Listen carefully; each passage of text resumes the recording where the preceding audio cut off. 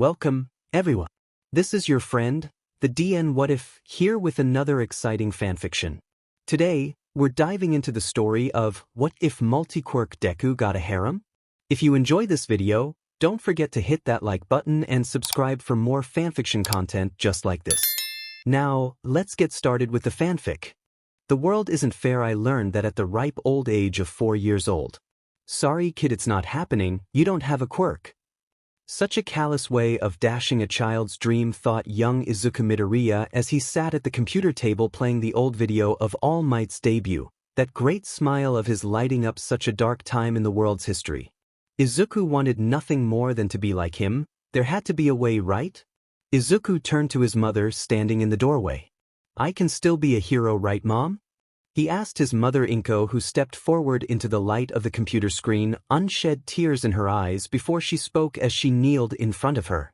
Yes, Izuku, yes you can, but you'll have to work hard, harder than everyone else. Can you do that, Izuku? Inko asked, her green eyes staring into her son's. Izuku didn't hesitate, shaking his head violently. Yes, Mom, I'll work hard, so hard. Izuku said, looking into his mom's eyes with renewed vigor and hope. Inko nodded as she wiped Izuku's face of tears before doing the same to her own and standing up. Come with me, Izuku, we're going to visit an old friend of Mommy's. Inko said as she grabbed hold of Izuku's hand and led him out of the house, and after a cab and train ride they arrived at a small home dojo. Inko walked up to the front door and gave several knocks. They waited a few moments before the door opened and a man in his 40s stepped forward. He wore a maroon gi with what looked like a turtle symbol on the left part of the chest. He had black hair and amber eyes, and boasted quite the physique. He carried a cane with him topped with a rough-hewn jade stone. Izuku pet his head looking at this man and then at his mother. Midoriya-san, it is good to see you after so long. How have you been? The man asked Inko, who waved her hand. Yoshi, I told you to stop calling me that. Inko is fine. I'm sorry to trouble you, but I was hoping I could ask a favor of you. Inko asked as Yoshi smiled, waving parent and child into his home. As you wish, Inko. Now what can I do for you and your son, I presume? He asked, looking at Izuku, who held tightly to his mother's breathed leg as they followed Yoshi into a living area and was promptly served tea. Yes, this is my son Izuku. He's 4 years old and wants to be a hero when he grows up. Isn't that right, Izuku? Inko said, prompting her son to speak. Why, sir, I want to be like All Might. He said, trying to smile bravely as Yoshi smiled back. That is a fine dream, young man. I'll be rooting for you. And what quirk do you have, if I may ask? Yoshi said, watching as sadness filled the boy's eyes. I don't have a quirk, but I still want to be a hero. Izuku said defiantly. Yoshi leaned back, looking over at Inko, getting a sense of what his old friend wanted. We were hoping you could help with that, Yoshi. After all, you're quirkless yourself, but that never stopped you from doing what was right. Inko said, staring into Yoshi's eyes before bowing before him. Hamato, Yoshi, please help my son achieve his dream. Izuku looked at his mom before mirroring her gesture. Please, Mr. Yoshi, I don't want to give up. I promise I'll work hard. I won't quit. Yoshi looked between both greenettes and sighed. Izuku, this will be hard work, it'll be painful, and you will get hurt. I'm not a gentle teacher. Yoshi said, standing up as Izuku raised his head. If we do this, there's no going back. This will take all you have and more. Do you understand? Izuku stared into Yoshi's eyes. Yes, sensei. Yoshi smiled and looked to Inko. I will do what I can, Inko, but I can't make any promises. Inko rose from her position and smiled, shaking Yoshi's hand and kissing him on the cheek. Thank you, senpai. Inko said before looking around. I never asked how are the boys and Miwa doing? Yoshi rolled his eyes. Being teenagers and driving me crazy. They should have been back already. He said, grabbing his walking stick and smacking it against a table leg. They will feel my disappointment. He growled before looking at Izuku. Starting tomorrow you will come here every day after school and train under me, is that understood? Izuku promptly saluted. Yes, sensei. Both adults chuckled as Inko left with her son. It was just then that Yoshi heard a creak and threw his cane, smacking someone in the head. Ow, Dad. Yoshi walked forward. If you think that hurt, just wait until you see the training I'll put you through. 10 years later, a boy moves through the crowd like water without so much as jostling a single shoulder until he was at the front of the crowd watching as a giant villain was about to be apprehended by the upcoming hero Kamui Woods. He's wearing a school uniform with red sneakers. On the straps of his bag were 4 different colored wrappings, red and blue on the right and orange and purple on the. Green-haired boy whipped out a notebook with Hero Analysis for the Future number 13 on the cover. An older man with a trio of 3 pointed protrusions coming from his head jumped, not having noticed the boy until he heard the mumbling, and wondered when he'd gotten there. "What are you, kid, a ninja fanboy?" the guy asked as the young boy turned, looking at him and smiled brightly. "Believe it or not, you're not far off the mark," he said, turning back to see Kamui Woods' preemptive binding lacquer chain prison be cut short as a new heroine stole his thunder. "Canyon Cannon." Izuku turned away as to not be blinded by the army of paparazzi taking pictures of MT Lady's best feature. He began taking notes on the heroine as the man who'd spoken to him before began speaking. "Let me guess, kid, you want to be a hero, don't you?" he asked, to which Izuku looked up and smirked. "I will be a hero," he said simply before disappearing into the crowd heading to his middle school. Izuku walked into class without any notice except by one boy with spiky blonde hair and red eyes. Izuku took his seat as the teacher came in to start class. "All right, class, this is your last year of middle school. It's time to start thinking about your future professions. Oh, who am I kidding? You all want to be heroes, right?" the teacher asked as the class exploded with their quirks. Izuku just continued taking notes as the commotion was cut through by the voice of Katsuki Bakugo. "Oi, teach, don't lump me in with this gutter trash. I'm the only person coming out of this school as a hero." This immediately started a backlash among the other students. "That's right, Bakugo, you applied to UA, right?" The angry retorts were replaced by awe at the fact Katsuki was applying to the hardest hero school in the country. "Yes, wimps, I'm going places you plebs could never reach," he laughed arrogantly. Izuku also applied to UA. The teacher spoke, not having noticed Izuku until right at that moment, and felt guilty for outing the poor boy. The class immediately turned to Izuku, not having noticed he was there until then. Izuku looked up from his notebook. The class didn't know what to make of Izuku. It was common knowledge the boy was quirkless, and yet he managed to keep stride with the top students, and even more impressive, he survived Katsuki's bullying without ever getting injured. The kid was a walking miracle, so maybe he did have a chance to get in. "That's right, sensei," he said, simply ignoring the disbelieving looks on his fellow students' faces. Class continued on after that until the final bell rang, and Izuku began gathering his things before kicking his leg out from under his desk and tripping Bakugo, making him explode the floor. Rather than Izuku's desktop as he gathered his things and stood up. "Where do you think you're going, Deku? I've got something to say to you," Katsuki shouted, standing up angrily, his palms smoking. "You're making fun of me, right? Thinking a quirkless sheet like you could ever get into UA." Izuku looked at Katsuki over his shoulder, gripping his bag tightly. "Contrary to your belief, Katsuki, not everything everyone does has something to do with you. I'm applying to UA because I want to be a hero, simple as that. You don't factor at all," he said, walking towards the door only for it to be blocked by Bakugo's goons. Izuku sighed as he heard running footsteps behind him before dodging to the side at the last moment as Katsuki's hand exploded, shrouding the room in smoke. The 3 boys coughed as the smoke cleared out of the room from an open window, revealing Izuku to be long gone. Katsuki ran to the window, seeing Izuku walking out of the school gates as if nothing had happened. "I'll get you, you effing nerd," Katsuki shouted. Izuku couldn't help but chuckle at the said look on Katsuki's face as he left the school grounds. I really wish Katsuki would get his head out of his butt and think about what he says more. Izuku spoke as his phone rang, announcing a text. He pulled out his phone in its all-mic case. He'd received a text from Mikey. "Dude, we're getting pizza, wanna hang?" The text read, and Izuku smiled, typing a quick affirmative. He looked around, deciding to take a shortcut to the dojo by cutting through this tunnel.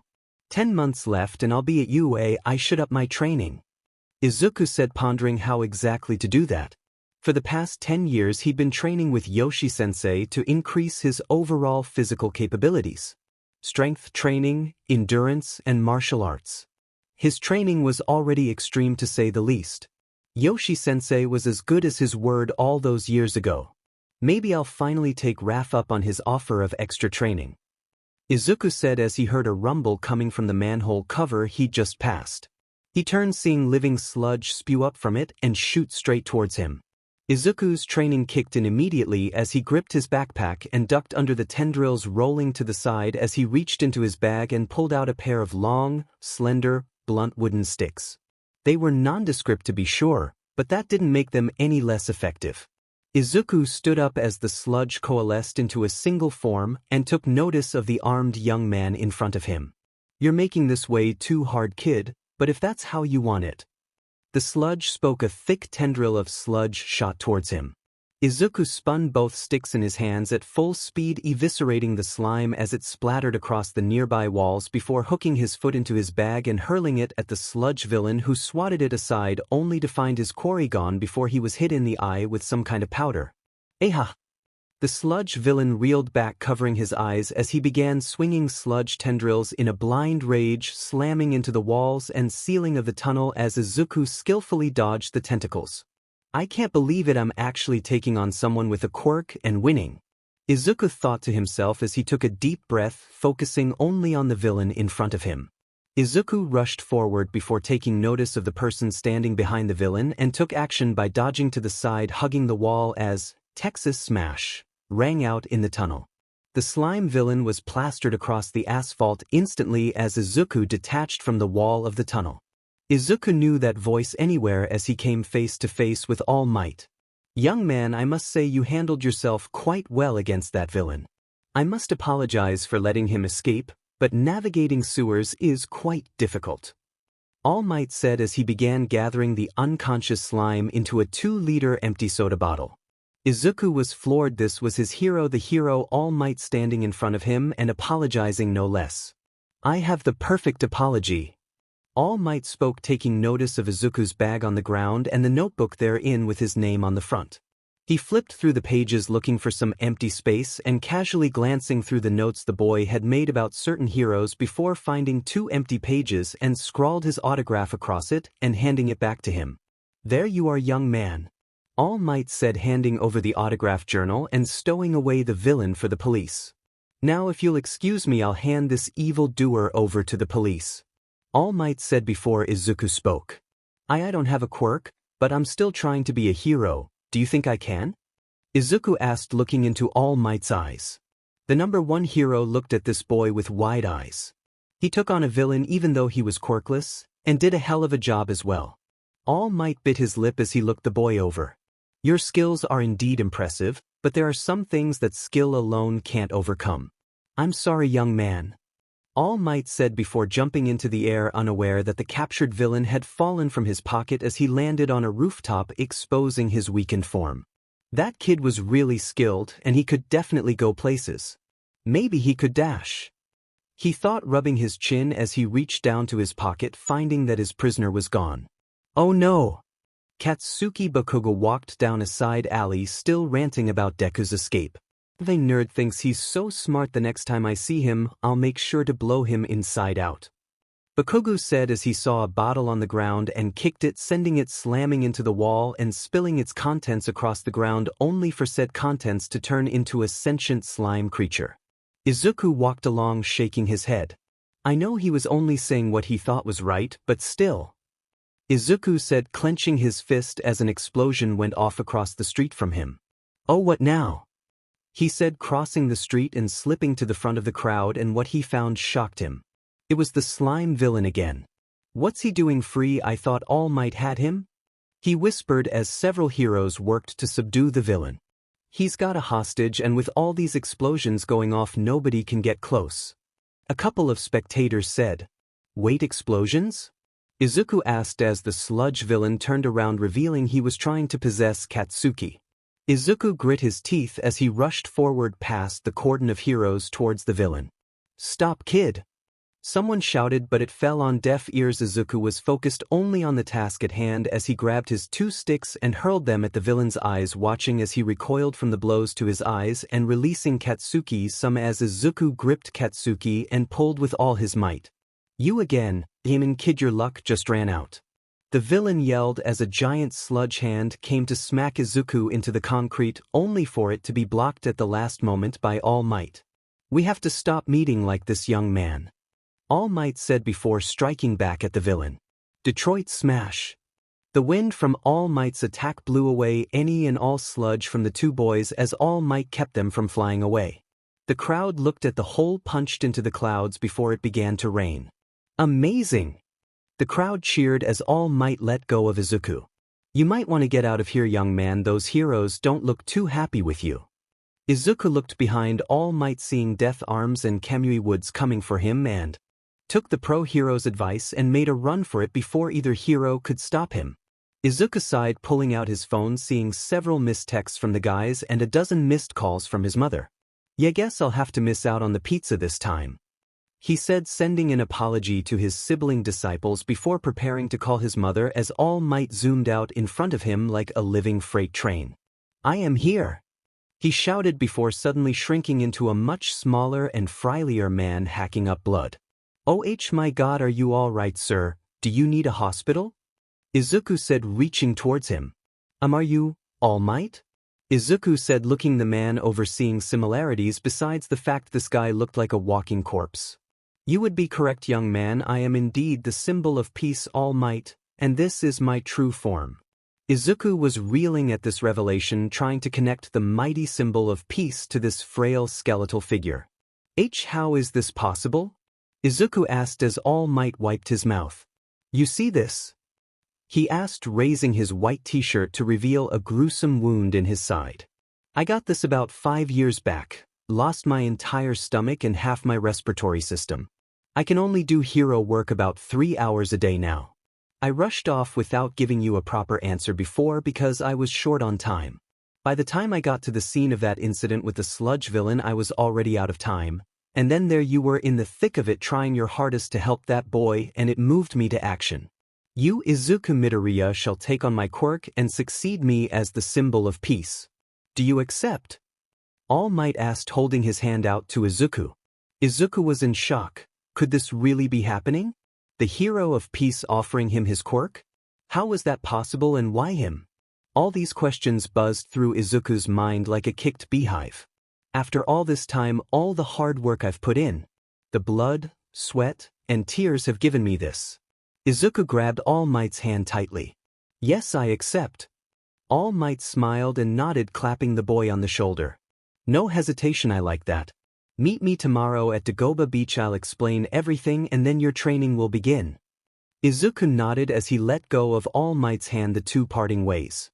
Izuku headed back home to his worried mother and explained that he simply lost track of time wandering around the city. It was better than the alternative of telling her the whole truth and possibly have her pass out from shock. He went to his room, doing the last of his workout routine and homework for the day before calling it a night. Izuku ended the call with Hamato Sensei. It was hard telling him that he wouldn't be able to train with him anymore, but unsurprisingly Yoshi seemed completely fine with it and even encouraged him to strike out on his own. "I wish I could tell you the truth, Sensei, but even I don't know what that is," he said to himself as he left the kitchen after having cleaned up after his breakfast. His mother wasn't up yet, the sun wasn't even up yet, but he couldn't wait any longer. He tore off a sticky note, writing a quick missive to his mother explaining he was leaving for early morning training, and stuck it to the plastic-wrapped plate he'd left for his mother.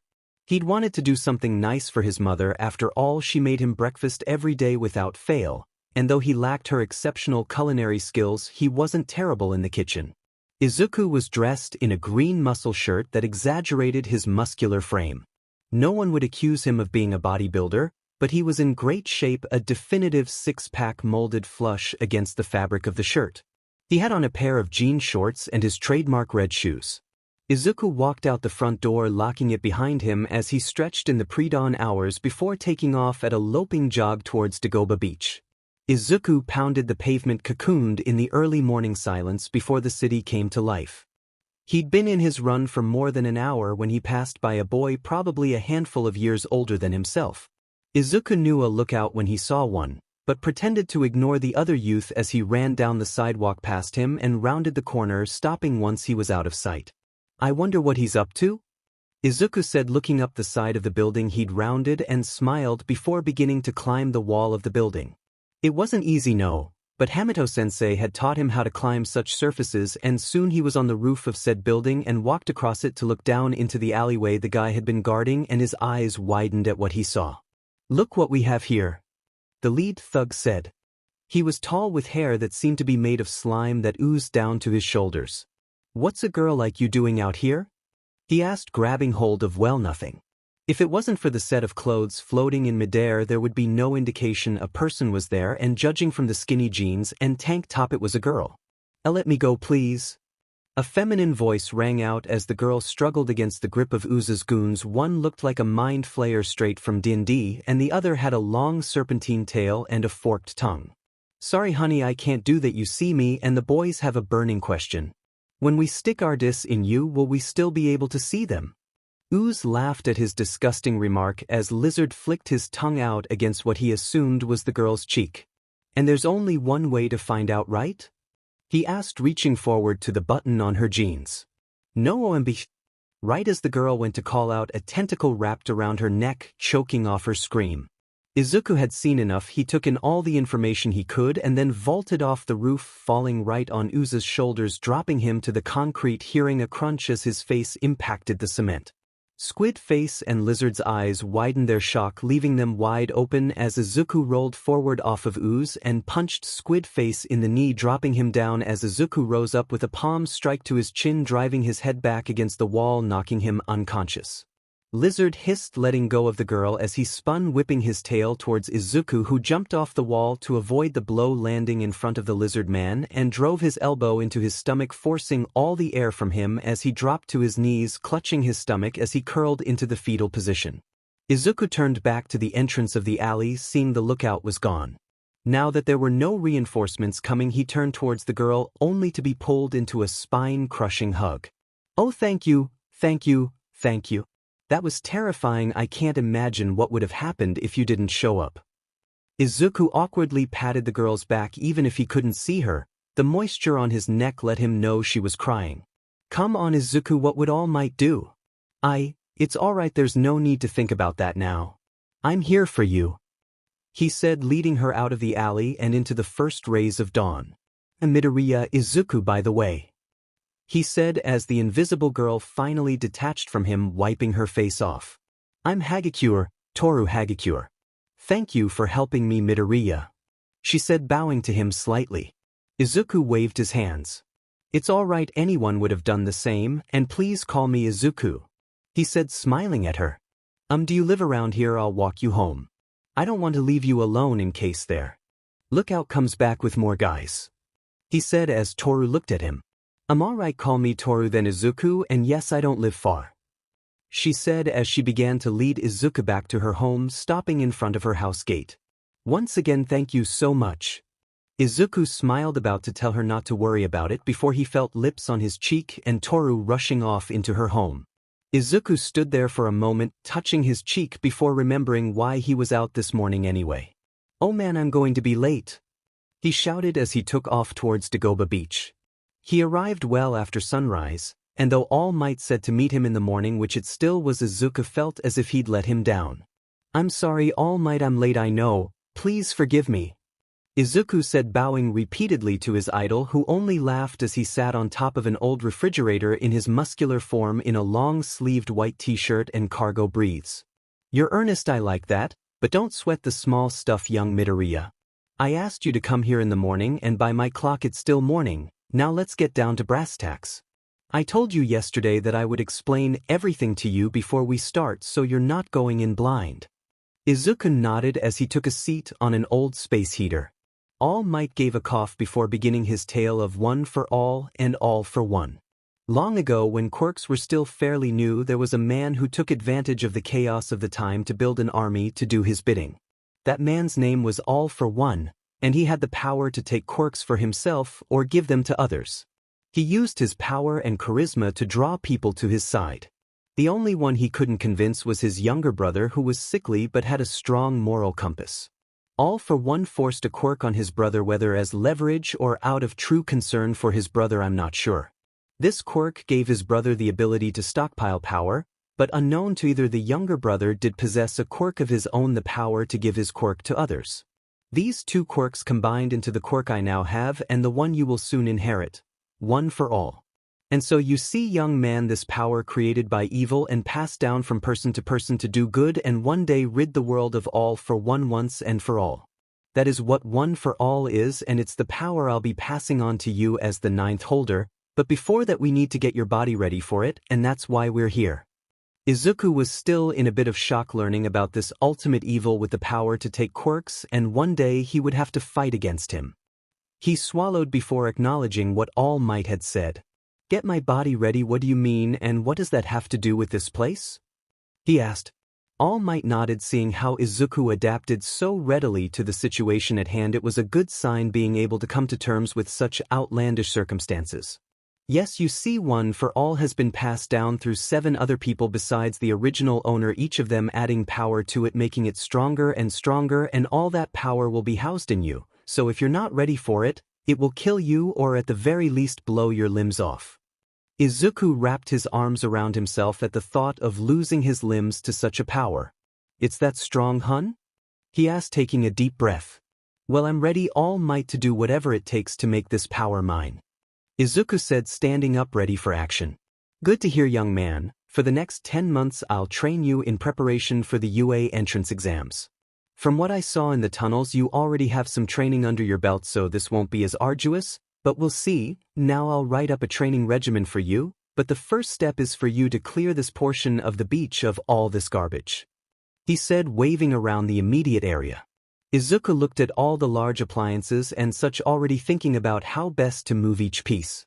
Remember, this is a marathon, not a sprint. Take your time and pace yourself. Now enough talk, let's begin. Izuku jumped into motion, grabbing the space heater he'd been sitting on and hauling it off. He did this for the rest of the day until sunset, when All Might released him from training, handing him several sheets of paper that detailed his workout regimen all the way down to his sleeping hours.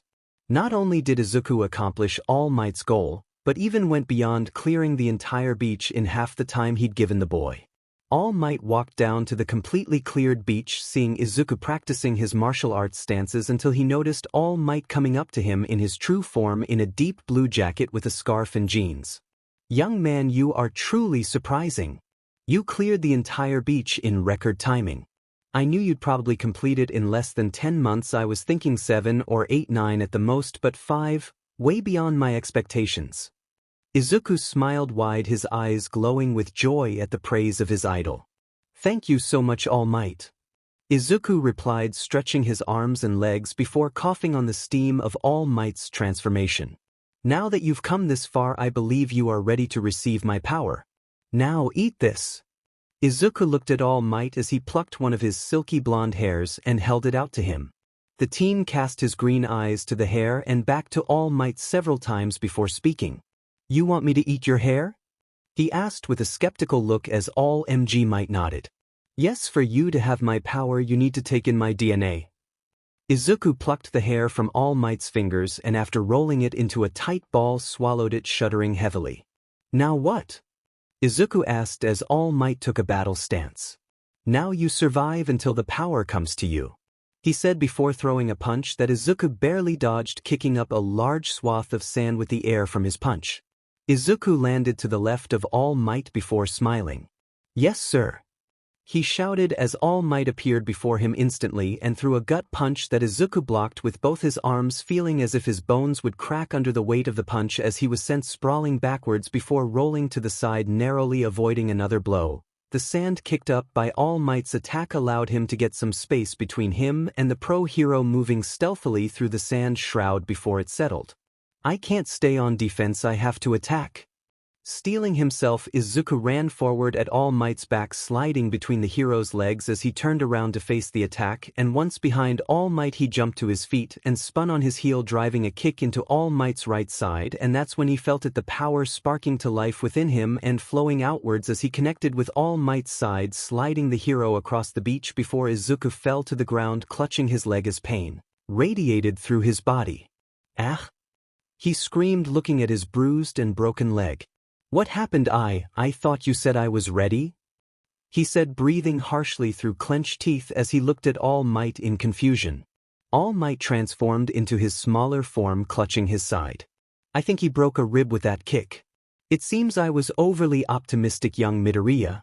You aren't ready for 100% just yet, but now that you know what it feels like to fire at all cylinders, you can dial it back to a more manageable extent, which will be the focus of these next 5 months.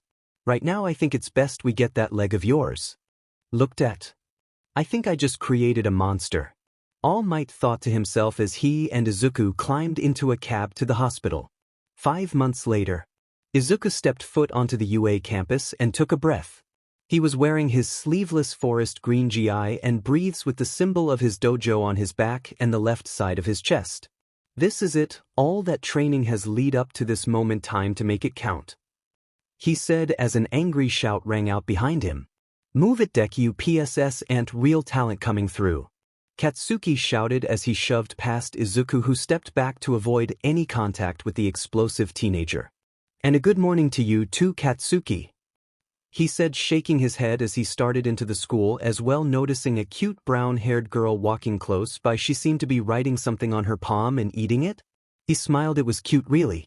I should give her some calming techniques before the exams to help her focus, he thought before he lost her in the crowd and took a seat in the auditorium after getting his entrance card. He had just sat down when he felt someone squeeze him tightly around the neck as he looked down, seeing a set of floating clothes hugging him. Toru, he said, shocked at seeing, or well, not seeing Toru here. Fancy meeting you here, Izuku. I didn't know you were planning on going to UA too. What a coincidence, she said, taking the seat next to him as the room dimmed and Present Mike stepped on stage. Yeah, I had no idea you were planning on studying to be a hero. Small world, Izuku whispered as Toru reached and plucked his card from his loose fingertips and looked it over before huffing. We're not in the same area, that case. I really wanted to see you. I mean, see your quirk in action. I didn't get a chance to see it when we met, and you obviously know what mine is, she said, giving him his card back, to which Izuku gave an apologetic laugh. Sorry, I guess, he said, rubbing the back of his head as Present Mike went on to explain the entrance exam. There will be 3 villains, got me, each one worth 1, 2, or 3 points respectively. The exercise is simple: destroy as many villains as you can and rack up a high score. Destroy them by any means necessary, but there is no interfering with the other contestant, so no anti-hero nonsense. If you understand, say yeah. The auditorium was silent as a grave in response to present Mick's enthusiasm. Excuse me, sir, on this pamphlet there are 4 villains. If this is a mistake, UA should be ashamed of itself. And you two take your flirting elsewhere. Some of us are serious about studying at this illustrious academy and becoming heroes. Izuku arched a brow at this guy. He certainly was a stickler, and unknown to either of them, Toru was making faces at the JRK with glasses. Present Mike cleared his throat to gain the attention of all the future students. Nice catch there. That 4th villain is more of an obstacle. Think of him like a natural disaster, something best avoided if at all possible. Now if there are no other questions, go to your designated battlegrounds. Give it your all plus ultra. They all dispersed to their battlefields. Izuku stood in front of a massive gate as he looked around at all the other applicants, not recognizing anyone except there was that girl he noticed in the crowd earlier. She seemed even more nervous than before, and now might be the best time to offer her a breathing exercise or two to help calm and center herself, but right as he stepped forward, a heavy hand fell on his shoulder. So, are you planning to sabotage her from the start by interfering with her warm-up exercise? Izuku looked up into the face of the guy who'd called him and Toru out at the assembly. Is it your policy to jump to conclusions about people you've just met? He asked, swiping the boy's large palm off his shoulder as the gates to the training field opened. There are no countdowns in battle. Go, go, go, shouted Present Mike as from the middle of the crowd a green light shot forward, leaving the rest in its dust as Izuku barreled into the battleground, jumping up onto one of the buildings, taking note of the terrain and all nearby enemies and formulating a plan of attack. All right, one for all, let's do this, he said as he closed his eyes and let one for all flow through his body, green lightning arcing around and cloaking his body. One for all, full cowl, he said, stepping off the edge and running down the side of the building before dive-bombing onto one robot, causing an explosion that shattered the windows around him. Izuku snatched the shards of glass out of the air as he ran forward and hurled the shards, impaling 3 robots as he passed by before they exploded. The other applicants looked on shocked at the speed in which Izuku racked up points before they too joined in the fray, desperately trying to catch up. In a monitoring room, All Might stood in the back, never taking his eyes off Izuku as he put his training to the test. He couldn't keep the proud smile off his face until he felt a whack to his shin. Ow, ow, ow. Recovery girl, why? He shouted, hopping on one leg as he clutched his shin. Wipe that smile off your face, or have you forgotten how many times I had to come patch the 2 of you up? The elderly lady in a doctor's coat and eye shield huffed. I told you I'm sorry we both got out of hand back then, but there's no need to worry now. He knows his limits. All Might said as he turned back to the screen just as the principal released the boss of this game. Izuku punched through a robot, jumping back from the explosion and chopping through the neck of another robot as he landed, watching it fall backwards and erupt in smoke. He was covered in a light sheen of sweat as he did some quick math.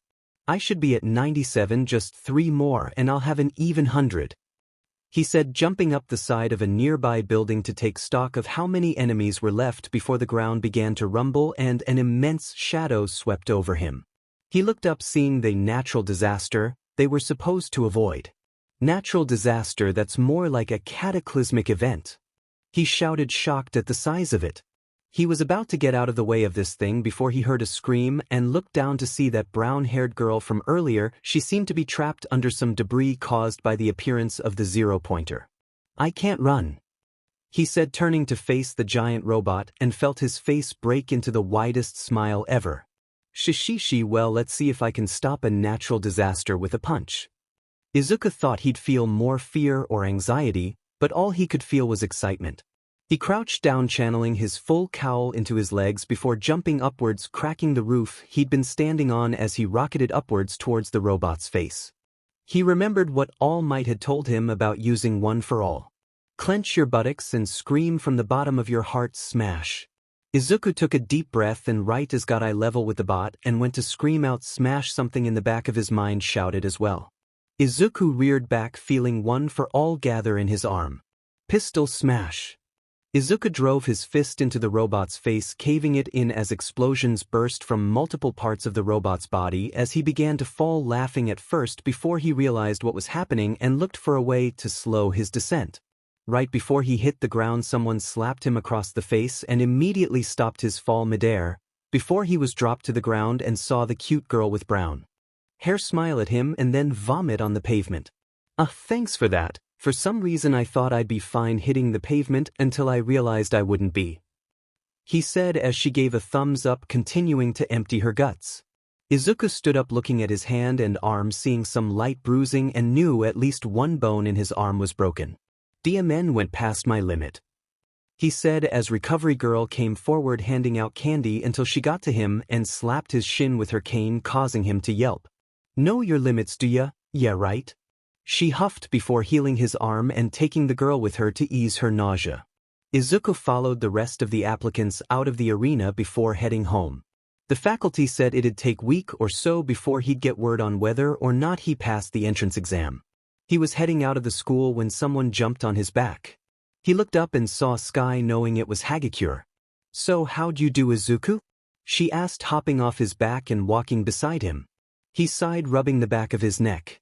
I had 97 points, but then I took out that big robot that we were all supposed to avoid, so I don't know if that'll count against me for not following directions, he said, sighing as Toru looked at him shocked. There had been one of those big guys in her area too, and she'd run like heck until time ran out, but he'd gone and destroyed it? That was insane. You're amazing, Izuku, she said, vibrating with excitement before she grabbed his hand and pulled a pen from her purse and scrawled a number across his palm. That's my number. You call me right after you get your acceptance letter, understand? The very second after you read it, she said, letting go of his hand before rushing off. Izuku looked at his hand and then at the retreating figure of Toru. I'm okay, he said as he headed home. The next week was the longest of his life, filled with exercise and repeated mailbox checks. He'd called Hamato Sensei to tell him how the exam went and was told by the guys they'd throw him a party when he got accepted. He smiled at the thought. He'd also been texting Toru, Or well, more like being bombarded with Toru's machine gun texts. It was like for every one he sent there was another 10 from her. He was pretty sure the strongest part of his body was his thumb now. As Izuku was lost in thought, his mother scrambled into the house with a letter as if she'd wrest it from the hands of some evil organization that was hot on her trail. "Izuku, it's here, why your AC acceptance letter," she said, holding out the envelope to him. He looked at it as if it was a vicious animal ready to rip his throat out before he grabbed it and retreated to his room. Izuku took a deep breath before tearing open the envelope, revealing a small disc that began playing a hologram of All Might in his buff form and a yellow pinstriped suit. "Greetings, young Midoriya, sorry I haven't been in touch this last week. Dotting is, crossing TS and all that. Now I know you're on pins and needles and I'll answer your question right after you see this." The screen shifted from All Might to an image of the girl he'd saved. She was talking to Present Mike. "I heard him say he only needed 3 points to pass and yet he gave that up to save me. I have to pay him back somehow. Can you give him some of my points? It's not fair, he was so close and lost it because of me," she said, clenching her eyes against her tears before Present Mike put his hand on her head. "Don't worry about him, he's doing just fine with the points he has, there's no need to give him yours." The screen shifted back to All Might smiling as always in front of Izuku's passing score. How could a school of heroism reject someone for such a heroic act? "You Midoriya have made it, welcome to UA Your Hero Academia." The screen cut off soon after that as Izuku stood in his darkened room, tears spilling down his face as he turned and opened the door, finding his mother pacing in front of it, and snatched her into a tight hug. I did it, Mom, I made it," he said, squeezing her tightly as the two cried happily into the other. Izuku walked out of Hamato Dojo, turning around and giving a bow to his sensei and his sibling disciples, his brothers and sister. Yoshi, Leo, Raph, Donnie, Mikey, and Miwa all felt like family to him. He didn't know where he'd be without them. Unlike their father Msar, Splinter's sons did have quirks. Apparently the 4 of them were quadruplets he'd adopted during his time in America and shared the quirk Kappa. They were all anthropomorphic turtles. Miwa was his biological daughter from his wife, who passed shortly after giving Bardage to her.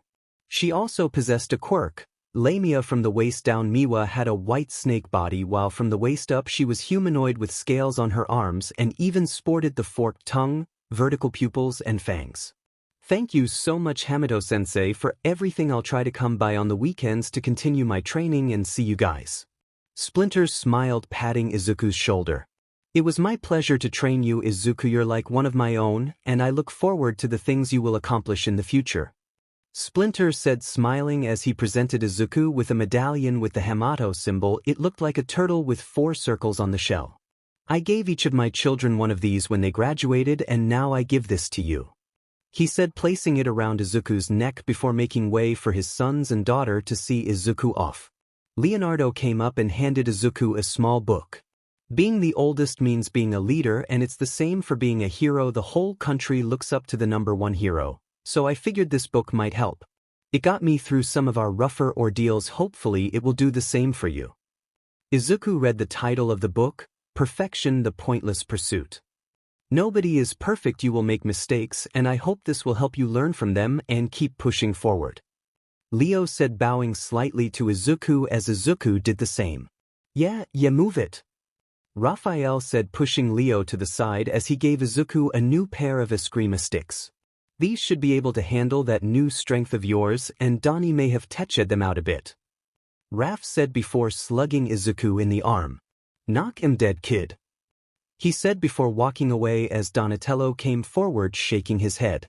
"Sorry about our resident brute. Anyway, I talked with your mother about your hero costume and well, I hope you like it," he said, holding out a briefcase, and then dropped a very thick book onto it. "And this is the instruction manual, everything you need to know about the suit. Read it, memorize it." "Bible," Donnie said, punctuating each of the last 4 words with a slap to the book. "I think he gets it, Donnie," Mikey said, vaulting between the two, and smiled before pulling out a box. "This, my friend, is the limited edition SDCC exclusive box set of us when we were heroes in America, bro." Izuku's eyes nearly burst from his skull as he looked at the collectible. "Mikey, I can't accept this, it's worth over $500. Izuku said, trying to give it back, but Mikey refused. "Don't sweat it, little bro, we all got one, but the brothers just gave them to me so I have spares," he said, smiling as he put both hands on Izuku's shoulder. "I, the holy chalupa, bless your endeavor, my brother," he said before tearing up. "I promised myself I wouldn't cry," he shouted before dropping a smoke bomb and disappearing, although his crying could still be heard from outside. Miwa sighed. "He's so dramatic, hear you? Go," she said, handing him a white snake ring.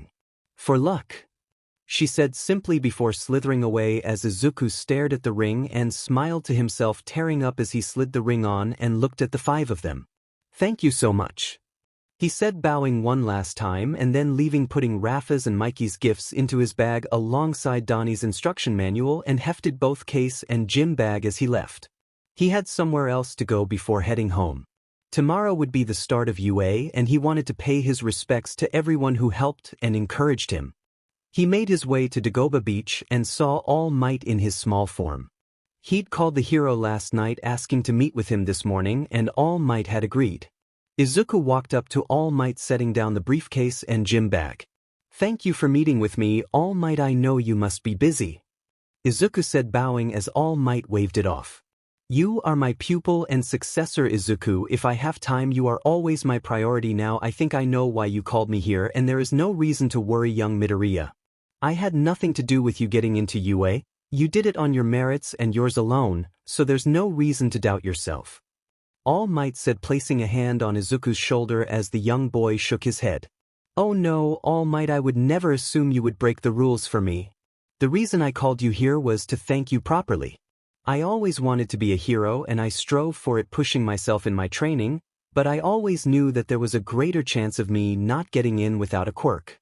Nobody thought I could do it except my sensei and my mother, but then you came along. The symbol of peace, and you gave me your quirk. I'm so thankful, and I want you to know I will do whatever it takes to make it to the top. I won't give up," Izuku shouted, punching his fist into the air and smiling as wide as possible. All Might transformed into his buff form, his blue t-shirt stretching tight across his muscular frame. "Ha, that's what I want to hear, young Midoriya. Go forth and show the world that you are here," All Might said, punching his fist into the air as well, stirring the sand from the beach as the morning sun shone upon them both. Izuku said his goodbyes to All Might before heading home, seeing his mother waiting on him. "Welcome home, Izuku. Did you have fun with Splinter and his family?" she asked, hugging her son as he walked in, kicking off his shoes. "I'm home, Mom, and yeah, the guys sent me off with a bang," he said, smiling as he hugged his mother, picking her up off her feet, a little startling her some. "Izuku, put me down, stop showing off," she said playfully, slapping his back as he set her down. "I just wanted to say thank you, Mom. You believed in me when no one else did, and you did everything to help me on my dream no matter what. Introducing me to a Mr. Hamato, helping me stick to my diet my UA instructor gave me. You've always been there for me, and I want you to know I appreciate it so much, and I love you," Izuku said, looking at his mother as she teared up quickly, the tears streaming down her face like a river as he hugged him. "You don't have to thank me, Izuku. It's my job. No matter what you do, I will always believe in you." Izuku opened his eyes as he stood outside the door of Class 1A and took a deep breath before releasing it. "This is it, the start of my journey to being a hero. No matter what happens, I just have to remember the people who put their faith in me." Images of Hamato and his family, All Might, and his mother rolled through his head as he opened the door and walked in on an argument. "You there, get your feet off that desk right now. You are disrespecting the history this desk has seen and all the future students who will inhabit it," shouted the glasses guy who called out him and Toru during the exam ceremony, and jumped to conclusions about what he had planned for the brown-haired girl who he saw was in the back of the classroom, and when their eyes met, her face flushed and she looked away from him. "Get off my butt and get the stick out of yours, 4 Eyes. There won't be any future students after me because once I become the top hero they won't need anybody else," shouted Katsuki Bakugo, his winning personality at full force this morning. Izuku thought about intervening before he sensed someone approaching him and turning threw his arms out to catch none other than Toru before spinning with her in his arms as she giggled before he sat her down on her feet next to him. "Izuku, you caught me." Toru giggled, glad she was invisible so nobody could see her, blushing like a stop sign. "Sorry, Toru, you caught me off guard."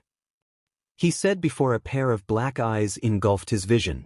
Toru, Izuku first name basis already? You move fast stud, no wonder you were the top scorer in the entrance exam. Izuku took a step back to see who was talking to him.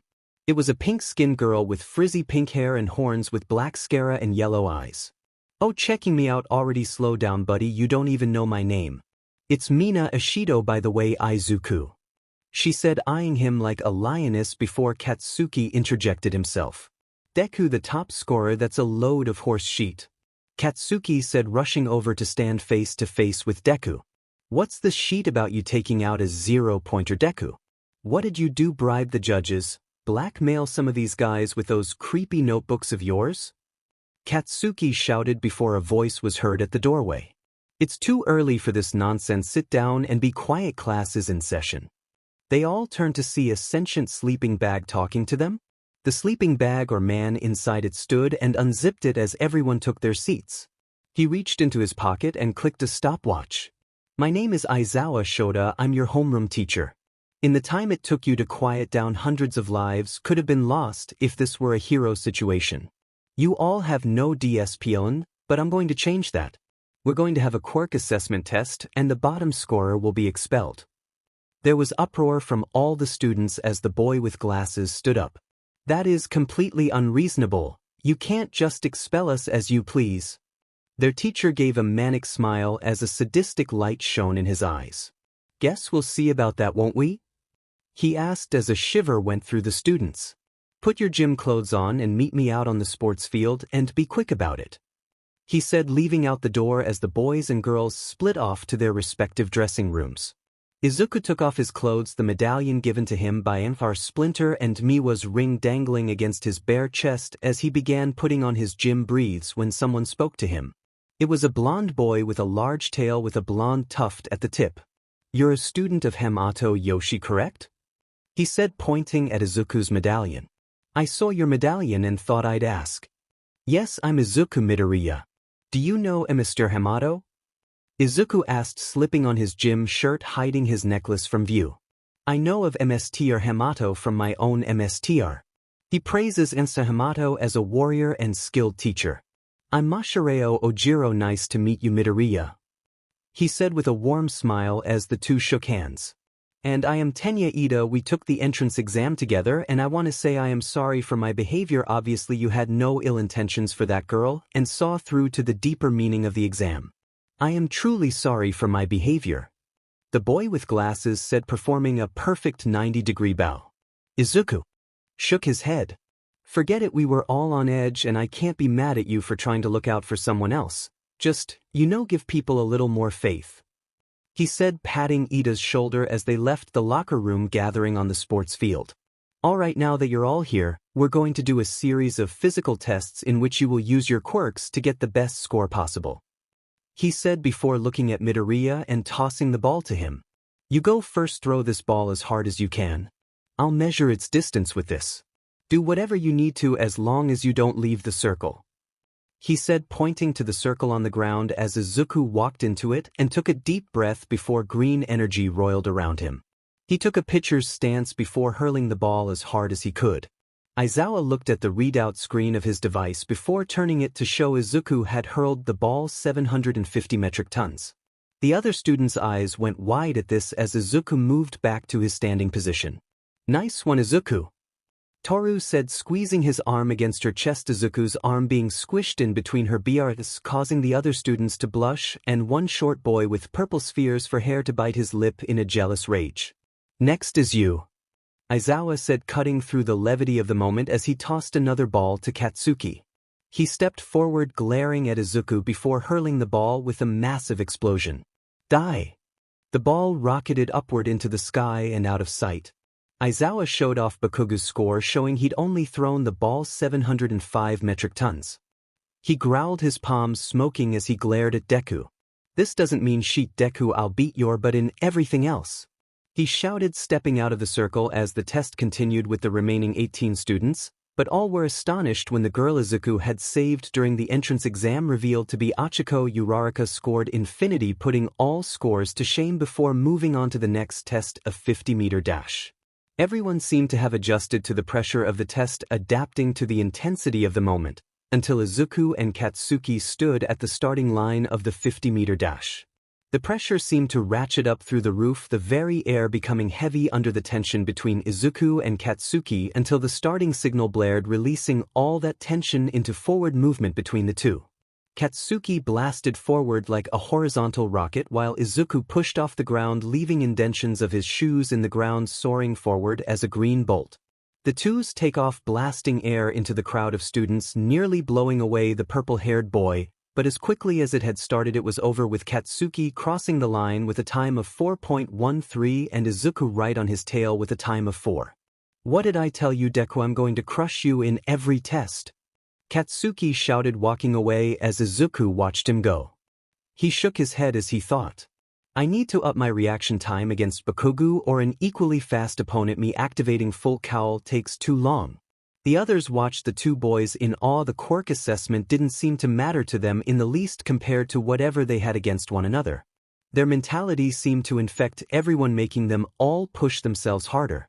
"The fated battle of rivals starts here," stated Achiko Uraraka as the next two stepped up to the starting line. In the end, Tenya Ida took the top spot with a time of 3.04 seconds.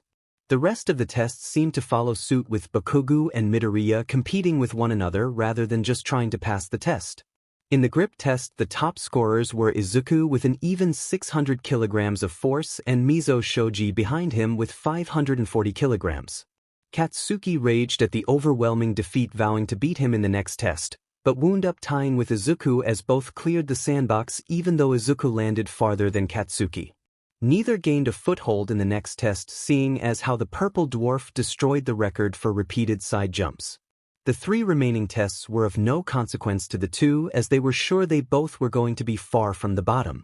"Alright, testing is done, and since it would be irrational to call out your scores one at a time, I'll put them all up here," he said, pressing a button on a remote that called up a hologram with all 20 test scores. Izuku looked and smiled, seeing that he was in the top 5. The scores went from Momo Yaoyorozu, Izuku Midoriya, Shoto Todoroki, Katsuki Bakugo, Tenya Ida, Fumikage Tokoyami, Mizo Shoji, Masahiro Ager, Ejiro Kirishima, Mina Ishido, Achiko Uraraka, Koji Koda, Rikido Sato, Tsu Azui, Yuga Oyama, Hantasiro, Denki Kaminari, Kyoka Jiro, Toru Hagakure, and Minoru Mineta being dead last. The poor boy looked shell-shocked, his very soul attempting to leave his body as Toru hugged Izuku. "I was so close to being eliminated, Izuku," she shouted, sobbing against his chest in joy.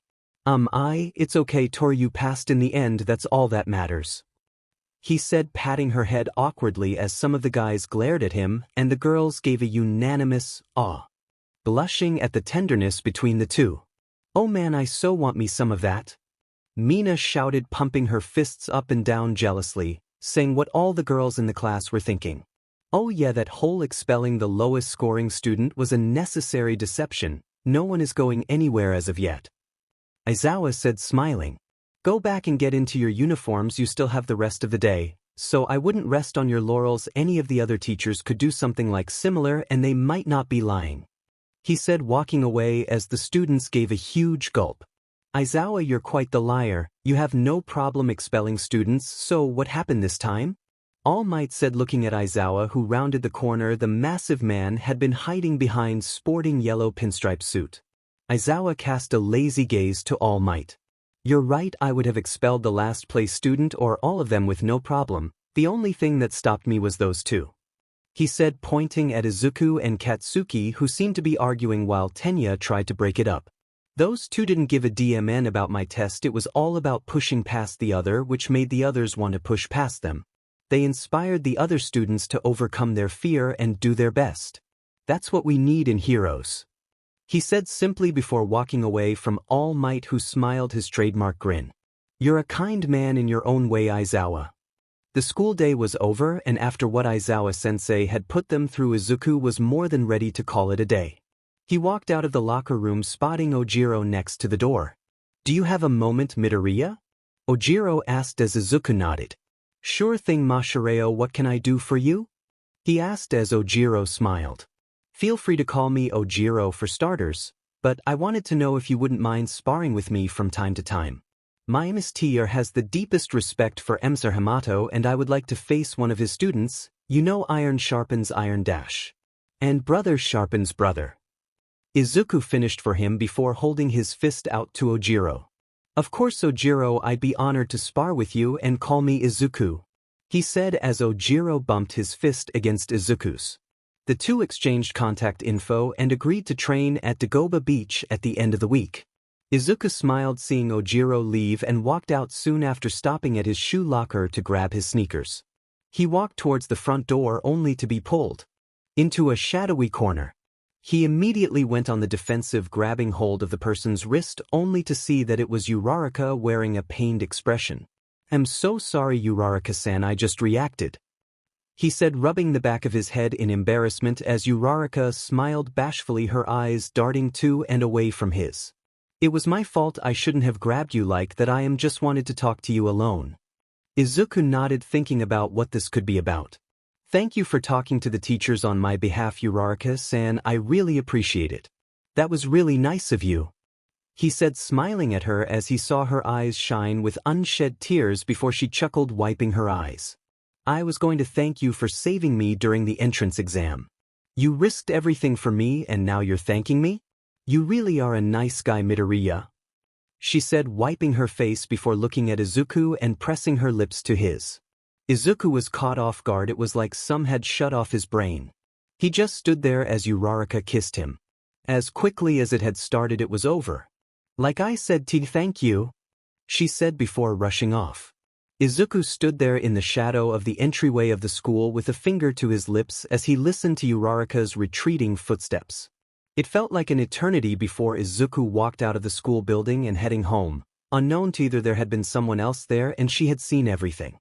So that's how it is then, alright, I'm all in, she said, leaving the school once she was sure Izuku was gone and headed home to plan her own strategy to capture the green net for herself. Izuku's head was in a fog after what happened yesterday after school. He'd brushed his teeth last night and this morning and he could still taste Uraraka on his lips. Not that he'd been trying to get rid of her taste, he wasn't sure he ever wanted to not taste her. His face was as red as a tomato and people were taking notice. Toru walked over as they sat in class waiting for their teacher to show up. Apparently today was hero study and they had a special instructor for the class. Izuku, are you okay? Toru asked, placing a hand on his shoulder, causing the boy to jump. Oh, hi Toru. No, I am fine, just I'm excited for class today, didn't sleep much last night, he explained, hoping that would ease Toru's concern. Or maybe you were up last night dreaming of a special girl and that's why you couldn't sleep. Had to get up early and change the sheets, hun, boys sure have it rough, Mina said, sitting on Izuku's desk, causing the boy to start sweating. See here now, that is not a subject to be discussed in the classroom of all places, and it's Midoriya's personal business. You should respect that, Ishido-san, Tenya said, coming to Izuku's rescue. Mina shrugged as she slid off Izuku's desk, her skirt hiking itself up as she did so, flashing Izuku a bit of her black and blue striped panties before it fell back into place. Calm down, Ida, maybe if you relieved some of that stress more often you'd be more chill. It's not healthy to hold back. Right, Midori? Mina said as she walked back to her desk as Toru fumed some, also heading back to her desk. All the while Uraraka sat with her head in her hands, her face scarlet as her thoughts were consumed of images of Izuku doing that while imagining her. Oh no, Izuku wouldn't do that, he's too nice, but what if he did? I wonder what he imagined us doing? Uraraka felt something wet hit her desk and looked down at a drop of blood. She reached to her face, realizing her nose was bleeding. She quickly reached for a tissue as the classroom door opened, only to reveal All Might himself in his Silver Age costume, no less. I am here to teach, he announced as the class was engulfed in awe of his presence. It's All Might, can you believe it? Shouted a red-headed kid with sharpened teeth. Yes, it is most incroyable, said a blonde boy with sparkles in his eyes. Yes, students, it is I, All Might, here to teach your hero studies class. But before that I'd like you all to introduce yourself and your quirks in seating order. I'm sure with all that tension on the first day you didn't have a chance to get acquainted, he said, waving his hand at the blonde boy with the perfect hair. He stood up, waving his hands at the entire class. My name is Yuga Aoyama. My most marvelous quirk is naval laser. He said in a French accent, flipping his hair in the most grandiose way possible before sitting down. Next was Mina. My name is Mina Ishido and my quirk is acid. I can produce acid from my skin that can eat through almost anything. She said, smiling with a wink before sitting back down. The next was a girl with long green hair and the most impressive poker face anyone had ever seen. I'm Tsuyu Azui, please call me Tsu. My quirk is frog and I can do pretty much anything a frog can. Stick to surfaces, shoot my tongue out to 20 meters, jump extreme distances and such. She said before sitting down just as calmly. Next to stand was Ida, his arms bent at perfect right angles as he spoke in a clipped manner. I am Tenya Ida, my quirk is engine. The engines in my calf allow me to augment my running speed. It is a pleasure to meet you all and thank you all might for allowing us this proper introduction. You are truly a studious man. He said before bowing to their teacher, who scratched his cheek bashfully. You're welcome, young Ida. Man, I'm doing great at this teacher thing. All Might thought pridefully as the next student introduced herself. Achiko stood up, taking a deep breath, casting an eye at Izuku to see he was looking to and away from her with a blush on his face. My name is Achiko Uraraka. My quirk is zero gravity.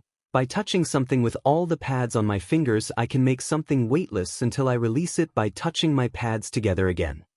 Achiko sat down quickly, looking to Izuku to see he was writing in a notebook and noticed he switched to a new page as each student introduced their power.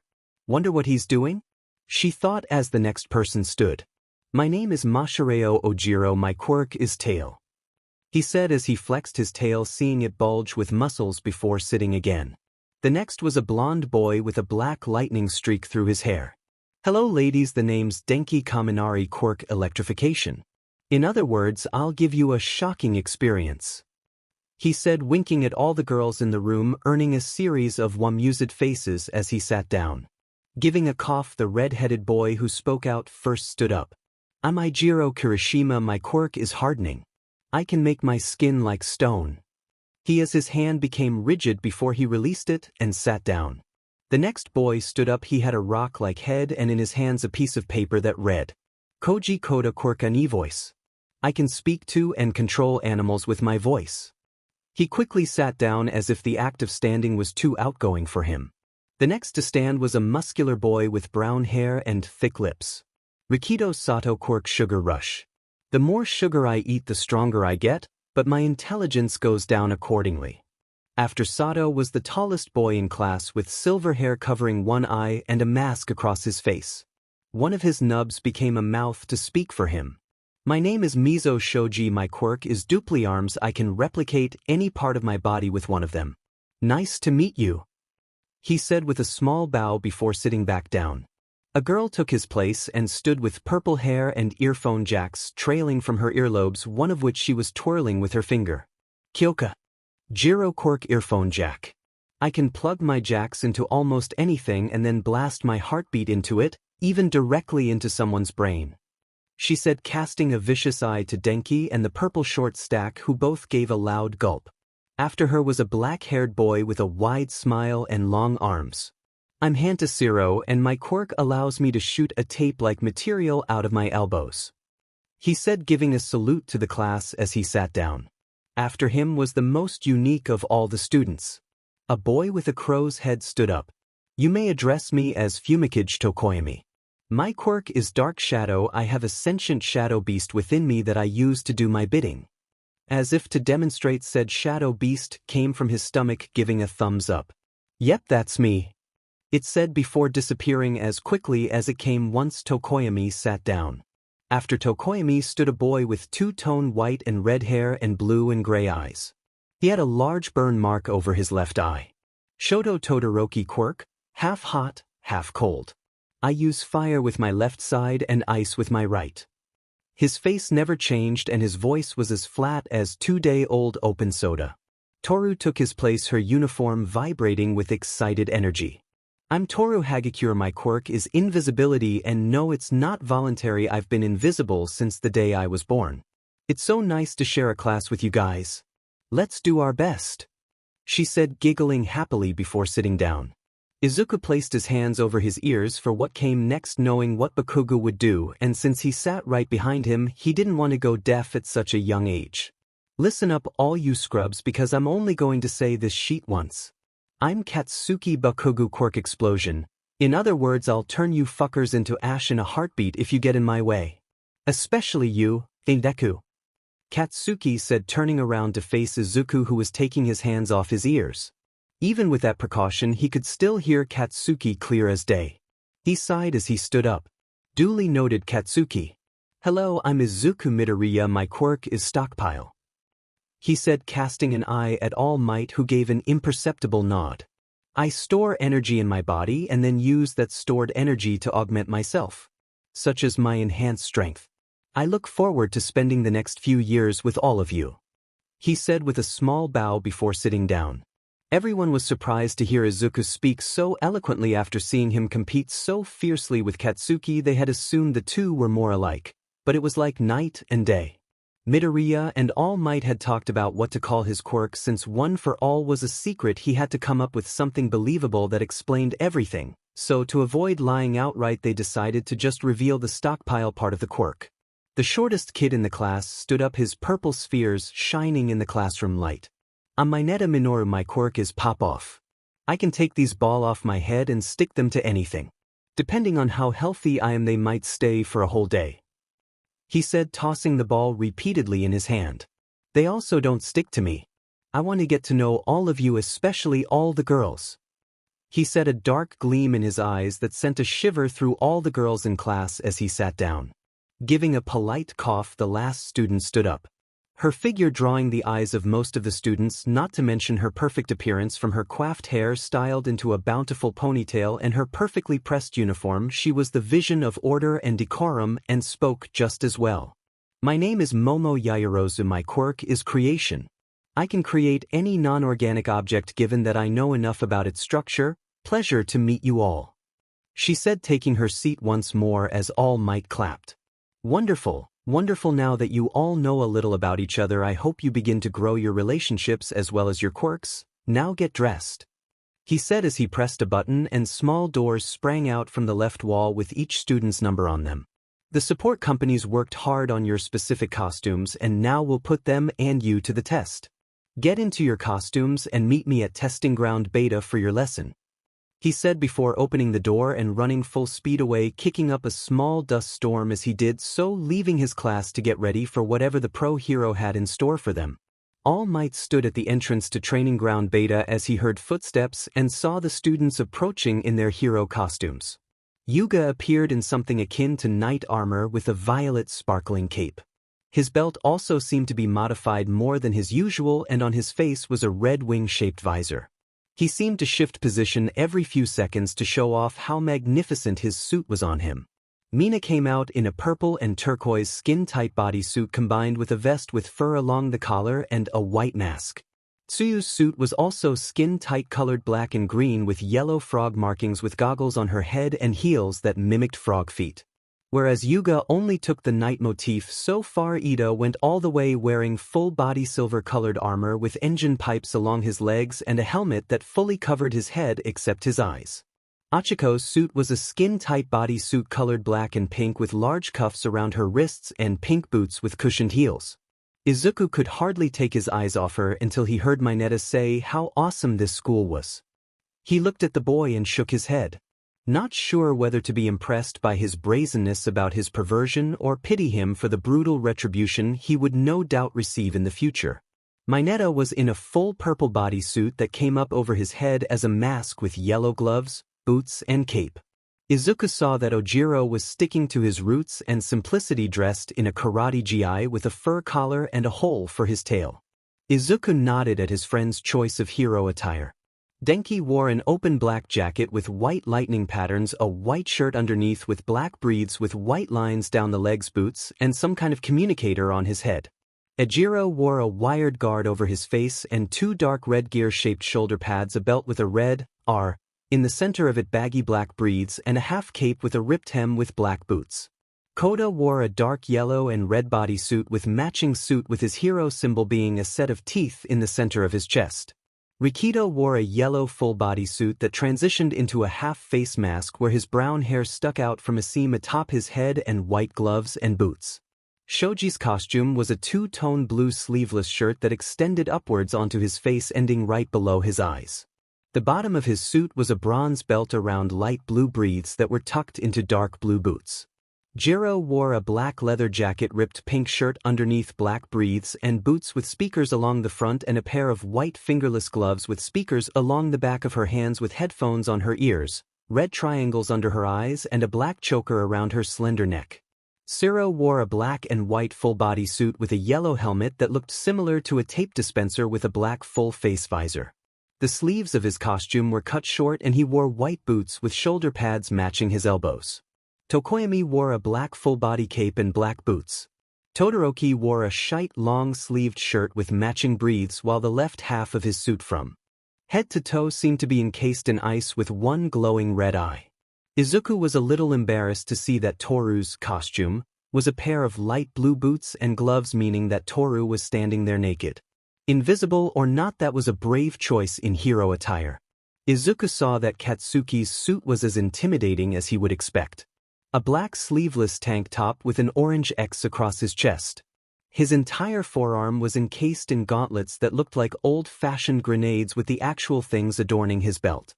He wore brutal-looking knee pads that were sure to leave a mark on whoever they landed with baggy breaths and combat boots with a black and orange mask with flared ends. Momo's costume was the most eye-catching, a simple red leotard with a large orange belt on the back of which rested an encyclopedia and matching red boots. Izuku's costume was a dark green full-body suit while on the back there were darker green patches forming a turtle shell pattern. A green wrap-around mask adorned the top of his head, the remaining fabric flowing around the back of his head. His forearms were encased in black gauntlets with bracers and reinforced knuckles. He had on black combat boots and on his outer thighs was a holster for both of his Eskrima sticks. He also wore a utility belt around his waist with numerous compartments. "Wow, Izuku, who made your suit? It's awesome, man," Kirishima said as Izuku smiled. "Oh, my brother Donnie has his own support company. He and my mom worked together on designing this," he said as the other students took notice. "You all look amazing, super heroic," All Might shouted happily before getting down to the lesson. "Alright, you zygotes, listen up. Today will be a mock indoor battle between two-person teams.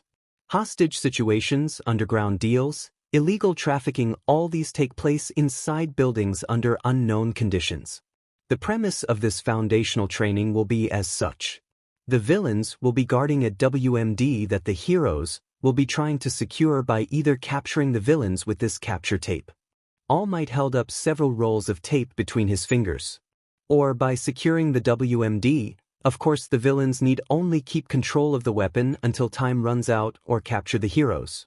Your teams will be chosen at random via these two boxes. No, come up and grab hold of your destiny," All Might said loudly as the kids all wore expressions of over-the-top much.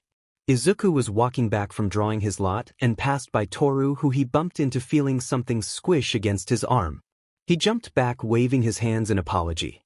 "So sorry, Toru, I didn't see you there," he said, unsure of how that would go over. "No problem, Midoriya, I'm usually more visual than I am now, don't worry about it," she said as she walked forward and drew her lot. There was another accident with the girls later on. Jiro tripped over Toru, dragging both into falling into Mina and Uraraka, but other than that there were no other mishaps before the team was revealed. The first team up would be Midoriya and Jiro as the heroes versus Tenya and Bakugo as the villains. Izuku looked over, locking eyes with Bakugo, who wore a vicious smile. "So it's been decided, Jiro and Midoriya will take on Tenya and Bakugo.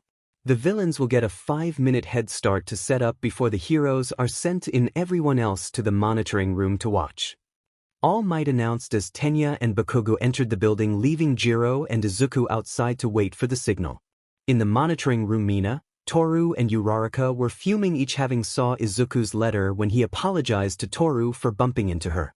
The three had then each tried to get the right one, but before any of them could check their lot, Toru and Jiro had fallen on them, making them drop their lots, which meant that they couldn't be sure who actually had the right lot. Not that it mattered now since Jiro was with Izuku. Izuku breathed a sigh of relief.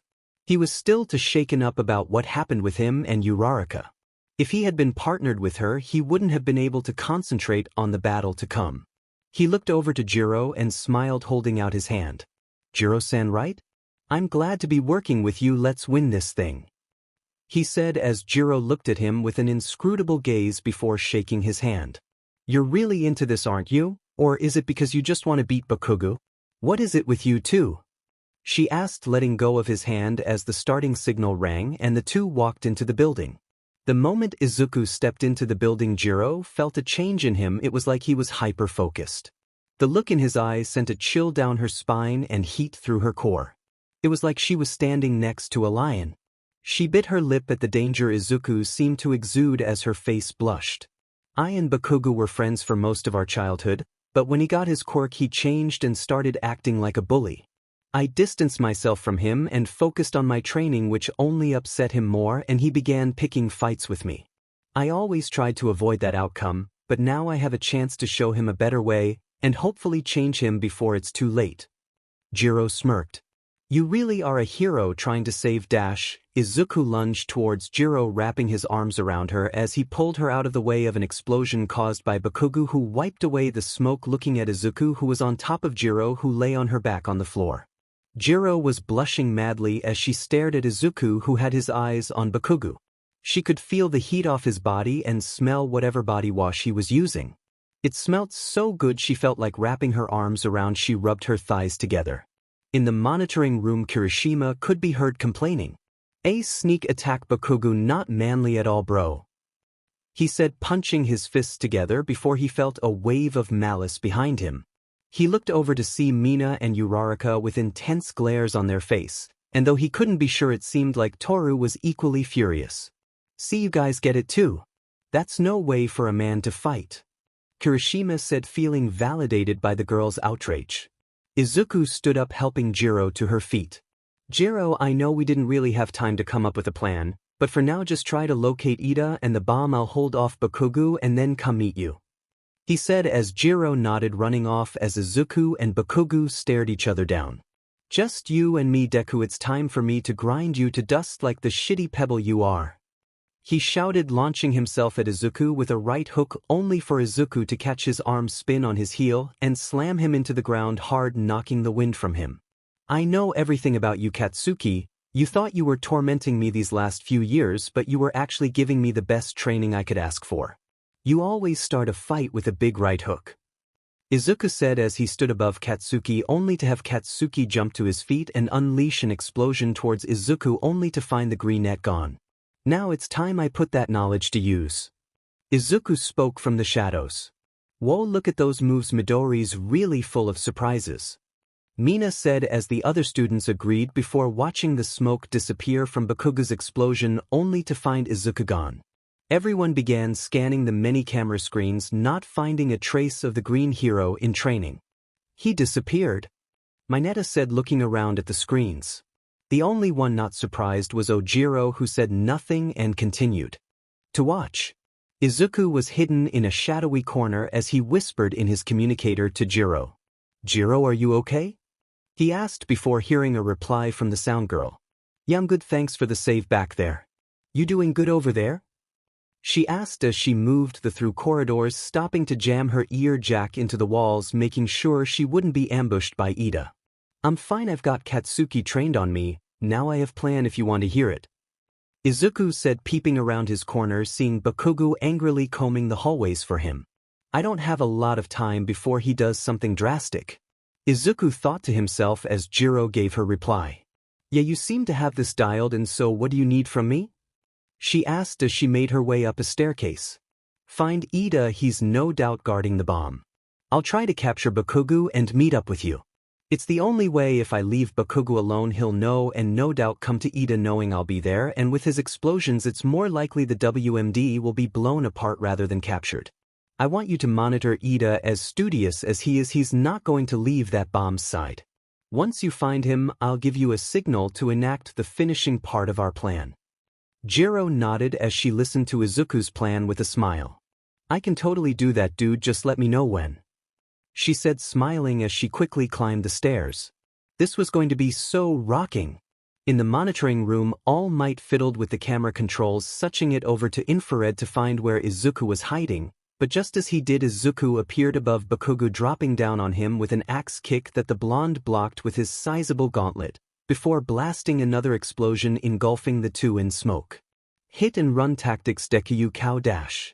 Katsuki received a kick to his right knee, dropping him into a kneeling position before he countered with another explosion, only to receive a stick to his left cheek, sliding him across the floor before he jumped to his feet.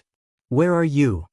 Bakugo shouted, unleashing a spinning explosion ring around himself, but once he stopped he felt a kick to his chin, launching him into the air before he backflipped in midair, launching an explosion straight down. Izuku dodged the explosion, feeling the heat off it as he slid back into the smoke. His eyes were closed as he listened for Katsuki to land. Splinter had taught him how to fight without his eyes. It was necessity for his training. He placed a palm to the ground as he felt the vibration of Katsuki landing and running to where he'd last seen Izuku. Izuku stood up, moving slowly as he listened to Katsuki's heavy breathing before swinging at the back of his head with both of his Eskrima sticks, only for Katsuki to dodge and blast towards his stomach, which Izuku kicked to the side, bathing them both in smoke as he jumped over Katsuki, bringing both his sticks down on his back, dropping Katsuki to the ground before jumping back into the smoke.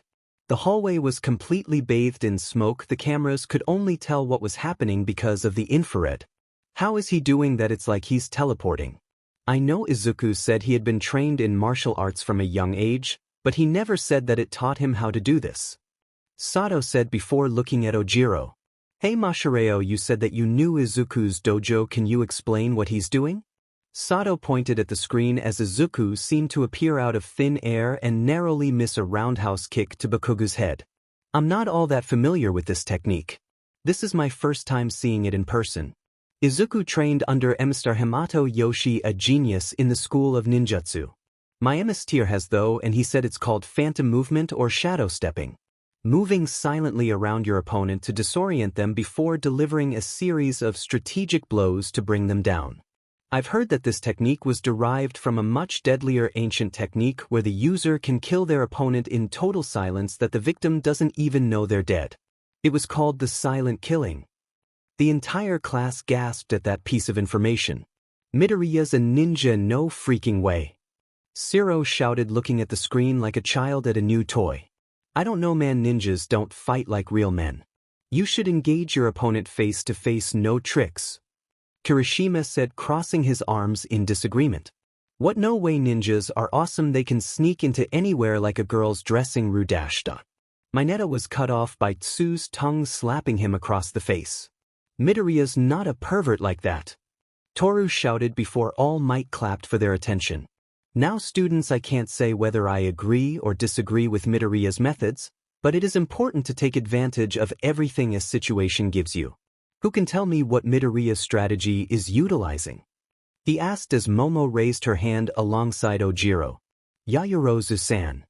All Might called out. "Yes. Midoriya-san is taking advantage of his past with Bakugo, allowing him to guess what Bakugo will do next. He's also taking advantage of the smoke from Bakugo's explosion, allowing him to outmaneuver Bakugo, though I can't explain how he moves so well since the smoke blinds him as well. I will attribute that to his ninja training. Finally, Bakugo's temper and stubbornness are also in Midoriya's favor. Instead of Bakugo retreating to a more advantageous area, he's choosing to tough it out, hoping to gain the upper hand while wasting precious energy," she said, making air quotes around the phrase tough it out. All Might smiled weakly at Momo's perfect assessment. "Yes, well, very good, Yaoyorozu, but you can't discount Bakugo's unwillingness to give up. There's always a way to turn any situation to your favor if you're patient and remain calm." Bakugo stood breathing in the middle of the nearly destroyed hallway, his body bruised and covered in sweat. His gauntlet glowed red for a second as he smiled before running to the end of the hall, placing his back against the wall. "Now there's no escape, Deku. I'm going to blow you away," he shouted, pulling back the trigger on his gauntlet, releasing a pull pin. "I hope you're ready to die," Bakugo shouted, releasing an explosive wave down the hall, but the powerful explosion was too much for the already wrecked hallway. The ceiling collapsed under the force of the explosion. Bakugo watched the ceiling break apart above him. As it began falling, he was snatched out of the way by none other than Izuku, who slammed him to the ground, wrapping the capture tape around his wrists behind his back. "You idiot, what were you doing?" Izuku shouted, hoisting Katsuki up. "Was it really that important for you to beat me? You'd put all of us in danger?" he asked, dropping Katsuki to the ground as the boy looked up at him with anger. "Why didn't you use your quirk, hun?" Katsuki shouted. "What, you think you're so much better than me you can beat me without it? I'm the best Deku, you're nothing." Izuku looked at Katsuki, shaking his head. "I just beat you, Katsuki, you're captured, but that's not what this was about. I didn't use my quirk because you did all the work for me. I wanted to show you what your pride will do to you and your career if you don't wake up," Izuku said, dragging Katsuki to the destroyed portion of the building. "What if that had fallen on your, or worse, you brought the entire building down on all of us? Is that what a hero does? Destroys everything around him? You're an amazing person, Katsuki, you always have been, but your pride is going to hold you back, or worse, destroy you." Izuku dropped Katsuki in front of the rubble. "I guess it's my fault too. I shouldn't have let this drag out as long as it did. I suppose I wanted to get back at you for all the bullying and I was wrong for that. Look, we're not friends, I don't think we ever were, but maybe we can be. I respect you, Katsuki, I do, but the way you are now, this isn't going to help you," Izuku said before running off to execute the last of his plan, leaving Katsuki in the rubble of his arrogance. Ida was standing in the top floor room in front of the bomb as the entire building rumbled. "Bakugo, Bakugo, what was that? Bakugo, come in!" Ida shouted into his communicator, getting no answer until All Might's voice rang out over the PA system. "Bakugo has been captured." Ida sighed, thinking something like this might happen as he remembered Bakugo's ranting. "That loser thinks he can F with me. I'll show him, put him in his place just like before." Ida shook his head as he got ready for a 2-on-1 battle. "In the name of villainy, I will not let this weapon go." On the outside of the door, Jiro rolled her eyes. "This guy takes himself way too seriously." At that moment, Jiro heard Izuku's voice in her ear. "Jiro, I'm in position, ready when you are." Jiro smiled as she plugged her jacks into the door, blasting it open as she looked to Ida. "Give it up, hero, you will never get this weapon from me," Ida shouted as Jiro plugged her jacks into each of her boots and sent out 2 pulses of sound into the room, shattering the glass in the room as Ida raced towards her. "Ha, I knew you might try that, so I stuffed my ears with paper," he shouted as he jumped into the air, going for an engine-powered kick before All Might spoke on the intercom. "The heroes have secured the weapon. Midoriya and Jiro, mission accomplished." Ida veered off course so as not to hit Jiro as he kicked out a portion of the wall next to her. Jiro's eyes widened in shock at the prospect of having almost been kicked by that. "What, how?" Ida said, looking back to see Izuku sitting atop the WMD. "Simple, really. I had Jiro send out a massive sound wave to shatter the windows while I hung outside on the wall. I knew you wouldn't be able to hear me over Jiro's sound and would go to take her out, so I just climbed in one of the broken windows and well, here we are. Though if I had known you stuffed your ears with paper, I probably would have just had her climb in a window, seeing as you wouldn't have been able to hear her anyway." Ida hung his head in shame before taking off his helmet and looking and smiling at Midoriya. "You really are quite the strategist, Midoriya." Midoriya shook his head. "Yeah, but I should have been here sooner instead of dragging out my battle with Katsuki," he said as the 3 of them exited the building, with Katsuki bringing up the rear as they entered the control room. "Midoriya, that was awesome. You have to teach me how to sneak like the Dash." Mineta was stepped on as the rest of the class gathered around the winning team. "Midoriya, how did you do all that disappearing stuff, and those moves were really cool, man," Siro said, nodding at the boy's agility and speed. "Why didn't you tell us you were a ninja, man? Would you have to kill us if you did?" Sato said, sweating a bit at the thought of Midoriya sneaking into his room to slit his throat. "You and I are kindred spirits, both one with the darkness," Tokoyami said with a nod as Izuku arched a brow. Thanks guys, but we all did our best out there. I wouldn't have been able to do it without Jiro," he said, placing a hand on her shoulder as she blushed. It was nothing, just doing my part," Jiro said, twirling one of her jacks. In the back of the room, Shoto looked at Midoriya and scowled. "Incredible strength, analytical mind, peak martial arts. I'm going to have to keep an eye on you Midoriya Izuku. Shoto thought as All Might coughed, gaining the class's attention. Yes, well done Jiro and Midoriya. Now would anyone like to tell me where either team went wrong? This time only Momo raised her hand. Yes, Yaoyorozu. All Might said a bit hesitant. The villain's first mistake was Bakugo splitting off by himself. He put his personal feelings above his mission to protect the WMD. Instead he engaged in a drawn-out battle with Midoriya that collapsed a portion of the building, endangering himself, the weapon and the other participants. Meanwhile Midoriya dragged out the battle longer than strictly necessary, allowing for much more destruction that could have been avoided had he incapacitated Bakugo sooner. Izuku rubbed the back of his head at Momo's assessment. Having come to the same conclusion himself didn't stop the evaluation from stinging any less. Once again All Might was left with nothing to say in the face of Yaoyorozu's assessment. Man, this girl is good. Very good Yaoyorozu. With the first match out of the way, the other matches began in earnest, with each student getting a breakdown of their flaws in battle from Yaoyorozu, except for Todoroki and Shoji, who completely dominated their opponents in their match, leading to Toru whining against Izuku's shoulder. I tried really hard Izuku, you know that, right? Toru said against his shoulder as Ojiro shook his head, disappointed at such an overwhelming defeat. It's alright Toru, you'll learn for next time. He said, patting her shoulder lightly as he did his best to ignore her bare bursts against his chest. He cast an eye at Todoroki, thinking of how he would have handled that in Toru's place and coming up with very few successful strategies. After class that day, Izuku waited until he could get to Uraraka alone. It was time they had it out about what happened yesterday. He found her as she was heading to the train station and grabbed hold of her hands, startling her. I am sorry Uraraka, I was hoping we could talk? He asked as she gave a wordless nod. The two walked over to the side of the street as Izuku took a deep breath, only to be cut off before he started. I'm sorry, I shouldn't have kissed you. Izuku nearly swallowed his tongue as he coughed, waving his hand. No, I'm not sorry. I really enjoyed it, but I mean did you kiss me as a thank you or was it something more? He asked, rubbing the back of his head, biting his tongue in embarrassment at Uraraka's silence. He cracked open one eye and saw Uraraka with her hands covering her mouth and unshed tears in her eyes as she shook her head. It was so much more. You're so kind and smart, and you're just a really good person, and I was wondering if we could go out sometime? She said, pulling her hands away from her mouth.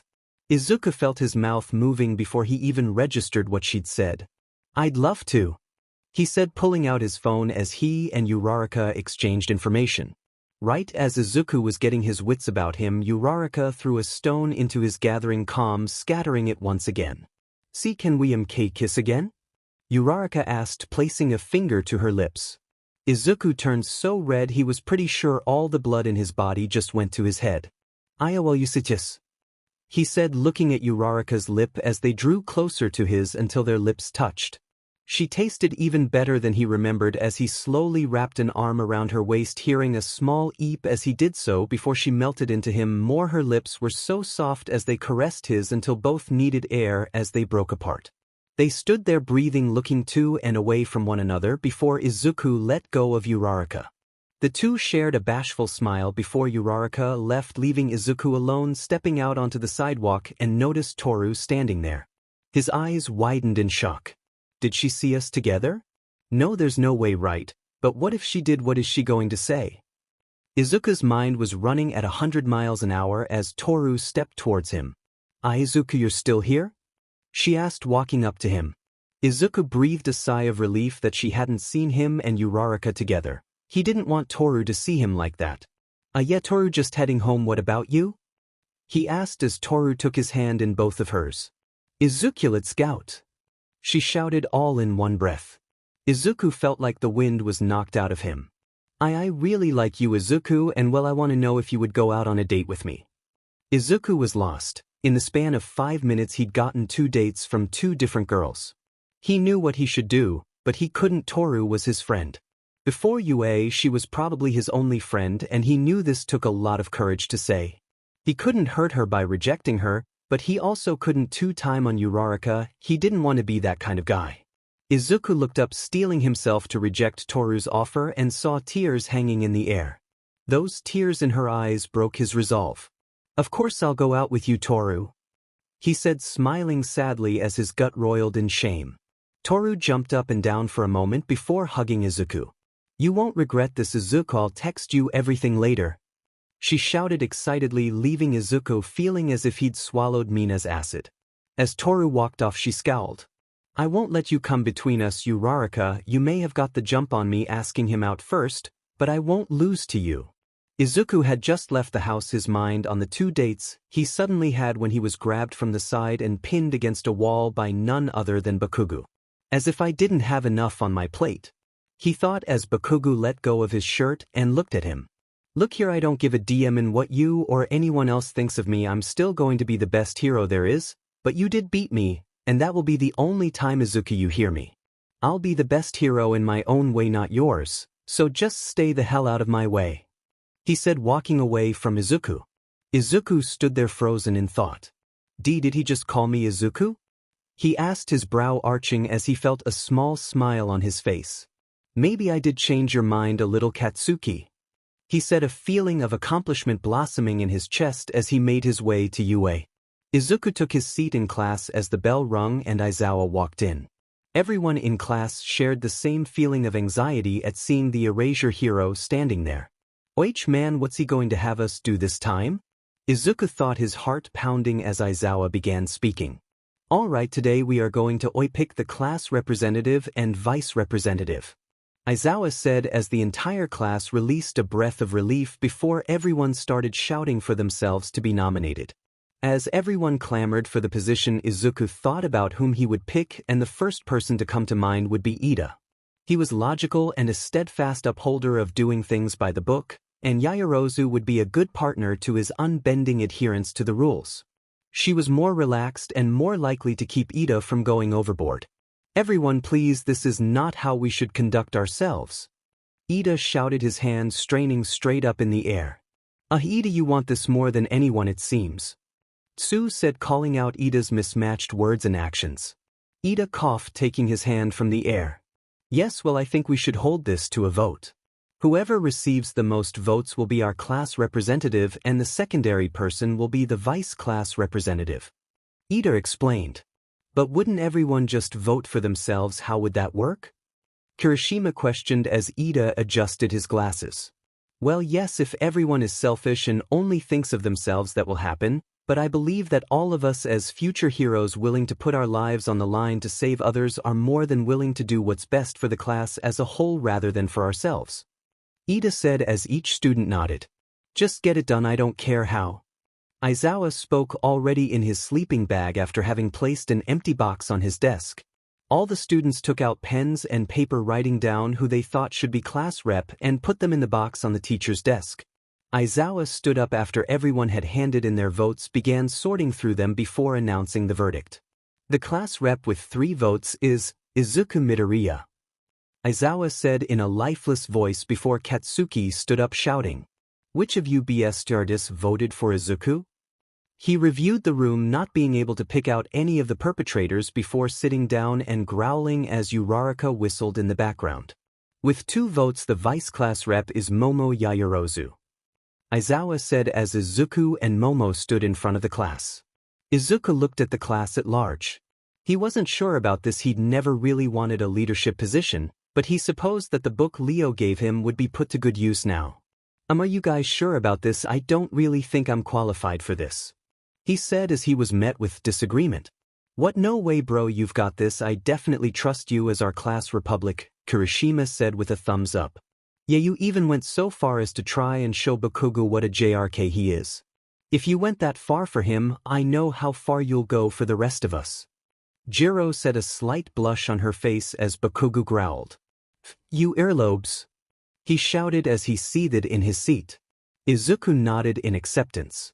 "Thank you all for the trust you have in me, I'll do my best to not let you guys down," he said with a bow to the class. After everything was made official, the rest of the day proceeded normally, with Izuku sharing a table with Ida, Uraraka, and Toru at lunch.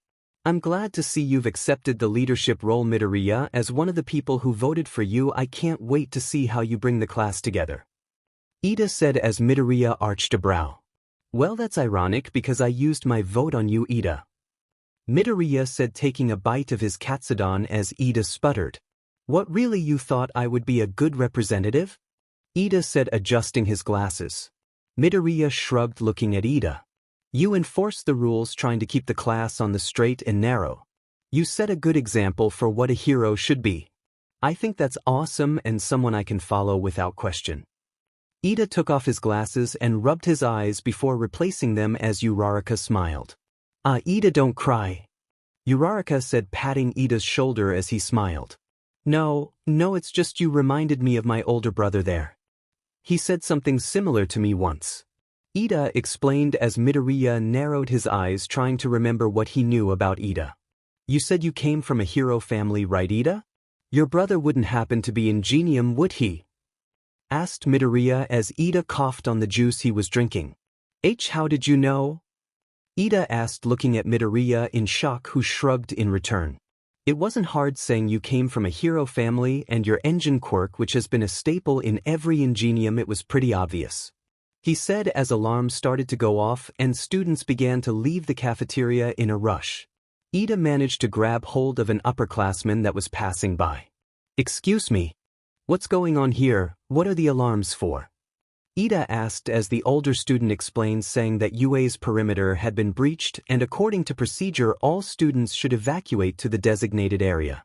Midoriya, who had been listening in, waved to the class, getting them out of the cafeteria, but the moment they stepped outside, all of 1A was swept up in the raging river of the student body, trying to get out as quickly as possible. Izuku was pushed and shuffled like clothes in a dryer as he was jammed against the wall downwind of Ida, who seemed to be trying to tell everyone what was happening after looking out the window, but no one could hear him. Izuku grit his teeth as he watched Ida try to get hold of Uraraka. He didn't know what his plan was, but Izuku trusted Ida and moved forward steadily before giving Uraraka a push towards Ida, allowing her to make him float in midair before jettisoning himself through the air and landing above the exit. Everyone calm down, it's just the press outside, we are not in any danger. He shouted, calming the student body in one fell swoop. Izuku smiled as the students placidly exited the school building. On their way back to class, Izuku caught up with Ida and stopped him. Ida, I'm going to hand over the position of class rep to you after what you did at lunch. You dashed. Ida held up a hand, stopping Izuku in his tracks. Midoriya, I know what you're going to say, and we both know that I wouldn't have been able to do that without your help. Ida said, eyeing Izuku down his glasses. I know you pushed Uraraka towards me in order for me to inform everyone about what was happening. That is why you would still make better class representative. You help everyone without asking for anything in return, even with no recognition. I know you'll do great. The taller boy said as he patted Izuku's shoulder and walked away. Izuku sighed, smiling at his friend's faith in him. The school day was over and he and Yaoyorozu were the last to leave after cleaning the classroom. Izuku looked over his shoulder at the taller girl. He'd seen the disappointed look on her face when it had come out. He would be class rep, she really would be best for it, and he had no problem giving it to her, but it wasn't just himself he had to think about. 3 people had seen fit to put their trust in him, one of them being Ida, who wanted the position more than himself, but had turned it down even after Izuku offered it to him. Izuku took a deep breath before walking over to Yaoyorozu. Yaoyorozu, I know you really wanted the class rep position, and to be honest, I think you would be a better fit for it than me. He said, squeezing the handle of his broom tightly as Momo turned to the boy, eyeing him. He wasn't wrong, she did want that position, and she really didn't know why people put so much faith in Midoriya. He was powerful, good-natured, and to be honest kinda cute with those freckles of his, but she wouldn't say he inspired confidence as a leader. I know I'm being selfish, but I want to give this my best shot, even though I know I'm not all that qualified for it, but I can't let down the people who voted for me, at least not without trying, but I know I won't get anywhere without you by my side. He said, stepping closer to Yaoyorozu, who blushed at the close contact, stepping back slightly, realizing for the first time she was alone with a boy. I need you, Yaoyorozu, so please just give me a chance. But if you say no, I'll understand and hand the position over to you right now. I'd rather try with your help than stubbornly hold on to something that I know I'll fail at without you," he said, bowing his head to her. Momo's head was spinning, to say the least. Never before had she been struck with such blatant honesty. Looking at Izuku right now, she could kind of see what it was about him that made people put their trust in him. Momo sighed before she spoke. "Raise your head, Midoriya. I won't abandon you just because you got the position I wanted. I'll lend you my full support as your vice representative," she said, holding out her hand to Izuku, who shook it eagerly. "Thank you so much, Yaoyorozu. I'll try not to let you down either," he said with such a bright, honest smile. Momo felt as if she was staring at a new star as her heart skipped a beat. It was Friday night, and in a darkened room a feminine silhouette writhed on a bed, her legs squirming as her fingers massaged her core, her pelvis rising to meet the invasive digits. "Izuku!" The voice gasped in joy as the other hand massaged her beard, toying with the pert NPL as she bit her lip. Images of the green-haired boy ran rampant through her mind as she conjured images of said boy pleasuring her. Suddenly her body tensed before flopping down to the bed like a dead fish, her chest heaving as she basked in her afterglow. "Oh Izuku, I don't think I can wait any longer." The girl spoke, her face morphing into a grin of pure satisfaction. Izuku woke up that Saturday morning early as usual before the sun had even risen and taken his morning run to Dagoba Beach, his feet hitting the sand just as the sun began cresting above the horizon. He was dressed in a long-sleeve shirt and jean shorts, his trademark red sneakers on his feet as he began stretching. He was meeting Ojiro here this morning for that sparring session they'd agreed upon, but at the moment that was farthest thing from his mind right now. The only thing he could think of was the 2 dates he had with Uraraka and Toru. He was still conflicted about whether to date both of them, but the thought of rejecting either made him feel ill. "Izuku, you okay?" Ojiro asked, having called Izuku's name several times and not getting a response before clapping his hand on Izuku's shoulder, watching the green-haired boy nearly jump out of his skin. "Ojiro!" Izuku said, clutching his chest as he stared at Ojiro, who wore an expression of confusion and concern. "Are you all right, Izuku? You seem distracted," Ojiro said, standing there in a plain white t-shirt and karate breeds with black and white sneakers. "Oh no, nothing really, just enjoying the sunrise, you know," Izuku said, rubbing the back of his head as he gave a nervous laugh. Ojiro turned to the rising sun as well and took a deep breath of the salty sea air. "Well, it is nice to appreciate the simple things in life," he said before doing a couple stretches and then took a fighting stance. "Are you ready?"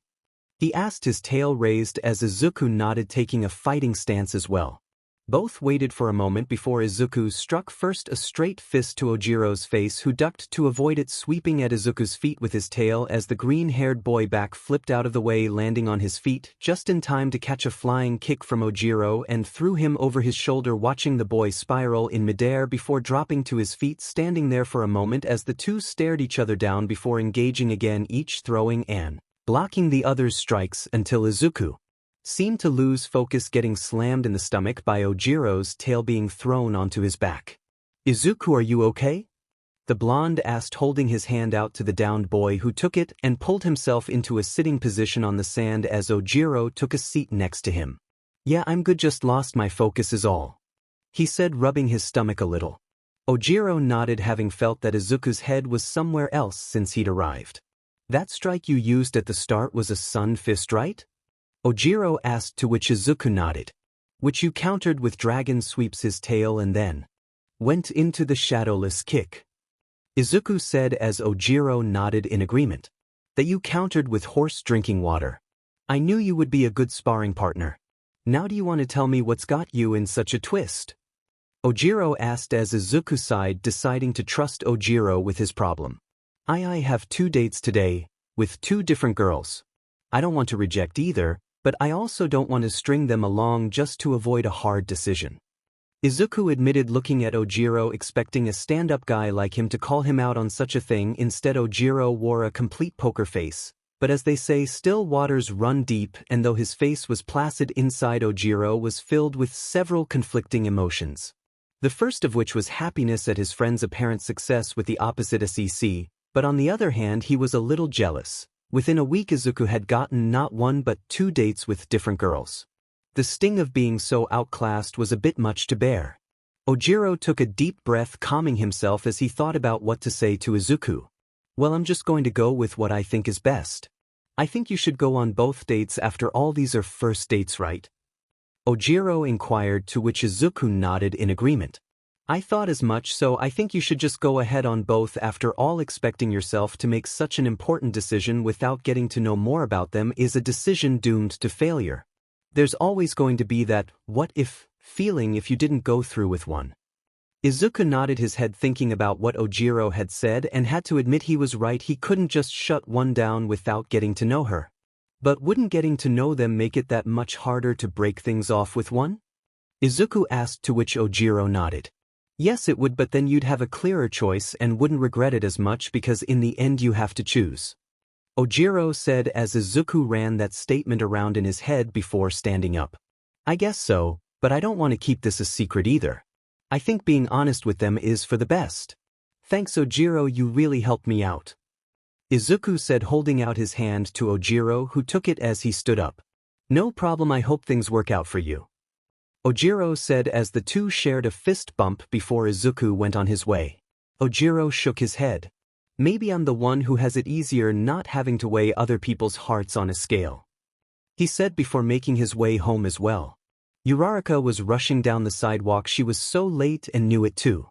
She'd spent so much time trying to decide what to wear and now she was late. I hope Midoriya hasn't been waiting long. Nice going, Uraraka, late to your first date. She chastised herself as she rounded the corner and saw Izuku standing under a tree at the entrance to the park. He was dressed in a long-sleeve shirt pattern to look like All Might's Silver Age costume with jeans and his usual red shoes. He looked up, seeing Uraraka, and waved at her, causing the girl's heart to skip a beat as she saw his smile. I'm so sorry, Midoriya, I know I'm late, she said, clasping her hands in front of her pink and white checkered skirt, her arms framing her BRS in her cream yellow shirt. Izuku gulped, looking away from her chest and scratching the back of his head. No, I haven't been waiting long at all, he said, knowing he'd showed up an hour early just to be absolutely sure he wasn't going to be late. Uraraka smiled at his nervous lie, trying to make her feel better about being late.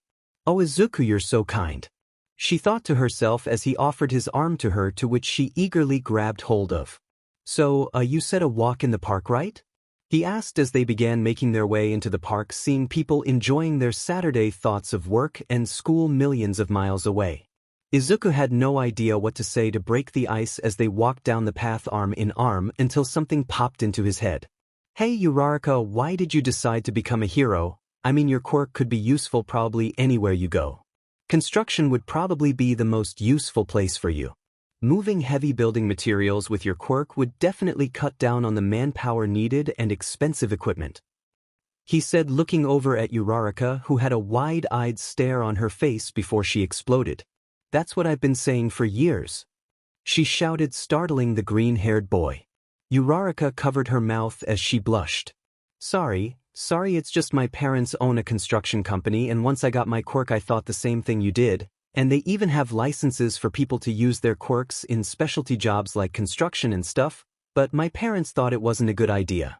They don't want me to have to work a hard job like construction, so instead of doing that I thought if I became a hero and made lots of money I could provide for them like that, she said, blushing as she scratched her cheek. That's a bad reason to become a hero though, isn't it? She asked, hoping she hadn't come off as some money-hungry girl. I don't think so. I think that you're a great person for wanting the money to help your family. After all, it's not like you're just in it for yourself. You have a goal beyond just you, and I think that's special, he said, looking down at her as she blushed, staring into his brilliant green eyes. What about you, Midoriya? Why do you want to become a hero? Izuku smirked, thinking back to his childhood of how he wanted to be just like All Might, the symbol of peace. My reasons have changed over the years. At first it was just to be like All Might, and then it was to prove Katsuki wrong that I wasn't a Deku, but then once I helped you in the entrance exam it became clear to me. I just want to help people, no more, no less. I know what it's like to be powerless, and I want to show people who feel like that there's always something more, something better, he said before chuckling, realizing he'd been rambling.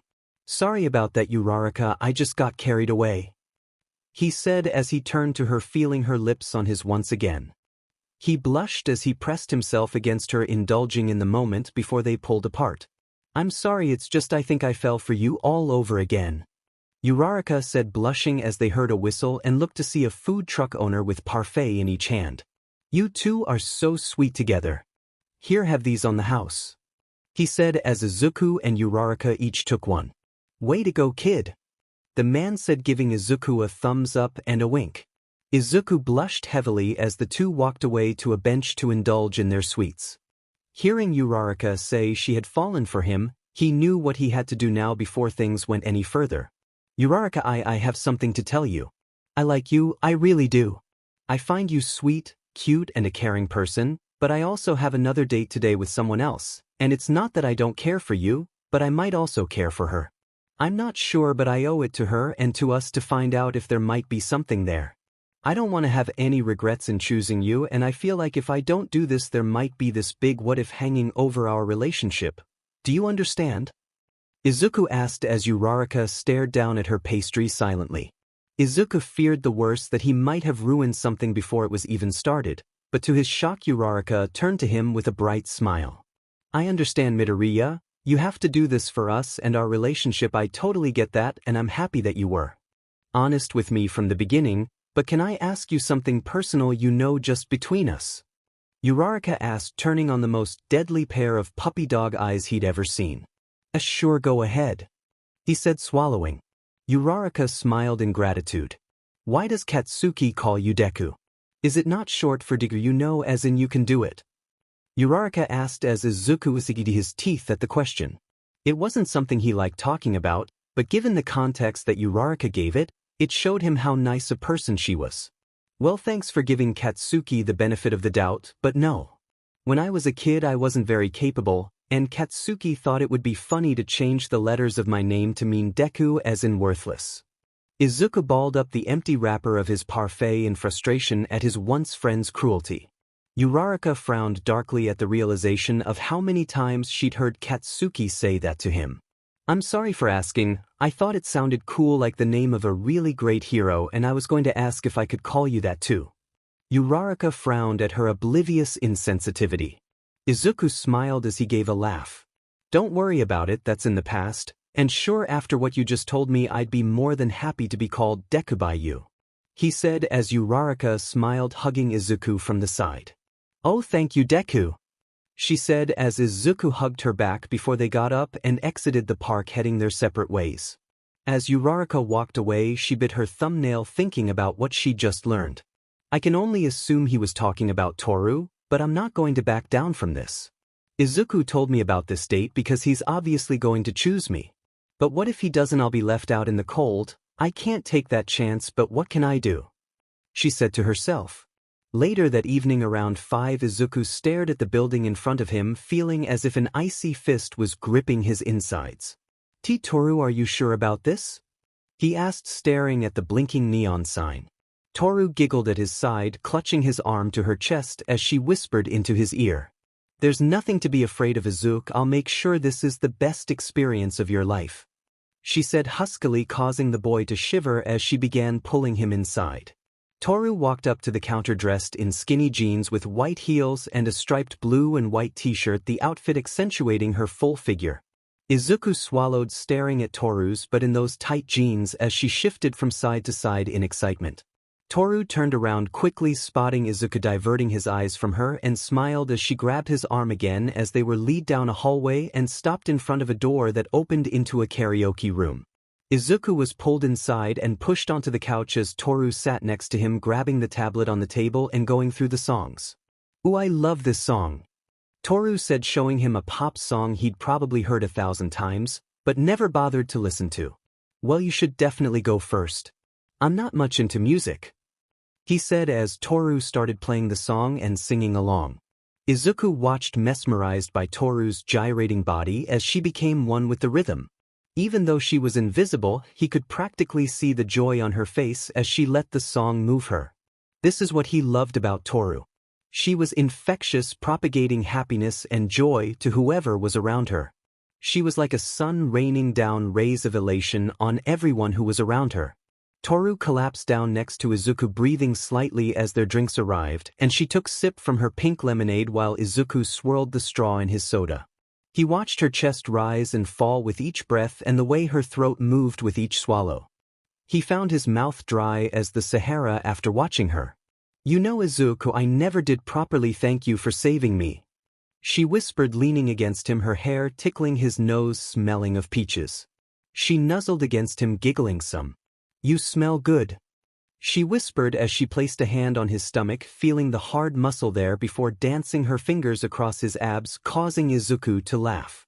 "Toru, stop, I'm ticklish," he said, grabbing her hand as the others started dancing along his ribs, causing him to fall to the side, collapsing in a fit of laughter, unable to keep Toru from climbing on top of him to continue her assault.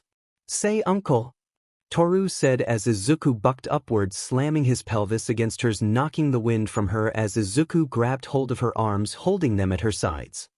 He took a deep breath to collect himself as the last of his giggles subsided. He looked up at Toru and then to where she was sitting, and his eyes grew wide before trying to move out from under her, grinding himself against her as he did so, causing her to let out a small squeak before she plopped down on the couch. "Toru, I'm sorry about that, really I am," he said as he heard Toru speak. "I felt it, Izuku," she said, sliding closer to him, breaking the boy out in a sweat. "It's okay, I don't mind really," she said, reaching toward his zipper before Izuku stopped her. "Toru, I do feel that way about you, but I don't think we should go there just yet," he said as he looked at her, holding her hand in between his. "Today I had a date with Uraraka and I'm going to tell you what I told her. I like both of you, but I don't know which one to choose. But I know I can't have you both, that's why I went on both these dates today to see if I could sort this out. I like being with both of you. Toru, you were my first friend in a long time and I love being around you. You brighten up everything around you," he said, stroking her cheek as he stared into where he assumed her eyes were. "I need time to make a decision, but I wanted you to know how I felt," he said as he sighed. "It's okay, Izuku, I understand. You're such a good guy, I bet you were tying yourself in knots about this, weren't you?" she asked, cupping Izuku's face. "It's a little sad knowing I wasn't the first to ask you out, but you still said yes. You risked everything to spare my feelings by telling us both the truth. That's the reason I like you so much.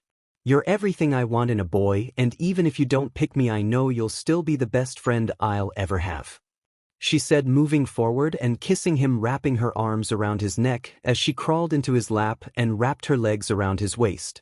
It was like she was some amorous octopus and he was her willing prey. He could feel Toru's passion invading his body and her desperation to have this moment last as long as possible.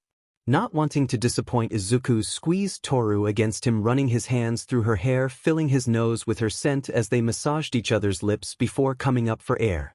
Both were breathing as Toru climbed out of his lap, rearranging her clothes as Izuku did the same, both standing up. "We should probably go, our time's almost up," he said as he opened the door for her and the duo went out into the cool night air. "Let's get you home, Toru," he said as he offered her his arm again, and the two walked off through the darkened streets before they were cut off by several familiar figures. Well, if it isn't the little sheet who ambushed us and stole our test subject." Izuku looked at the one who spoke, a tall man with slime hair running down from his head. Alongside him were two other familiar faces, the lizard man and Squidface. In addition to the three were several other males, all looking at Izuku and Toru. "What a surprise meeting. You again. Now I can pay you back for what you did to my face," Slime shouted, pointing at the scars across his face as the group advanced on Izuku and Toru. "Izuku, what are we going to do?" Toru asked as Izuku stayed in front of her as they were steadily corralled into a deserted alley. He clenched his fists ready for a fight until he heard something and ducked, pulling Toru with him as a spray of blood painted the walls where they had been. Slime watched in confusion as Lizard Man and Squidface fell to the ground headless. "What the F dash?" he shouted, looking at Izuku and Toru before turning to the rest of his group, finding them equally as dead, and a man with a red scarf and cloth mask stood there. The long, jagged blade he carried stained with blood as he looked at Slime with the intensity of the sun and coldness of a blizzard. The man moved and Izuku found himself moving as well, blocking the sword swing at the man's wrist before going for a palm strike, which the man avoided, sliding to the side and dropping his sword from the hand Izuku held, catching it with the other and swinging, making Izuku let go as he jumped back from the blade. The two stood on opposite walls of the alley. "Why would you protect this scum?" the man questioned Izuku as Slime and Toru stood still. "He may be a criminal, but I can't let you kill him, even he deserves the chance to change his ways in the future," Izuku said as he and the stranger locked eyes. The stranger smiled. "Splinter has trained you well, boy, but he's still not willing to do what's necessary," the stranger said, rushing Izuku before jumping above him onto the wall and throwing a knife at Slime before climbing up the wall to the roof of the building. Izuku realized he had been faked out and activating full cowl dashed forward to grab the knife, but was too late. The knife embedded itself between Slime's eyes. Izuku watched his body fall in slow motion before hitting the ground with his face forever stuck in that shocked expression. Izuku fell to his knees as Toru came to embrace him. "Izuku, are you okay?" she asked as she pulled out her phone and called the police as Izuku stared down at the dead thug. I couldn't save him, I was right there and I couldn't keep him from being killed," he whispered to himself. This failure weighed heavy on him. How was it possible that even with this new power he couldn't keep a single person from dying? The police arrived quickly and took Izuku and Toru's statement before letting them go. As Izuku was walking away, he heard one of the officers commenting on the crime scene. "Hero killer Stain strikes again, but this is the first time he's saved someone. What's his deal? He goes around killing heroes and then suddenly decides to off some thugs? Doesn't make sense." Izuku kept that thought in mind as he said goodnight to Toru. He couldn't help but go over the fight with Stain, those moves, the way he wielded his sword, they were all known to him, and worse, he knew him or Splinter. What could it all mean? He thought to himself as he got home and went into his room, his thoughts plagued by thoughts of Stain and his inability to save that thug. "I couldn't save him, I failed," he whispered to himself as he fell asleep.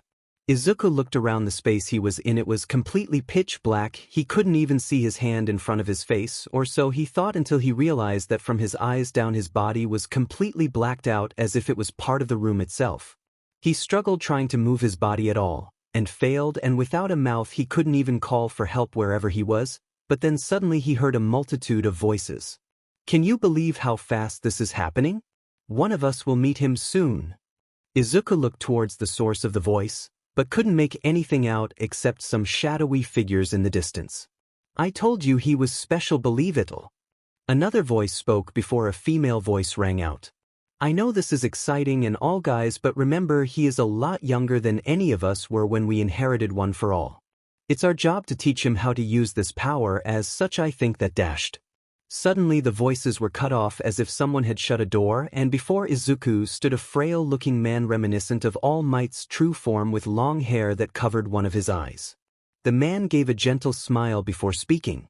"Sorry about them, they're just excited about meeting you is all. I know you must have questions and I'll try to answer them in the time we have. I'm the original user of One for All, and the voices you heard before were the people One for All was handed down to," he said, giving Izuku a moment to process what he was saying before continuing at the boy's nod. "You are the most compatible person I've seen with One for All. You see, One for All isn't just a quirk, it's a collection of people's consciousness and powers. As such, it has a consciousness of its own, and it seems to like you, so much so it has started to open up to you, giving you access to its stored power and us." Izuku's head was reeling from this. All Might did tell him that One for All had been passed down to multiple people and stored their power, but nothing like this. No doubt you're asking why Toshinori didn't tell you this. It's because he doesn't know. One for All has never opened to anyone like it has to you. The closest I can think of was when it let me speak to Toshi's predecessor, allowing me to tell her of a change within One for All itself, but nothing like this. I just want you to know that no matter what happens, we're here for you.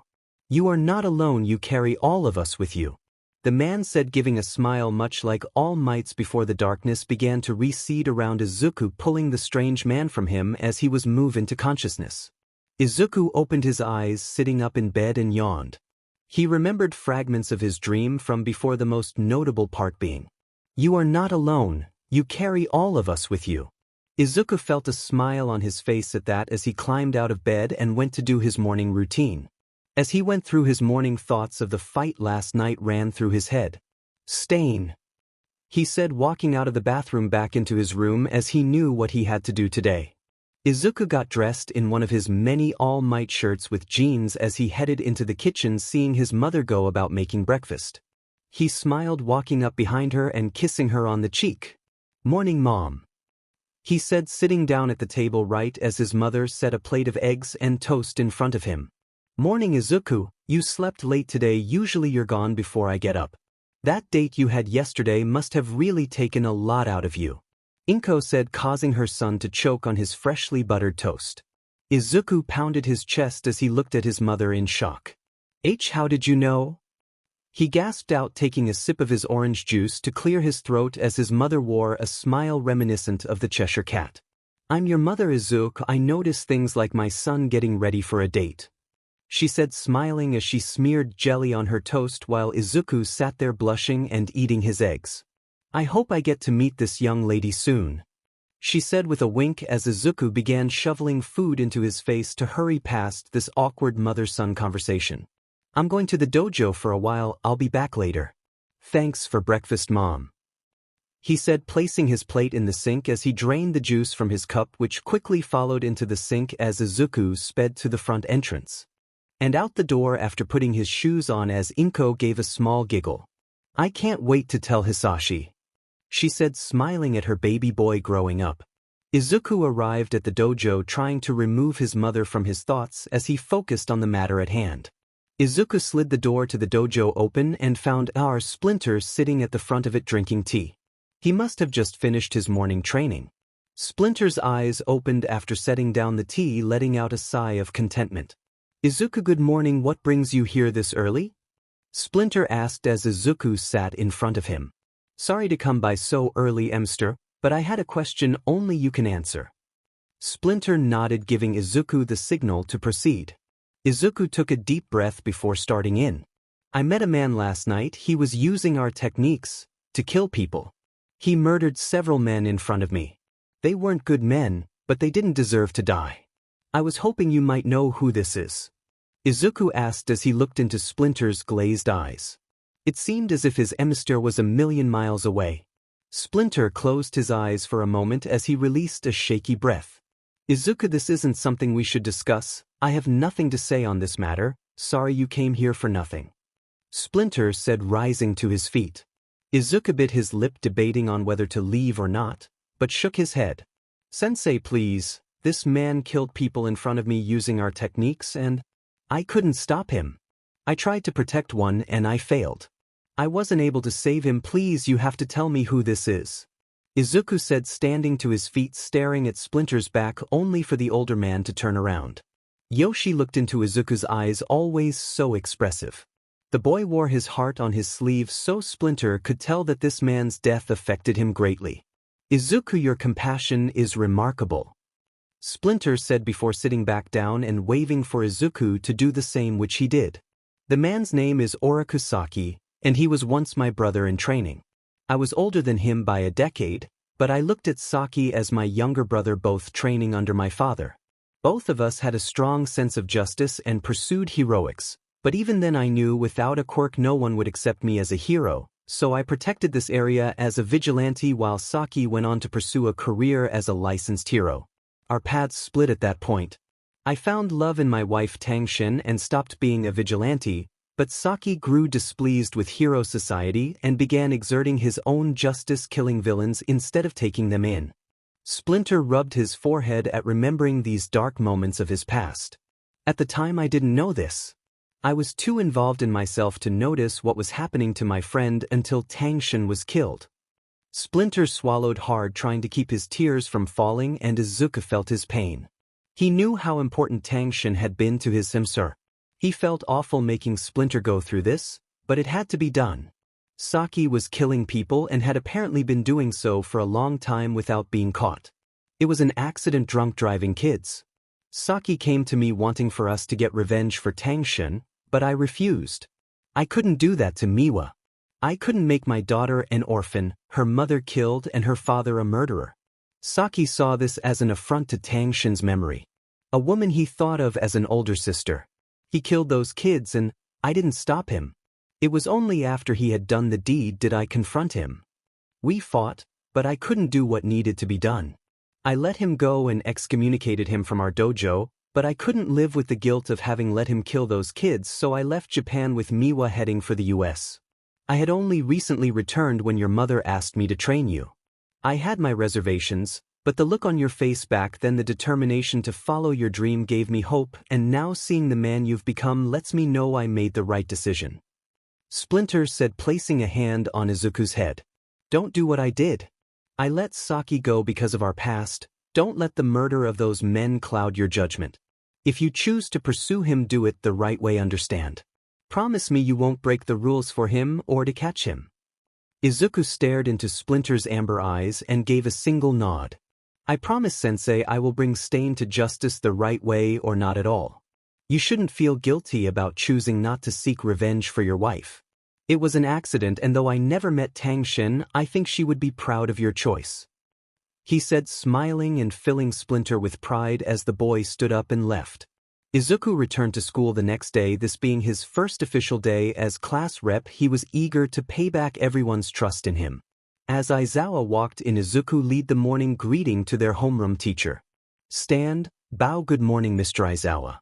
Be seated. All students followed suit before sitting down again. Izuku breathed a sigh of relief, glad he hadn't forgotten or said anything wrong. Out of the corner of his eye, he noticed Uraraka giving him a stealthy thumbs up before Aizawa began speaking.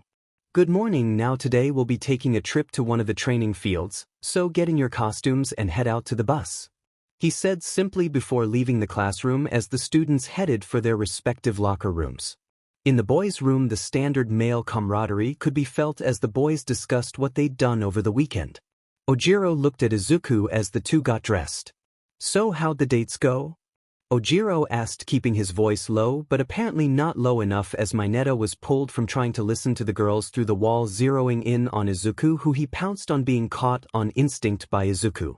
Mineta, what are you doing? Izuku shouted, shocked halfway through pulling on his suit as the purple midget writhed in his hand like an angry ferret. Who was your date with, Midoriya? Mineta shouted, alerting all the boys to the brewing situation. What? No way Midoriya had a date with who? Tell us. Denki said, sitting on the bench nearest Izuku as most of the male students crowded around the green-haired boy aside from Bakugo, Todoroki, and Tokoyami. Izuku looked at Ojiro, who held his hand up vertically in front of him in apology as Izuku was then swarmed with questions about who he was dating. In exact opposition to the noise the boys were making, the girls' locker room was silent as a crypt due to the thick veil of tension that emanated from two girls, Uraraka and Toru. The other girls looked on at the two slowly dressing, trying hard not to breathe too loudly. What's up with those two? Tsu asked Momo as she zipped up her uniform and began tightening her gloves. The creation girl shook her head before. I don't know, but we can't let this continue, she said, walking over to Toru and Uraraka. Excuse me girls, I know we aren't all that close, but as vice class rep it's my job to make sure everyone in class is doing well, so what seems to be the problem? She asked as Toru and Uraraka turned towards her, radiating death and malice. Momo felt a chill run down her spine as she took a step back. No, I can't. Midoriya is counting on me to help keep this class in order. I can't let him down, she thought before stepping forward, only for Mina to slide in between the trio. Isn't it obvious? It's about a guy, she shouted, breaking Uraraka out into a blush, and judging from Toru's fiddling fingers she was also quite embarrassed. WWWN, no it's not T. Uraraka objected, hurriedly getting dressed as Toru slid past the other girls and out the door. The tension having left the room completely at Mina's outburst as the girls evacuated the locker room, the last being Jiro, who pulled her earphone jack out of the wall, her face red. Midoriya had a date with who? She thought to herself as she followed her fellow females outside, meeting up with the boys as they gathered onto the bus. The last person to board being Izuku after having made sure that no one was left behind. He climbed on and began heading towards one of the only seats open next to Tsu. He didn't notice the multiple looks of disappointment by the other girls, each having had their extra seat taken. I hope you don't mind, Azui. Izuku said as he thought about what he'd learned from Splinter and then about Stain himself, the memory of his failure still fresh in his mind. Not at all, Midoriya, and please call me Tsu. The frog girl said, looking at Izuku, noticing the dark and involved look on his face. She felt bad for him, wondering what could have the boy in such a state. Midoriya, what's wrong? You look sick, she said, drawing Izuku from his ruminating. It's nothing, Azui. I couldn't help somebody when they needed it is all. He gave her a half-truth, not wanting to tell her how he'd let someone die right in front his eyes. Were they a friend of yours? She asked, looking at him curiously as Izuku shook his head. No, I didn't know him at all. He wasn't a good person, but I think he could have been a better person if given the chance. It just kiss, I couldn't help him, he said as the eyes of that thug swam across his vision. He looked confused, as if he didn't know that he had died or why. Izuku's fellow students looked at him somberly to know that the Greenettes felt sorrow for not helping a complete stranger, one who he said wasn't a good person no less. Wow, Midoriya, that's heavy, bro, Kirishima said from his seat next to Tsu, who took Izuku's hand.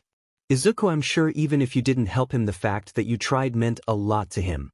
Take solace in that, Tsu said, patting Izuku's hand before letting go, causing the Greenette to smile before Katsuki put in his opinion. Stop being such a whiny beach, Izuku. Next time try not to be such a PP, Katsuki shouted, causing the other students to sigh in exasperation. Come on, Bakugo, that's not cool, man, Kirishima said as Denki shrugged. He's just being himself, I guess. We all know Bakugo's personality is flaming sheet mixed with garbage, Denki said as Katsuki's eyes glared a hole into the electricity user. What did you say, sheet stain? Bakugo shouted as Izuku smiled, a new light in his eye that Tsu took notice of. What's with that smile, Izuku? Bakugo just laid into you pretty harshly, Tsu spoke as Izuku shook his head. That's just Katsuki's way of telling me to do better. He knows I'll wind up doing something like that again if it comes down to it, he said as Tsu touched her chin in contemplation. Mina sat across from Izuku, staring at the boy as she liked her lips. He's such a good guy. I wonder what he's hiding under all that sweetness. I hope it's something naughty, she thought to herself, rubbing her thighs together as Momo and Uraraka stared at the green-haired boy, both enamored by his strong sense of justice. Toru was a bit conflicted. She knew who Izuku was talking about, and she couldn't say she agreed with him completely. That guy had tried to assault her, and the only reason he and his friends had been there was to get revenge on Izuku for stopping him. Karma was not to be trifled with. For her part, Jiro remained stoic, but even she was touched by Izuku's fervent longing to help everyone he could. All right, that's enough. We're here. Everybody off the bus, Aizawa said as the students filed out of the bus and were greeted by none other than Rescue Hero 13. Everybody say hello to your guest instructor 13. She will be in charge of your exercises today, Aizawa explained as the class said hello to 13. It's a pleasure to meet you all and welcome you to the Unforeseen Simulation Joint, or USJ for short, 13 explained as she led the class into the massive structure in which was housed 5 different areas. Izuku could hardly believe they were still inside a building. Today's lesson will be comprised of you all carrying out mock rescue missions in each of the 5 zones, those being the mountain, landslide, conflagration, ruins, flood, and downpour. Every day there are all kinds of natural disasters ranging from earthquakes to forest fires. It is our job as heroes to use our abilities to assist the victims of these disasters.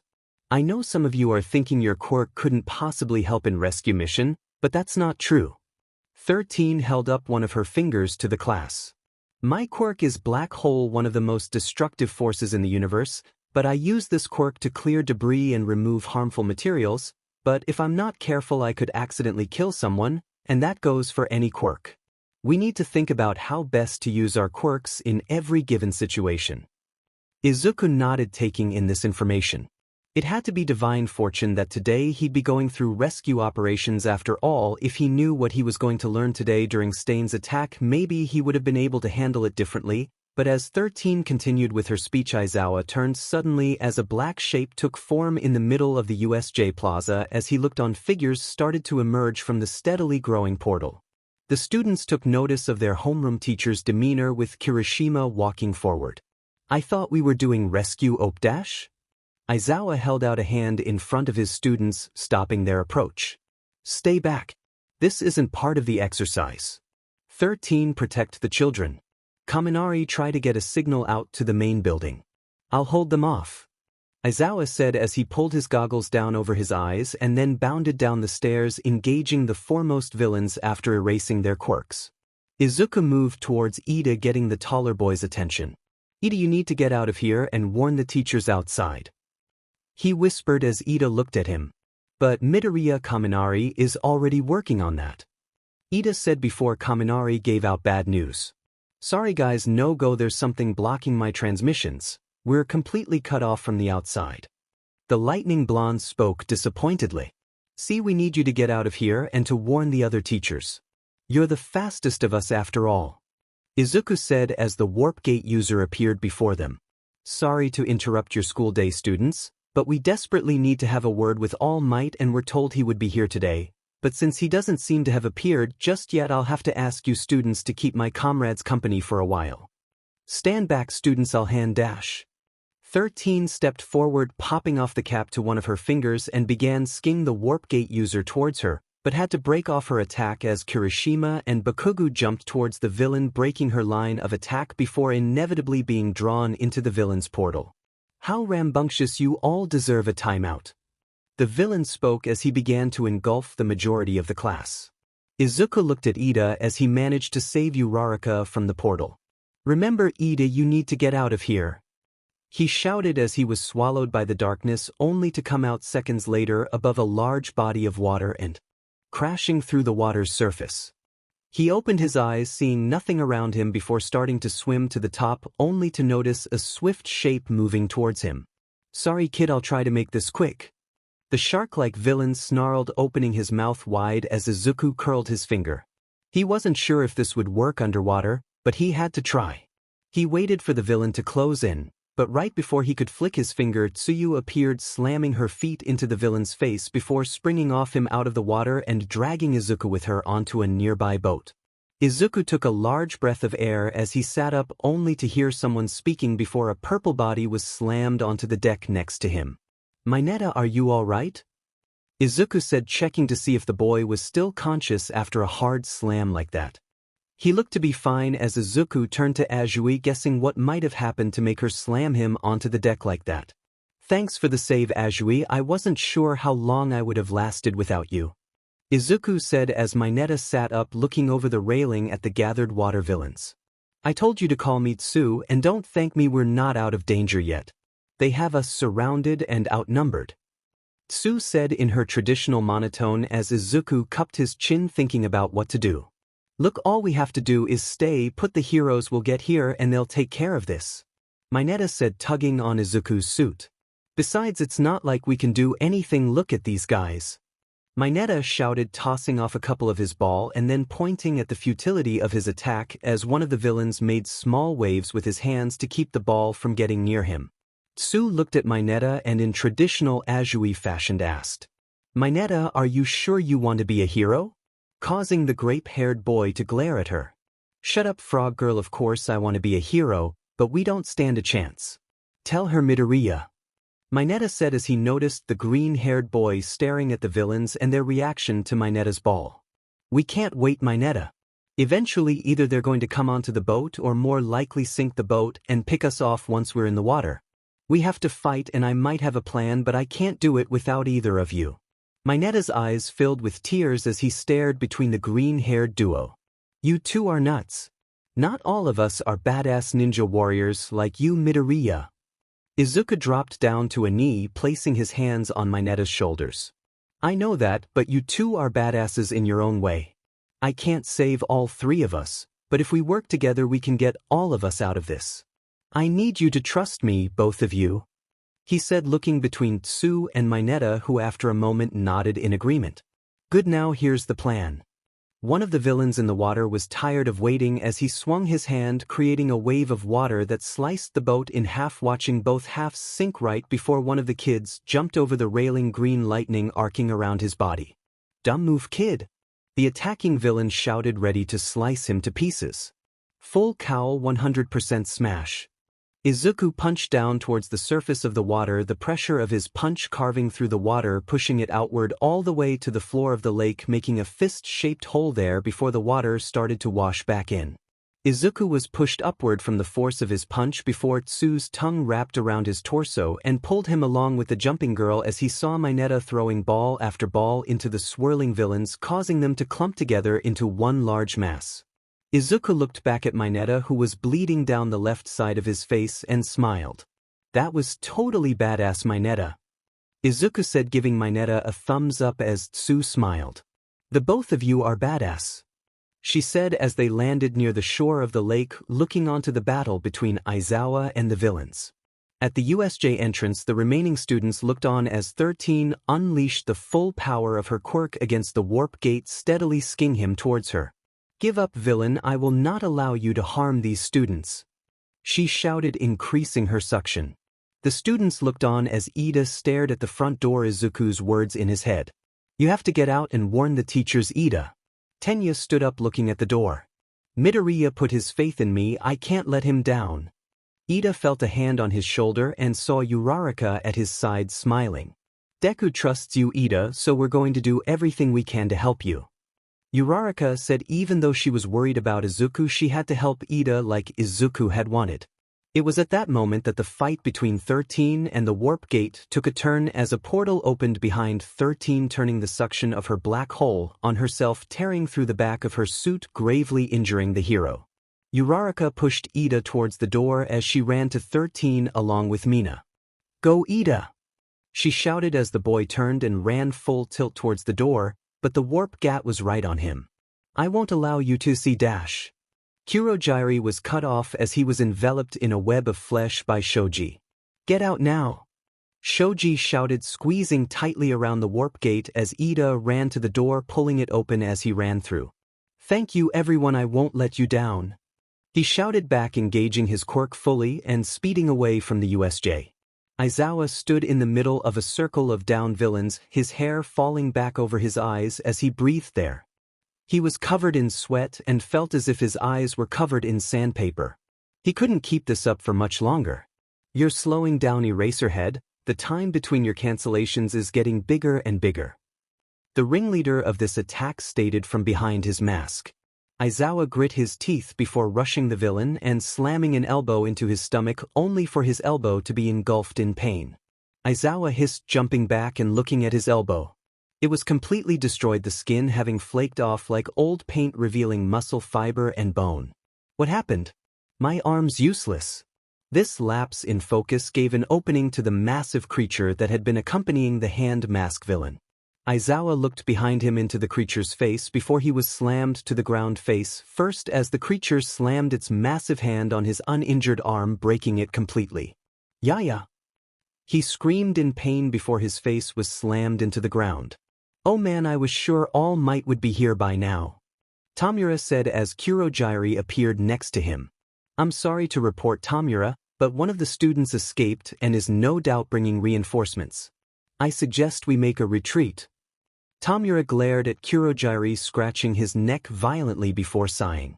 "All right then, but I suggest we leave All Might with a parting gift, such as the death of his precious chicks," Tamura said, suddenly appearing before Izuku, Mineta and Tsu, his hands reaching out for Tsu and Mineta, and after having seen what it did to Aizawa's elbow, Izuku was filled with sick dread, but right as Tamura touched Tsu, nothing happened. "You really are so cool, Eraserhead," Tamura said, looking over his shoulder at Aizawa and grinning broadly. Izuku took this moment to attack, launching from the water in full cowl and channeling 20% of One for All in his fist.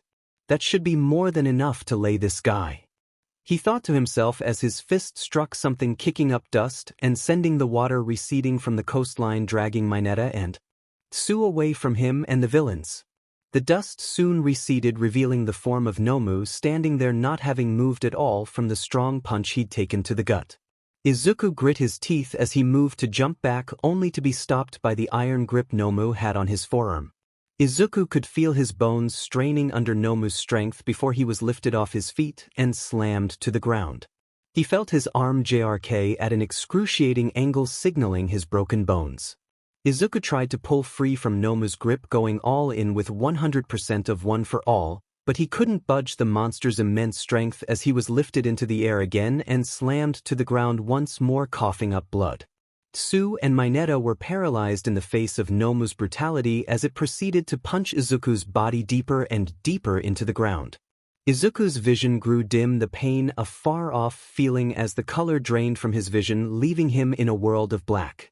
Izuku looked around at the black atmosphere of where he was and remembered this place from his dream. He looked up as the sounds of footsteps could be heard. Izuku turned towards the sound and saw a small red light coming towards him, growing bigger by the moment until it was revealed that the light was coming from a man. His body glowed a brilliant red hue as he soon bathed the entire area in red, including the once black parts of Izuku's body were now dyed in the man's color. The man had a slim muscular build, dressed in blue trousers with large cuffs and a yellow sash around his waist, sandals and an open long-sleeved red button-down cardigan.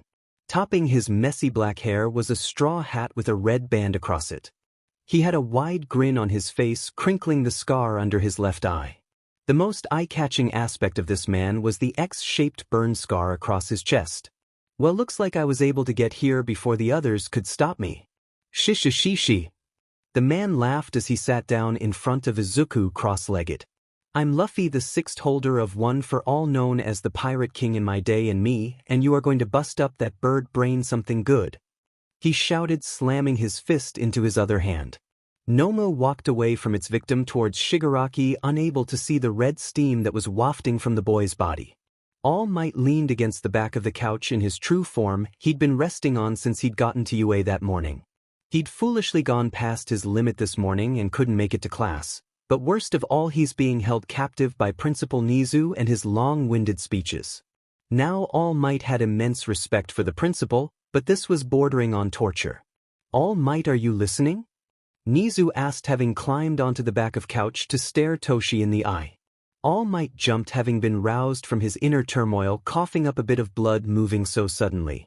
Of course, Principal Nizu, I was just thinking maybe it's time I head out to these, make an appearance at least. All Might said, transforming into his buff form as he opened the lounge door. Oh, very well, All Might, I'm surprised I was able to hold you here this long, but go ahead. Principal Nizu said, sipping his tea as All Might gave a wave and dashed out of the room before the principal changed his mind. If I hurry, I can maybe even give a few tips on rescue operations. All Might thought to himself as he put on even more speed. Izuku looked at the man called Luffy before him and pet an eyebrow. King of the Pirates, what's that, Maya? Pirates are evil, aren't they? Why would someone entrust One for All to a pirate? He thought to himself as Luffy stood up, throwing a few punches, completely unaware of Izuku's quandary, and because Izuku's body wasn't completely formed in this world, he couldn't say anything. Luffy looked at the boy and smiled again. Don't worry, kid, I'm going to help you out. My quirk is totally the best to beat that guy to a pulp. My body's RBBC. He said, pulling his cheek nearly a foot from his face before letting it snap back into place. Izuku's eyes nearly shot from his skull at the ridiculousness of Luffy's quirk. So blunt force doesn't work on me, but I'm not sure what exactly it'll be like for you. One for All has been boosting all our quirks while storing them, so my quirk might be a little unwieldy at first, but that's why I'm here. I'll guide you with it, giving you all my knowledge, and together we'll send that guy flying. Luffy held out his hand to Izuku, who looked at it for a moment. He didn't really understand what was going on, but all he needed to know was that this guy was going to help him protect his friends from villains, and that was good enough for him.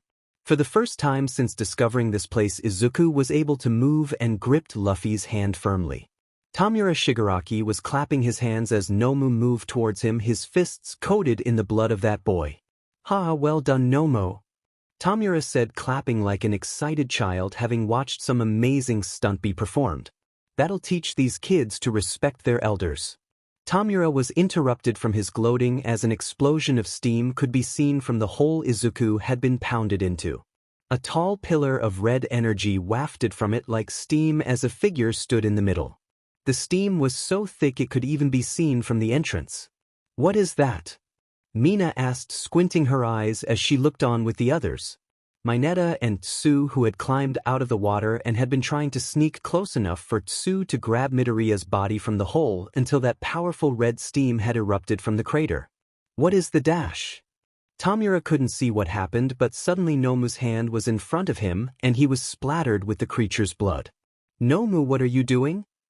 He shouted angrily, trying to clean the blood from his face, only to see Nomu's hand having been completely destroyed and was in the process of regeneration.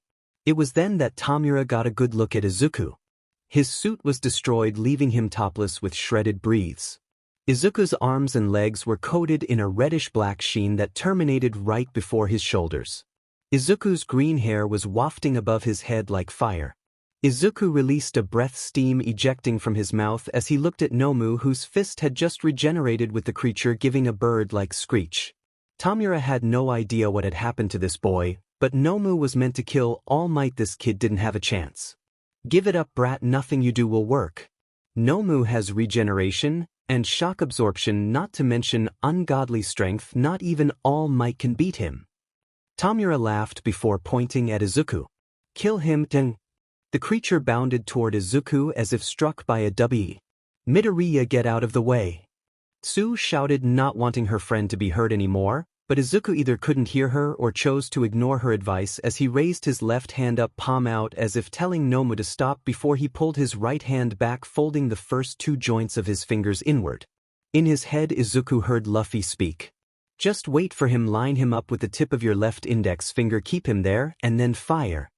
Izuku waited a moment. Right as Nomu got within striking distance of him, there was a sound like a WHP crack and Nomu went flying backwards, the ground around Izuku and Nomu cracking under the force of the attack. Play this /H9 GPQBS SVK. Mamba smash. Izuku said right as he seemingly disappeared from sight. Nomu moved its hands into the ground to slow its flying body, leaving two furrows in the ground before coming to a stop and standing up.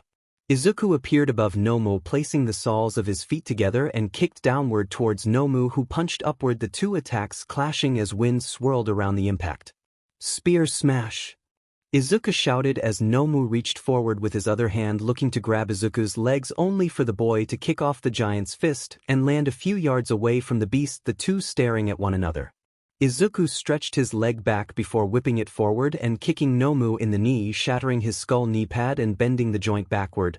But it seemed Nomu didn't even feel the pain as he fell to the ground and grabbed hold of Izuku's leg and began swinging the boy around in a circle, slamming him into the trees of the small forest they were in before pulling Izuku toward himself. Block now. Izuku heard as he brought his arms in front of him in an X, watching as Nomu's fist impacted his arms. Izuku expected to hear his bones break once again, but instead Nomu's fist sunk into his arms before he was thrown upward towards the ceiling. Shishishishi, one for all really is amazing. It somehow made my RBB quirk tougher than it was before. Luffy spoke in Izuku's mind. So it's more like the vulcanized RBB on tires then. Izuku spoke, getting a better grasp of his power now. Yeah, like that now. Turn around and dig your hands into the ceiling. Izuku spun midair on Luffy's command and slammed into the ceiling, his arms sinking into themselves to cushion the impact as Izuku hung there for a moment before jumping to the side to avoid Nomu, who had launched himself into the ceiling after him. Now you've got him, throw your fist back as far as you can and then let him have it. Izuku nodded, throwing his right arm back and then yanked it forward as Nomu started climbing over to him, leaving himself completely open as Izuku went to slam his fist into his face. Nomu dodged to the side. Oh no, he dodged it. Luffy shouted, but Izuku felt like he could still hit Nomu with his attack. No, I believe in you, one for all, there's nothing we can't hit. Python smash. He shouted as red electricity crackled along Izuku's arm, turning it at two angles to slam into Nomu's back, driving him from the ceiling. The massive creature began to fall. That was amazing, now finish him with this. Drop from the ceiling and throw your arm out behind you and twist it like a corkscrew. This was my trusty rifle smash. Luffy said in Izuku's mind as the green-haired boy followed his lead. In his mind, Izuku had felt that the form he'd taken was best suited for the snake style he'd learned from MCR Splinter. Being able to stretch and strike quickly from unexpected directions was the epitome of the style, and as such he'd named all his attacks after snakes, and this one would be no different. Izuku's arms stretched to the limit as he spun it around before pulling it back towards him, his fist unwinding at blistering speeds, his arm beginning to glow with the friction of the air before bursting into flame. All of USA looked up at the glowing figure that was Izuku as he fell from the ceiling like a meteor on re-entry. Stop music! Katsuki and Kirishima looked up from the villains they'd trounced at the bright figure in the sky. Is that Midoriya? Kirishima asked, covering his eyes to get a better look as Katsuki stood next to him, his fists clenched, an angry smile on his face. Izuku! He growled, staring at his once victim moving ahead of him even more. Todoroki looked up from his position in the landslide zone, staring up at the figure in the air. Midoriya, you're full of surprises, aren't you? He stated as unknown to him. Toru, who had been hiding behind a rock as not to get frozen, stared at Izuku and shook in awe. Just how awesome are you, Izuku? She asked herself.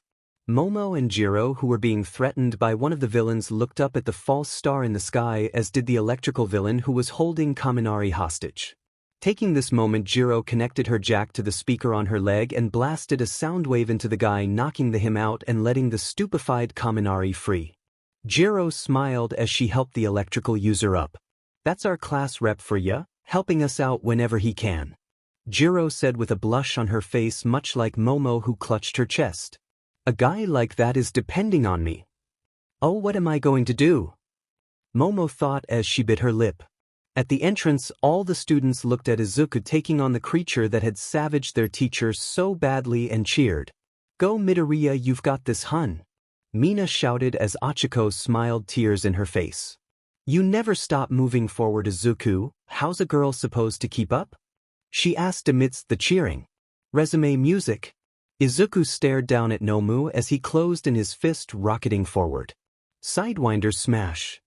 He shouted as his fist connected with Nomu's gut, exploding in flame as the monster was dropped to the ground in a massive plume of smoke, with Izuku landing next to him, his springy legs absorbing the shock completely. Tamura and Kurogiri stared at the boy as he stood there seemingly victorious, only for the rubble of Nomu's crash to be thrown away as the burnt creature stood up, beginning to heal the damage. What, he's still standing? Izuku said as his body began steaming more. His muscles felt as if they were on fire.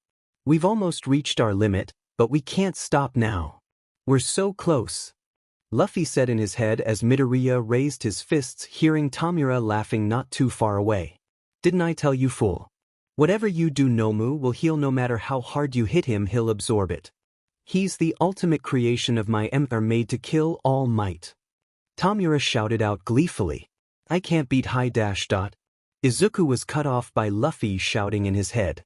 Yes, you can. Nobody is invincible. If he can heal, we'll beat him until he can't. If he can absorb hits, then we'll hit him more than he can take. We don't stop, never give in. Luffy shouted, his unbending will infecting Izuku as he smiled, clenching his fists. Energy crackled around the boy's fists, forming into the heads of two snakes before throwing them forward again and again, each faster than before, until it looked as if Izuku's arms began multiplying. Nomu held up its arms to block the blows as it continued to advance on Izuku, but there were just too many getting through. For every one Nomu blocked, 10 more got through until his encroachment was halted and then began pushing him back, each fist hitting like a missile. Hydra Aya. Izuku pulled both his hands back as far as they'd go before hurling them forward, with the two large snake heads slamming into Nomu's chest. Smash. Nomu was slammed hard, the ground shattering underneath him as he was lifted up and flew backwards, slamming into the wall of the USJ before rocketing through it outside and far away. Izuku watched the receding figure of Nomu as the world slowly faded to black around him. He could hear Luffy's voice in his head, fading with each passing moment. Shishishi, nice one, kid, I'm glad I was able to fight with you. Don't stop here, we're all waiting to see how far you go. Izuku's body fell to the ground, the steam from his body finally stopped. Shigaraki and Kurogiri looked at the unconscious boy in front of them. No, it can't be, that's impossible. Shigaraki shouted, scratching at his neck, blood flowing from the numerous scrapes. He couldn't have beat Nomu. Shigaraki's hands fell from his neck as he started to move forward slowly at first before going into a dead run as he advanced on Izuku's body, his hands outstretched before feeling a massive impact on his side, throwing him far to the left. He rolled on the ground before being caught by Kurogiri and looking at the frowning face of the number 1 hero.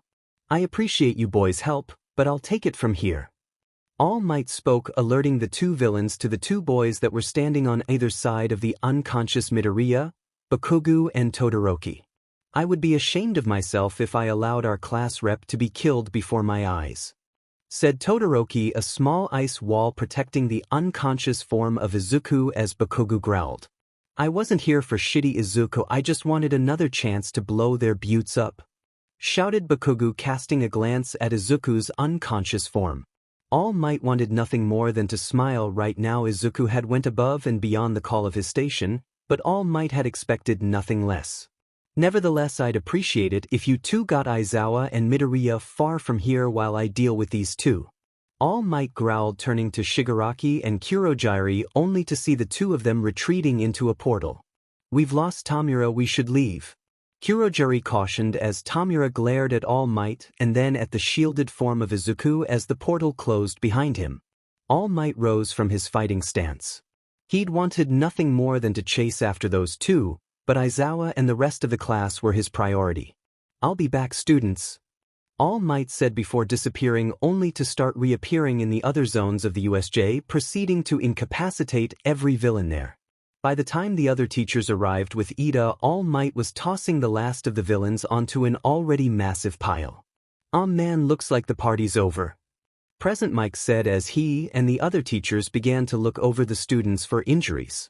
Luckily, it seemed that the only injuries were Aizawa, 13 and Midoriya, all of whom were rushed to Recovery Girl. This is terrible, All Might. To think that UA was invaded by villains. If not for you getting here when you did, this could have been much worse, Principal Nizu said, looking over the students. But it seems that this experience has given them much knowledge in what it means to be a hero. All Might shook his head, kneeling down to the principal and whispering, "That's not the case, Nizu sir. I only arrived here moments before you did. The students did the heavy lifting, none more so than Izuku Midoriya from what I'm told. He fought the creature called Nomu and defeated him." Nizu's face didn't change all that much, but for All Might, who had known the mysterious creature for so long, he could tell he was shocked. "I see, so that's what happened. We called the police on the way over and they just informed me they found a large creature far from here. I'm guessing that creature is the Nomu.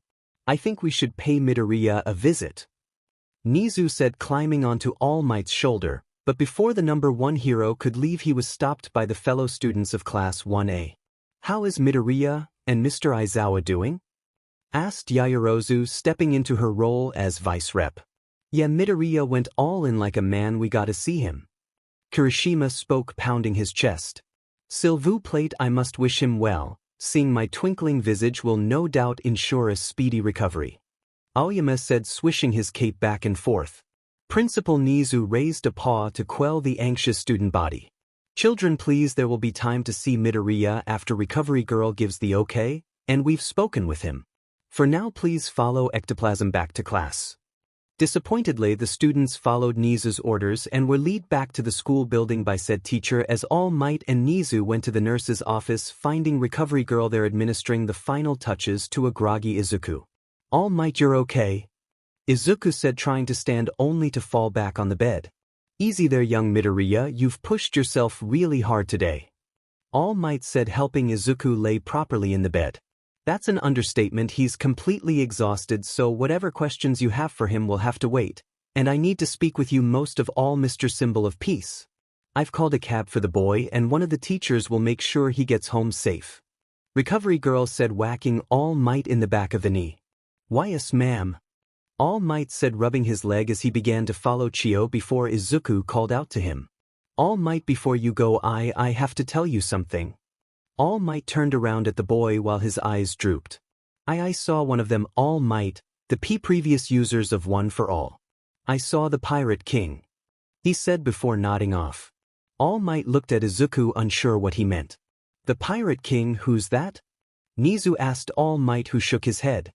"I have no idea, sir, but I do believe Izuku when he said he met a former user of One for All." All Might crossed his arms in thought before Chio coughed, gaining his attention. "First things first, gentlemen. Izuku is in a state of complete exhaustion after my healing. His muscles are the biggest priority. Before I healed them it was as if they'd been torn apart, but I managed to heal them. From what I was told from the teachers by the students he should be more injured. Broken bones, ruptured organs, but nothing. I have no idea how to explain it. She said, sitting down and tapping her cane as the two males took this new information in and looked at the boy in the table even more amazed.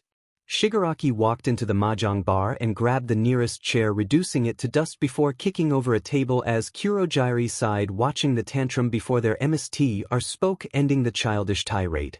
Tamura, what's wrong? All for one asked as Tamura looked at the screen in the back of the room. Nomu failed a mystere. Not only did he never see All Might, he was taken out by some kid with more than one quirk. All for one frowned from where he was as his doctor questioned Shigaraki. My Nomu defeated by a child? Impossible, he was perfect. Well, perfection lost you, quack. Tamura shouted before All for One spoke again. What quirks did he have, Tamura? All for One asked as Tamura sat at the bar tapping his fingers against the surface. Strength for one, and he could stretch really far. All for One frowned deeply as memories of a man in a straw hat ran through his mind. He rubbed his stomach as the memory of numerous fists impacting him was dredged from the depths of his mind. Izuku slowly opened his eyes as he looked towards the ceiling of his own room and not the nurse's office. He turned his head to the side, noticing a plate with a sandwich on it and a glass of water. He smiled as his stomach growled. He sat up to satisfy his hunger when he noticed he was still in his school uniform and there was something in his breed's pocket. He remembered that his hero costume had been completely destroyed, so obviously someone had dressed him in his school uniform before sending him home. He reached in, feeling a bundle of cloth, and pulled it out as he turned on the lamp next to his bed, unfurling the bundle only to come face to face with a pair of purple and black panties. WWHW what?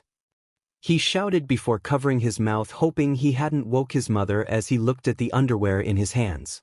There was a note inside the underwear that he fished out, noticing how moist the paper was in his hands and blushing furiously as he peeled the folded note apart and looked at the words on it.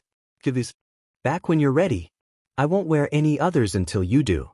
Don't make me wait, or do if that's what you're into. Izuku swallowed hard as he stared at the note and the panties in his hands. There was an address on the note, and he knew it wasn't from Toru, whose house he'd been to several times. So whose were they? Izuku got dressed in his school uniform again as he looked at the wreckage that was his hero costume. Oh man, Donnie worked so hard on this, he said with a sigh, placing the destroyed costume in its case and was about to heft it onto his shoulder before his mother appeared and took the case from him. I'll take care of this, Izuku dear. I don't think you should be going to school with how exhausted you were, but the least I can do is bring this over to Donatello and explain what happened, though I doubt I'll have to. The whole country knows about what happened there. Good thing none of you kids were hurt. Inko said, shaking her head as she looked her son over, brushing his hair and then sighing. Just like your father, I never met a comb that could tame that hair of yours, she said with a chuckle as Izuku blushed before heading out. As he made his way to school, his mind inevitably turned to the largest mystery at hand. The wadded-up pair of panties he had in his backpack. I can't believe I have those with me. I could have just gone back home after school and got them, he said before shaking his head. No, I have to return them as soon as possible. I mean, come on, there's a girl at school going completely commando, he said, whispering quickly to himself, causing people on the street to give him a wide berth all the way to school. Izuku arrived at UA, and before he could even get fully in the school, All Might appeared before him in his yellow pinstripe suit stretched across his massive frame. Excuse me, young Midoriya, I hate to pull you away from class, but there is an urgent matter we must discuss, the pro-hero said, placing a large palm on Izuku's shoulder, who nodded, speedily rushing past the hero to the lounge room, eager to keep All Might from his backpack, as if he was sure the hero could sense the offensive garment in his bag. Izuku and All Might sat in the lounge, with All Might reverting to his true form, conserving his dwindling strength. First off, young Midoriya, I wish to apologize for my late entry.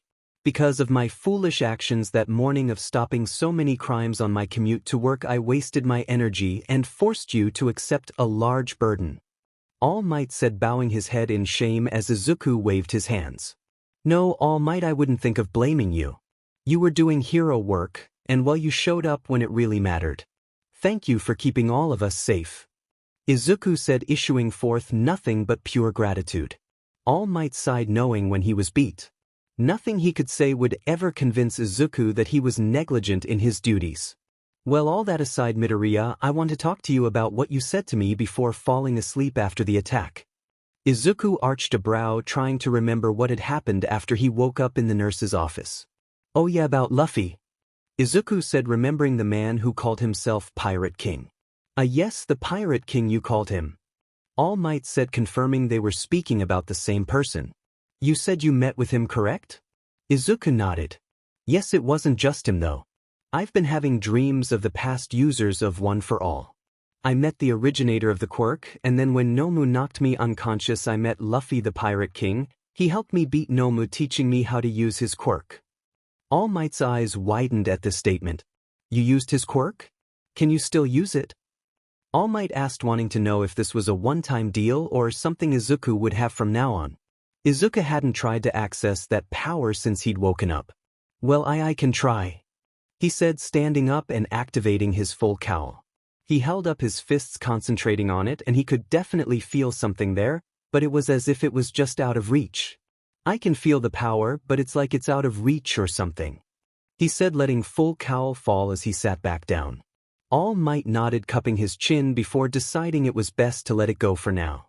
If it was something Izuku could still access, he'd have to trigger it on his own. I'm sorry, young Midoriya, that I can't be of more help. I've never experienced any of what you've told me, nor did my own Emperor mention anything like this to me while I was under her tutelage, he said as he stood up, placing a hand on Izuku's shoulder.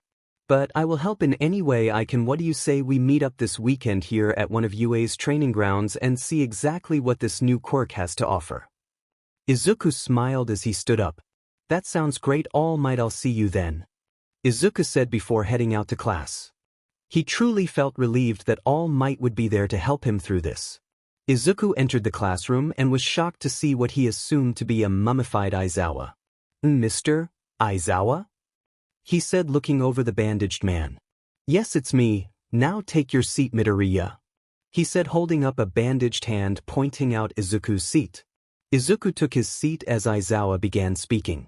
I know what happened at the USJ was unsettling, but if you plan to be heroes, you're going to have to learn to shake these things off and move forward. Point being that the sports festival will be upon us very soon. You've all seen it at least once before. Bigger than the Olympics, the sports festival is your chance to make your mark and show the world what you're capable of. Heroes from all over will see and judge your skills, and if they find you worthy, they will offer you an internship at their office. These internships can make your career and set you up for success even before graduation. Aizawa let his words sink in for a moment before continuing. One chance per year, 3 in a lifetime, so I suggest you don't waste their time and put your best foot forward. The students of 1A began talking about the major opportunity that was heading towards them. Yeah, this is it, a chance to go all out and show what we're made of, Kirishima said, looking over at Bakugo, who was smirking like a cat who cornered a mouse. You peons don't stand a chance with me there, he shouted before turning around, looking at Izuku.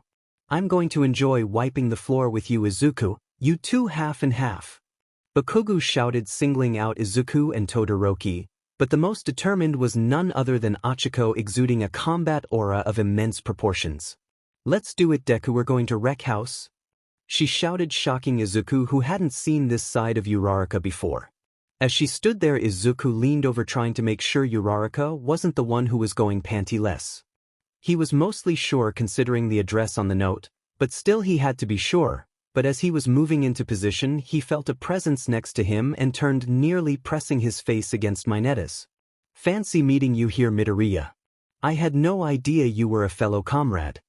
Izuku sat up, looking at the purple short stack, who smiled perversely. Don't worry, I'll keep your secret, Midoriya, and if you ever need something to get you through the weekend, I have you covered. It's the least I can do after getting me out of that situation at the shipwreck zone.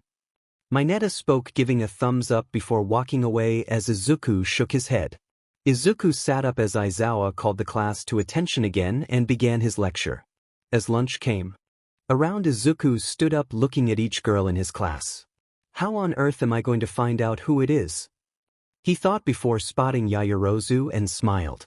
Knowing the keen eye Momo possessed, he was certain she'd spot something off about the other girls.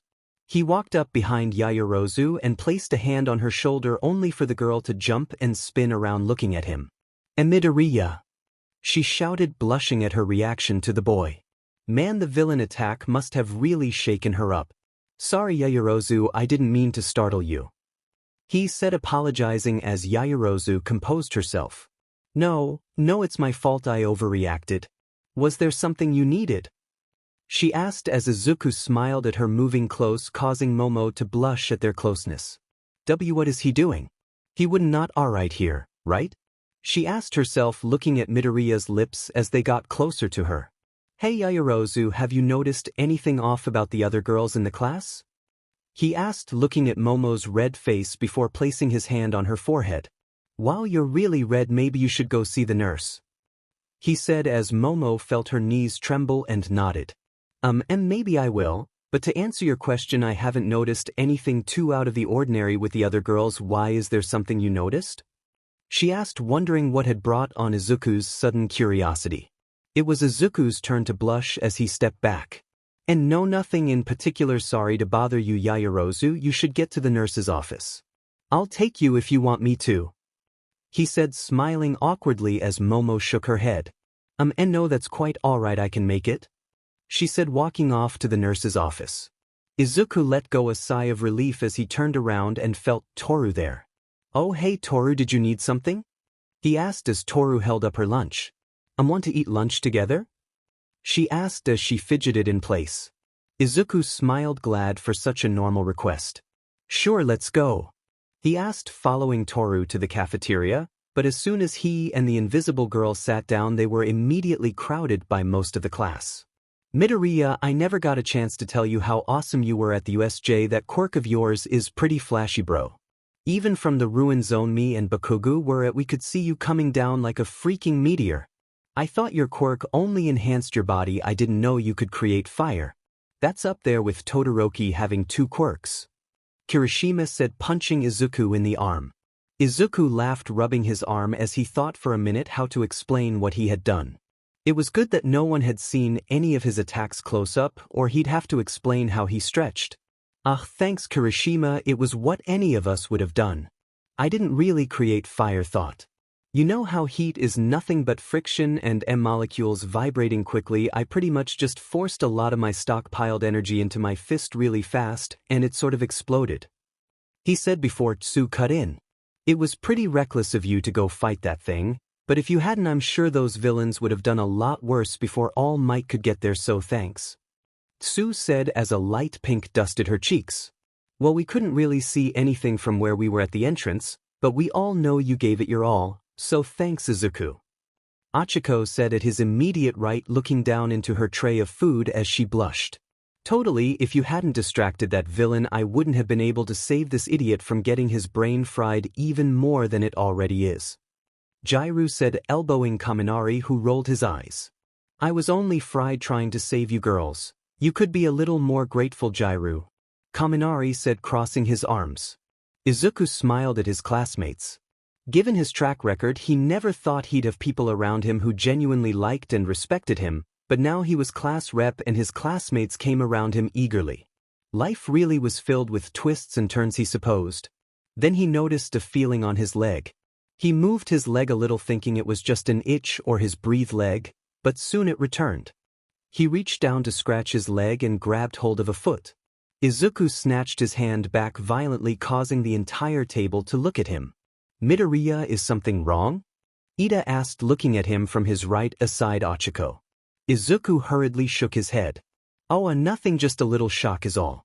"Darn static electricity," he said, shaking his fist in false frustration as he looked across the table, seeing who was across from him. He doubted it was any of the guys on the opposite end, or well hoped it wasn't one of them, so that left who? The closest girls to him on that side were Mina and Jairu, so it had to be one of them. He looked at Jairu, who had been eating a chicken salad, before their eyes locked. They stayed connected for a moment before Jairu looked away, blushing heavily. Could it really be Jairu? He asked himself before looking at Ishido, who met his eyes with a simple smile. "What's wrong, Midori? Is there something on my face?" she asked, her eyes never wavering from his. "I know it's nothing, Ishido, sorry," he said, looking back to his katsudon. The rest of the day went much the same, with Izuku finding no clue who had given him those panties. At the end of the day, he was mentally exhausted from going through scenario after scenario. "Guess I have no choice, I can't let a girl go on like this for another day," he said as he packed up for the day, heading out to the address he'd been given. He sent his mom a text telling her he'd be studying with some friends. It made him sick to lie to his mother, but the truth would probably kill him from the embarrassment. Izuku stood outside a completely ordinary home. A chain-link fence, mowed lawn, even a welcome mat. The only thing out of the ordinary was the fact that the nameplate for the mailbox was missing. Taking a deep breath, he opened the gate and walked up to the front door and knocked. His first knock pushing the door in, showing him it was open. "This isn't suspicious," he said, pinning an eyebrow as he slowly made his way into the door. Not a single footfall could be heard as he slowly latched the door and dropped his bag and shoes at the front, moving deeper into the home. It was then Izuku heard a thud from one of the back rooms and a muffled voice. He stealthily crept closer to the room. The door was open, and as he looked into the doorway, a light was turned on and there sat Ishido in a disheveled bathrobe. One half was slipping off her shoulder, showing off her black and purple bra. "I thought wearing the matching bra would be best," she said, easing her legs open, and the glimpse Izuku got before he closed his eyes was enough to let him know she wasn't wearing anything underneath. "Ishido WWH, what are you doing?" Izuku shouted as he heard Mina giggle. He felt her hands on his arms as she pulled him into her room and onto the bed where she sat on top of him. "I knew you'd close your eyes if I did that. Otherwise I'd have had no chance of getting the upper hand," she whispered. With his eyes closed, his other senses were heightened. It felt as if Ishido's voice was inside his brain, and the heat from her senti on his stomach felt searing to him. "To answer your question, I'm giving everybody what they want," she said, digging her nails into his shoulders. "What do you mean, what everybody wants?" he asked, opening his eyes a crack, seeing that Ishido's face was only inches from his own.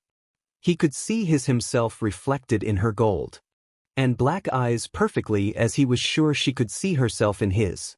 "Oh Izuku, you're so cute and naive. I know you've been double-dipping, you naughty boy," she said, smiling at him. "Both Toru and Uraraka are head over heels for you, but let me guess, you think you have to choose between them, right? I bet it went something like this." Ishido sat up and cupped her mouth as she hunched over a little, and in a good impression of Izuku said, "On the one hand, I've known Toru for a lot longer, and she's so sweet I can't let her down. But Uraraka, she's just so down to earth and dependable, not to mention she knows something about me I haven't told anyone else. Something like that, right?" Mina asked, to which a dumbfounded Izuku nodded. Her assessment was spot on for the most part. Mina giggled as she laid atop his chest, her BRS smushing against him. If he looked down, he was sure he could see her exposed cleavage. "What if I told you that you didn't have to choose, that if you really want them you can have them both and more? I'd even be willing to help you if you give me what I want." Izuku's eyes widened at Mina's statement. There's no way she could accomplish what she was saying. That stuff only happened in Thai manga and anime. Ishido could see the look of skepticism in Izuku's eyes and sat back up a little, the top of the robe falling off down her arms, completely exposing her bra and top half. "I'm telling the truth, Izuku, I'm a girl, so I know how girls' hearts work. I can do it if you do something for me," she said, staying where she was as she stared down at Izuku. He liked his lips, a light sheen of sweat on his forehead, before taking a deep breath. "What do you want?" he asked as Mina's eyes seemingly glowed in the evening light as her smile became predatory. At a cafe sat two girls looking across from one another. They were in a booth in the back of the cafe, and the tension between them was palpable. On one side sat Achiko Uraraka, and on the other sat Toru Hagakure. Both had drinks in front of them, untouched, as the two stared at each other. Even though one was invisible, anyone could tell these girls were locked in a contest of wills. Achiko reached towards her orange cream soda, taking a sip from the long straw before speaking. "We both know why we're here, so let's not procrastinate any longer. This is about Izuku." Toru reached for her strawberry slush, swirling around the icy mixture before taking a sip as well. "It's as you say, Uraraka, we both want Izuku, but only one of us can have him. I'm not backing down. I've been in love with Izuku since before school started. Toru said, sitting forward as Ochako did the same. You may have known him longer, but I asked him out first, and I was his first kiss. So isn't it only courtesy that you step aside, otherwise you'll just be chasing your own selfish satisfaction, not caring about Izuku's happiness. Toru sat back, slapping her hand on the table as she stared at Ochako. You're saying I'm the treacherous empress? She hissed as Ochako sat there sipping from her drink. I'll do whatever it takes to make Izuku happy, and I know that it's me who will do that for him. Ochako sat her drink down before sitting forward. The vicious aura she had at the announcement of the sports festival was back and even more intimidating. If that's how you feel, let's settle things at the sports festival then. I plan to win it all, but let's just say whoever makes it the farthest. After all, Izuku is reaching for the top and needs someone at his side who can attain those same heights, so whoever gets closest or surpasses Izuku in the sports festival earns the right to be his girlfriend. Ochako held out her hand to Toru, who after a moment accepted the deal. Yeah, it'll probably go something like that, Mina said as she sat beside Izuku, having explained her prediction about what Toru and Uraraka were likely to do. The green-haired boy held his head in his hands, shaking it back and forth. I can't let that happen. I have to stop them, he said, about to stand up, only for Mina to throw both her legs across his lap. And you will, by doing what I say, but first you asked what I want, and that is simple, my dear Izuku, she said, sounding out his name as she undid her robe, letting it drop to the floor, swiftly followed by her bra.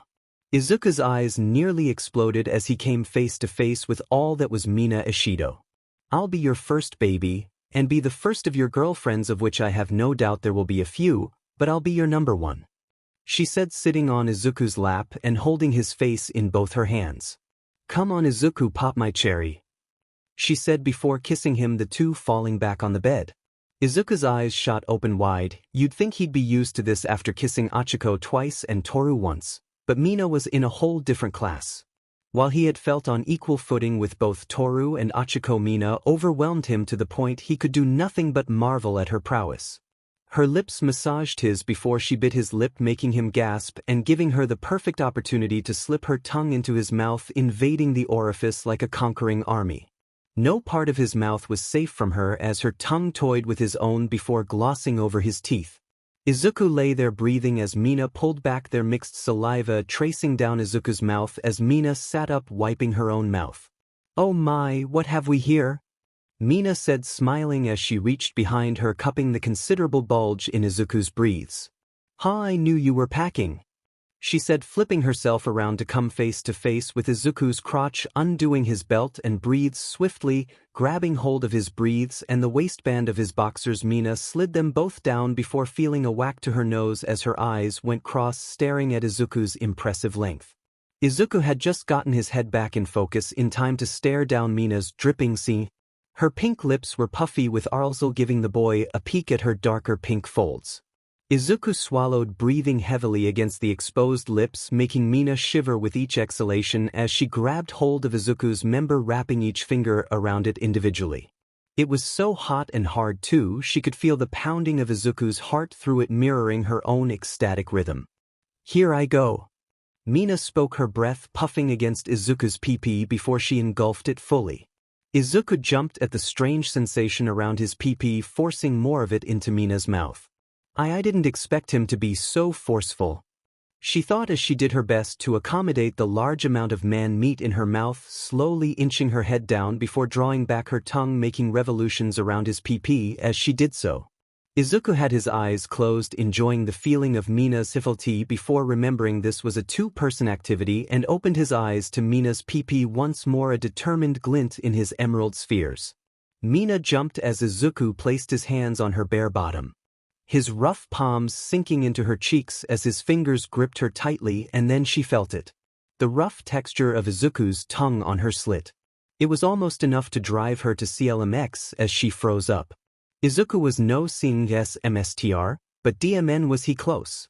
Mina pulled off Izuzu, breathing as she felt him continue pleasuring her pee-pee with his tongue. Don't tell me you've done this before? She whined, shaking her hips side to side as Izuku's tongue probed deep into her core. Mina froze up, her entire body stiffening as she experienced her first orgasm. A rush of fluids entered Izuku's mouth as he swallowed hurriedly to keep up with the flood of girl cum in his mouth. Mina tasted strange, like lime strawberries maybe. It was new, needless to say, as Mina collapsed on top of him. He moved her onto her back beside him before moving on top of her, looking in her glazed golden eyes, her cheeks almost purple with her blush as she lay there breathing, her breaths heaving with each breath. Izuku liked his lips, tasting the last of Mina's fluids before gripping a leg in each hand, easing them open. Mina looked down as she saw Izuku's member pressed to her entrance. Her eyes traced up his abdomen until locking eyes with her green-haired lover, who gave an awkward smile, most likely his attempt at an enemy grin. Even in this situation, you're still so pure. I love it, she thought to herself as she found the strength to move and reached into nightstand drawer and withdrew a condom from it and tore off the top as she sat up, feeling her second wind coming on. Here, let me, baby, she whispered as she slid the condom down his length, biting her lip as she watched the condom stretch down his length. It's barely big enough, she thought, a goofy grin on her smile before she felt Izuku's arms come around her, pulling her forward into a hug as his deep pierced her core, impaling her on his pleasure rod. Mina ummed loudly in his ear as she wrapped her arms and legs around him, squeezing him tightly and forcing all of Izuku into her. Izuku could feel Mina's breasts pressed against his chest, her heart beating against his as he moved to lay her back on the bed as he withdrew from her, seeing small red droplets on her bed. Mina, he said worriedly before feeling Mina's hand on his cheek. Shush, it's fine, it doesn't hurt at all, I promise, she said before kissing him lightly several times on the lips. Now show me what you've got, stud, she whispered as Izuku nodded, sliding his hands down her sides to her ample hips, grabbing hold as he began moving into her slowly, at first easing his full length in before withdrawing, only to repeat the process, his rhythm picking up until the room was filled with the sounds of flesh colliding and Mina's miming. Oh, Izuku, Mina yelled as the boy grasped her breasts, skin on one of her nipples as his pee-pee pounded her pee-pee like a drum. Mina grabbed hold of Izuku's back, feeling the strong corded muscle there as she dug her nails into his back, hearing Izuku's hiss of pain as he drove his D into her very center before crying out in her ear as she did the same, both clunksing at the same time. Both lay in Mina's bed drenched in sweat as Mina's juices ran out onto her comforter. Izuku lay there a moment listening to Mina's heartbeat as his head lay between her breasts before finally moving.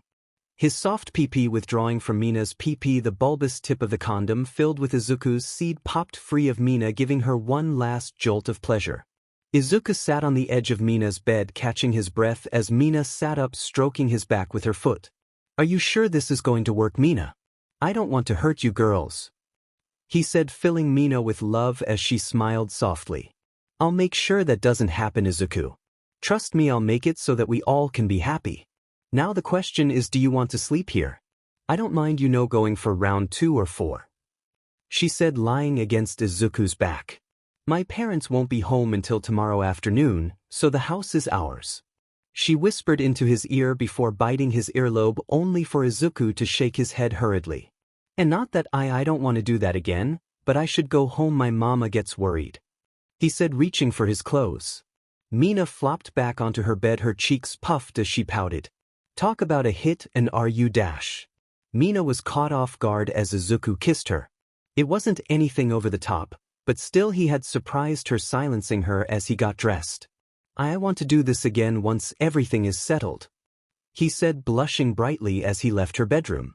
Mina touched her lips before giggling as she lay there. Oh, Izuku, just when I think I've got you, you go and show me something new, she whispered, wrapping herself in her blanket, smelling Izuku's scent. That Friday, Achiko walked towards her shoe locker and sighed. Izuku was being really distant today, she thought to herself, remembering how Izuku seemed to avoid her. Maybe he found out about me and Toru's confrontation and is disappointed in me? She asked herself as she reached into her shoe locker and found a note. Meet me at the park on the far side of the lake after school, I'll give you my answer. Achiko's heart went into overdrive as she read the message. This was definitely Izuku's handwriting. So that's why he was being so aloof today, she thought as she changed shoes and headed out immediately to the park. Achiko thought about going home to change, but didn't want to keep Izuku waiting, especially if it was good news. She couldn't afford to postpone this. She arrived at the park and looked around before heading to the other side of the lake. She neared the opposite side of the lake from the entrance and expected to see Izuku there. Instead, she was met with Mina. "Mina, what are you doing here?" Achiko asked as the pink-skinned girl turned around holding a piece of paper. "Oh, hey Achiko, I got a note in my locker asking me to come here, and well, I found this here, but it said I should wait until all 6 of us are here." Mina explained as Achiko paled a little. "All 6 of us?" she asked, thinking that Izuku, her first boyfriend, had invited more girls to this. No, Izuku wouldn't do that. There must be something else going on, maybe it's a prank? She thought, but she knew Izuku's handwriting and was certain her note was written by him. As Achiko stood there chasing her own thoughts, another set of footsteps could be heard, and in came Jiro, breathing as she bent over her knees trying to catch her breath. "I'm here, sorry for being late," she said, opening her eyes to the 2 girls and arched a brow. "Okay, what the hell, I thought I was supposed to be meeting someone else," she said, blushing as she looked away. "That makes 3 of us, we're halfway there," Mina said, smiling coyly, causing both girls to look at her with suspicion as more footsteps began to come into range, those being Toru, and after her Momo, and the last one being a surprisingly shy Azui.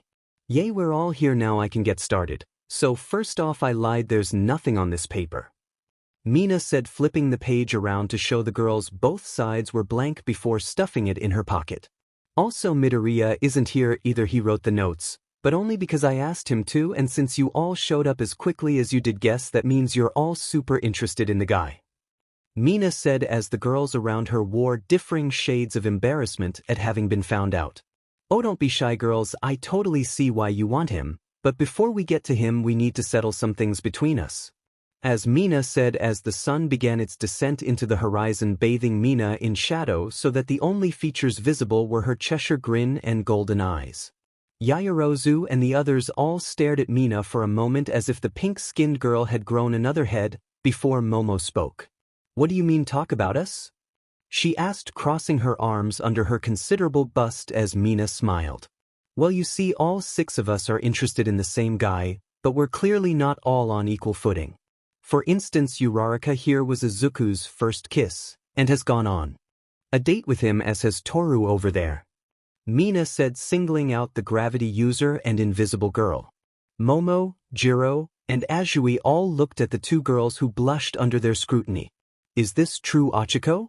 Azui asked, feeling a little betrayed. She thought she and Achiko had a special friendship, and yet she hadn't told her that she was dating Midoriya, but that also went back on Tsu. After all, she hadn't told Achiko she'd started to have feelings for the green-haired boy, but in her defense, she'd only just realized how she felt after the USJ incident and having a front-row seat to Midoriya's determination to save his classmates. Achiko looked at Tsu, knowing that she couldn't lie to her arguable closest friend. "Yes, it's true, Tsu," Achiko admitted before looking at Mina. How did you know that?" she asked, knowing that Izuku wouldn't say anything without telling her, and they'd both been super careful about not revealing their situation by accident. "So how did Mina know?" Mina shrugged. "Well, if you're thinking that Midori told me, then you're wrong, and shame on you for doubting him. I doubt even lengthy torture could get him to spill the beans, but as to how I know, it's simple. I saw you kiss him that first day of school as thanks for saving you during the entrance exam. It was really touching, and while Toru was just too obvious, I'm sure everybody in class could see you had a crush on the guy invisibility or not." Mina shrugged as Toru dug the toe of her shoe into the dirt, embarrassed by her lack of subtlety. "Wait, you're saying he's dating the 2 of them, and from the way they're acting you 2 obviously knew about each other, right?"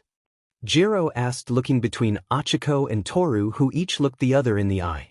"Yes, we know. Izuku was up front with us that he had been on a date with the other, and said he would make a decision on who to continue dating, but Hagakure and I knew it would eat him up inside to break one of our hearts, so we decided to let the sports festival decide who would be with him.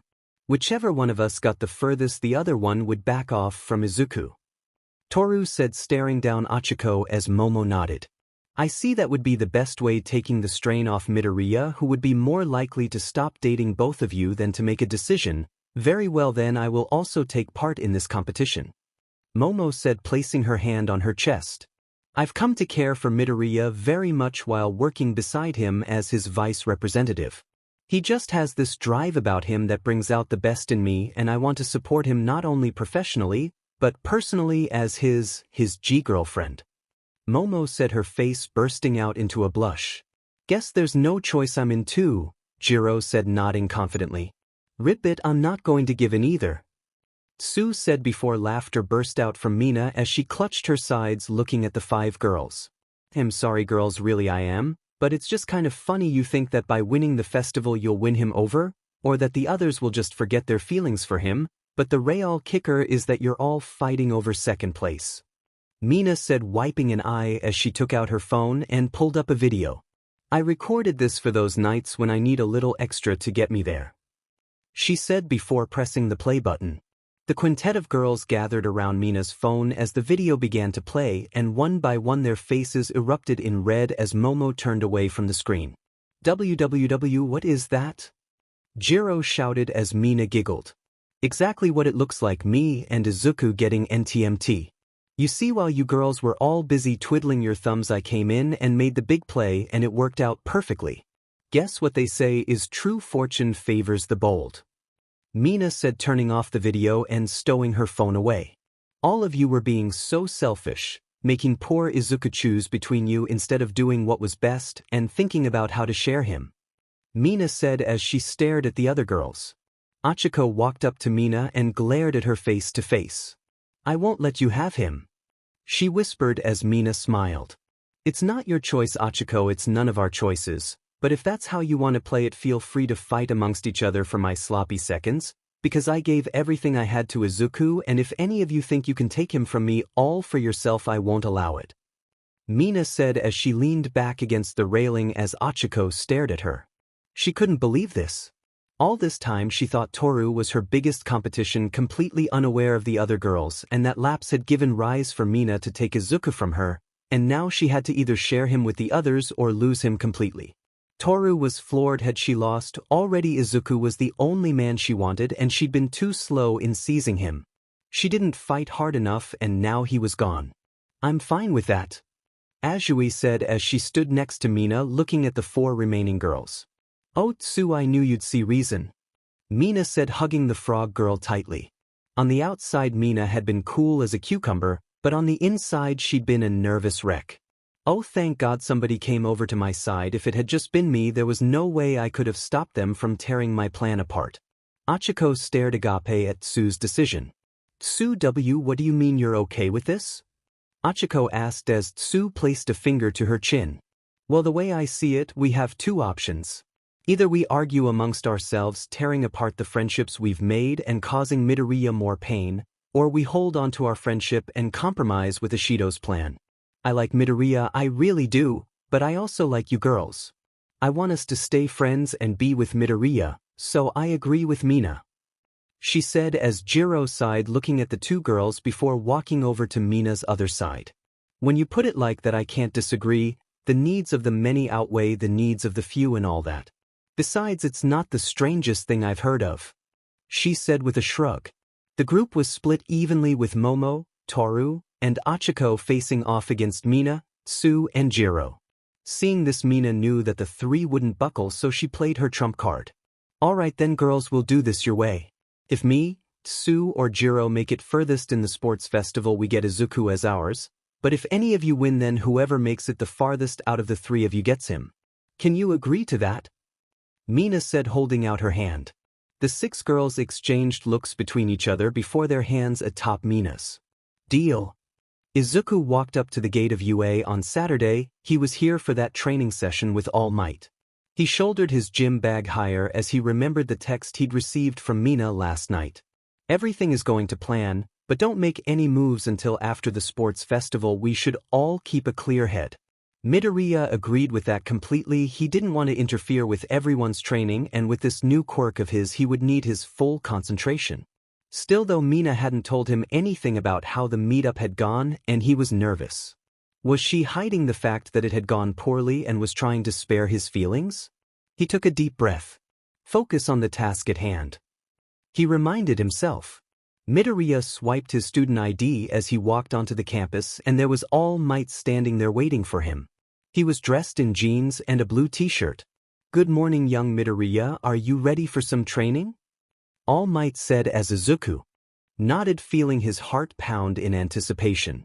"Yes, sir, All Might," Izuku said excitedly as All Might cupped a hand to his ear, leaning closer. "I can't hear you," I said. "Are you ready for some training?" Izuku took a deep breath, seeing what All Might was doing. "Yes, sir, All Might." All Might stood up straight and nodded. "That's what I like to hear, now let's go," he said, jogging off towards Ground Gamma, with Izuku keeping pace with him before stopping in front of the large doors to the site. "This young man is Ground Gamma, where we'll be seeing how that quirk of yours works." All Might spoke, walking in as Izuku looked around at the industrial area. "Wow, UA really goes all out, doesn't it?" If he didn't know better, he'd swear he was actually in part of some large city. "I've been trying to reach out to that new power, All Might, but I haven't had much luck. It still feels out of reach," Izuku said, afraid he'd disappointed All Might. "Never fear, young Midoriya, mental training can only get you so far, but now we can get into the physical stuff. I want you to remember what it was like to have that new power flowing through you. What were you feeling? What were you thinking about?" All Might asked as Izuku closed his eyes, thoughts of that day flowing through his mind. The pain of his broken body as Nomu pummeled him, the flashes of his friends' faces being broken by that monster, his anger at not being able to do more, but most of all the feeling that even with All Might's quirk he still wasn't good enough. He needed more power to go beyond who he was now. Izuku clenched his fist as full cowl activated around his body, but instead of the usual green lightning crackling around his form, the energy was red and looked like steam wafting from his body as his hair rose up, flickering like fire.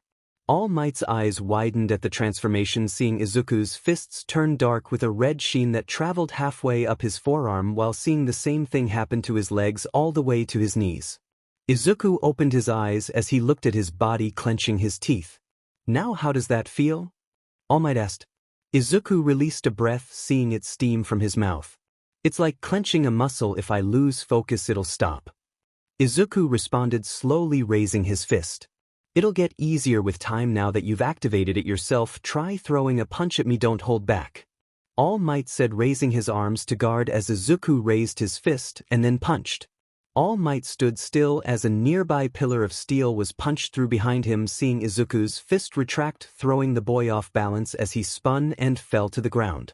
"You were supposed to hit me, Midoriya," All Might clarified as Izuku sat up.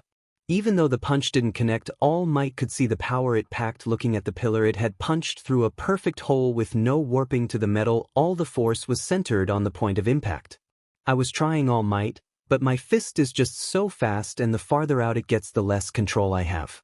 It was easier when I had Luffy in my head. He helped me guide it, but now it's too much," Izuku said, standing up, seeing his transformation had ended. All Might nodded at that. It was true that Izuku's fist had been too fast for even All Might to see, and he was used to traveling at incredible speed, but Izuku had probably never come across something so fast. All Might placed a hand to his chin as Izuku concentrated on bringing back his full cowl. "How can I put him on the right track without giving him the answer outright?" All Might thought to himself before getting an idea.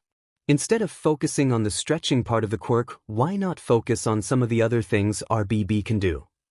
All Might said as Izuku pet his head, thinking about all the things he knew RBB could do. Over the last few days he'd read a lot of books about the properties of RBB. Let's see, RBB can stretch, but it can also bend, bounce, expand, and retract, Izuku said, summoning his new full cowl. He'd have to think of a name for it later. Izuku clenched his fist, drawing it back, and watched as his fist sink into his wrist and then his wrist into his forearm. "All Might, look!" Izuku shouted, losing his concentration as his fist shot out, slamming into the hero, who blocked just in time as he was thrown back into a wall. "All Might!" Izuku shouted as he ran over to the hero, who was coughing as he waved the dust out of his face. "All Might, I'm so sorry, I lost focus, it just shot out." Izuku apologized profusely as All Might stood up, mostly unharmed. "Never fear, Midoriya, it will take more than that to hurt me. But now you see that you can control this quirk. By withdrawing your fist into yourself, it's like loading a bullet into the chamber of a gun. Instead of trying to aim the bullet yourself, all you have to do is learn to keep your arm steady and let it guide your fist. All Might explained as Izuku looked down at his arm, nodding. You can't expect to grasp a quirk in its entirety at first. It's like putting together a puzzle, dealing with one piece at a time until the picture comes together as a whole. All Might explained. Izuku raised his hand in front of his face before clenching it. One step at a time. Exactly. Now come on, young man, we have much more to learn, so come at me. All Might shouted as Izuku taking his stance ready to train. All for One sat in his chair as he watched Tamura through his camera. The boy was still pouting about his loss at UA and had begun developing an obsession with the boy who'd defeated Nomu. All for One had to admit he shared his student's interest for the boy. He gave a yawn as he leaned back, getting comfortable in his chair, beginning to doze off. He didn't sleep often, and when he did it was fitful at best. His body was a mass of pain. Sure, he was alive, but everything hurt. All the surgeries left scars not only on his body, but his mind as well. Of course, he would never admit to any of it. All for One stood on Japan's coastline. He'd been planning this for a while now. The SBMSN of Japan's navy. It was time to cut off this island from the rest of the world, cementing his control of the nation. As he stood there, his army of Quirk users barreling towards the shipyard, a cannonball shot from the ocean landed in front of his rushing army, exploding on impact and stopping his army in its track. He turned towards the ocean, seeing a lone ship heading to the coast. Its flag that of a skull wearing a straw hat. All for One had seen this flag before. Yet another person entrusted with his foolish brother's quirk.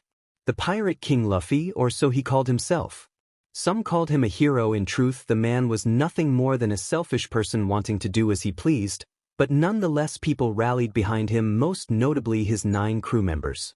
All for One had faced him once before with Luffy's brother. He had the king dead to rights and was going to kill him if not for his brother sacrificing himself and allowing Luffy to escape. The sound of another cannonball was heard as it soared through the air. All for One raised his arm using his air cannon quirk to blast the ball away, only to hear a yell above him. He looked up to see a giant fist barreling down on him. He was riding on the cannonball? All for One thought as he used his power of flight to get out of the way as the massive fist impacted the ground, shattering it and sending a quake through his army. You reckless fool! All for One shouted as he rained lightning from his palm on the man, creating a cloud of dust. Of my sight, you dash! Suddenly 2 arms shot from the cloud of dust, grabbing hold of All for One's shoulder as Luffy pulled himself towards him, slamming his head into All for One's. That's for my brother! Shouted the Pirate King before punching All for One in the stomach, sending the older man to the ground, only for him to stop inches above it before dodging to the side to avoid Luffy's foot. RBB stamp smash! Luffy shouted as he fell to the ground in front of All for One, taking a fighting stance. It's over, All for One, Luffy said as he threw his fist back, only to sling it forward towards All for One, who countered with a punch of his own. Kinetic booster! The 2 fists clashed together, throwing both men back. Not done. Second gear. Luffy's body began to issue forth steam as his body became red, only for the pirate to disappear, appearing at All for One's side. Jet pistol smash. All for One's body crumpled around Luffy's fist as he grabbed hold of the boy's chest. Immolation.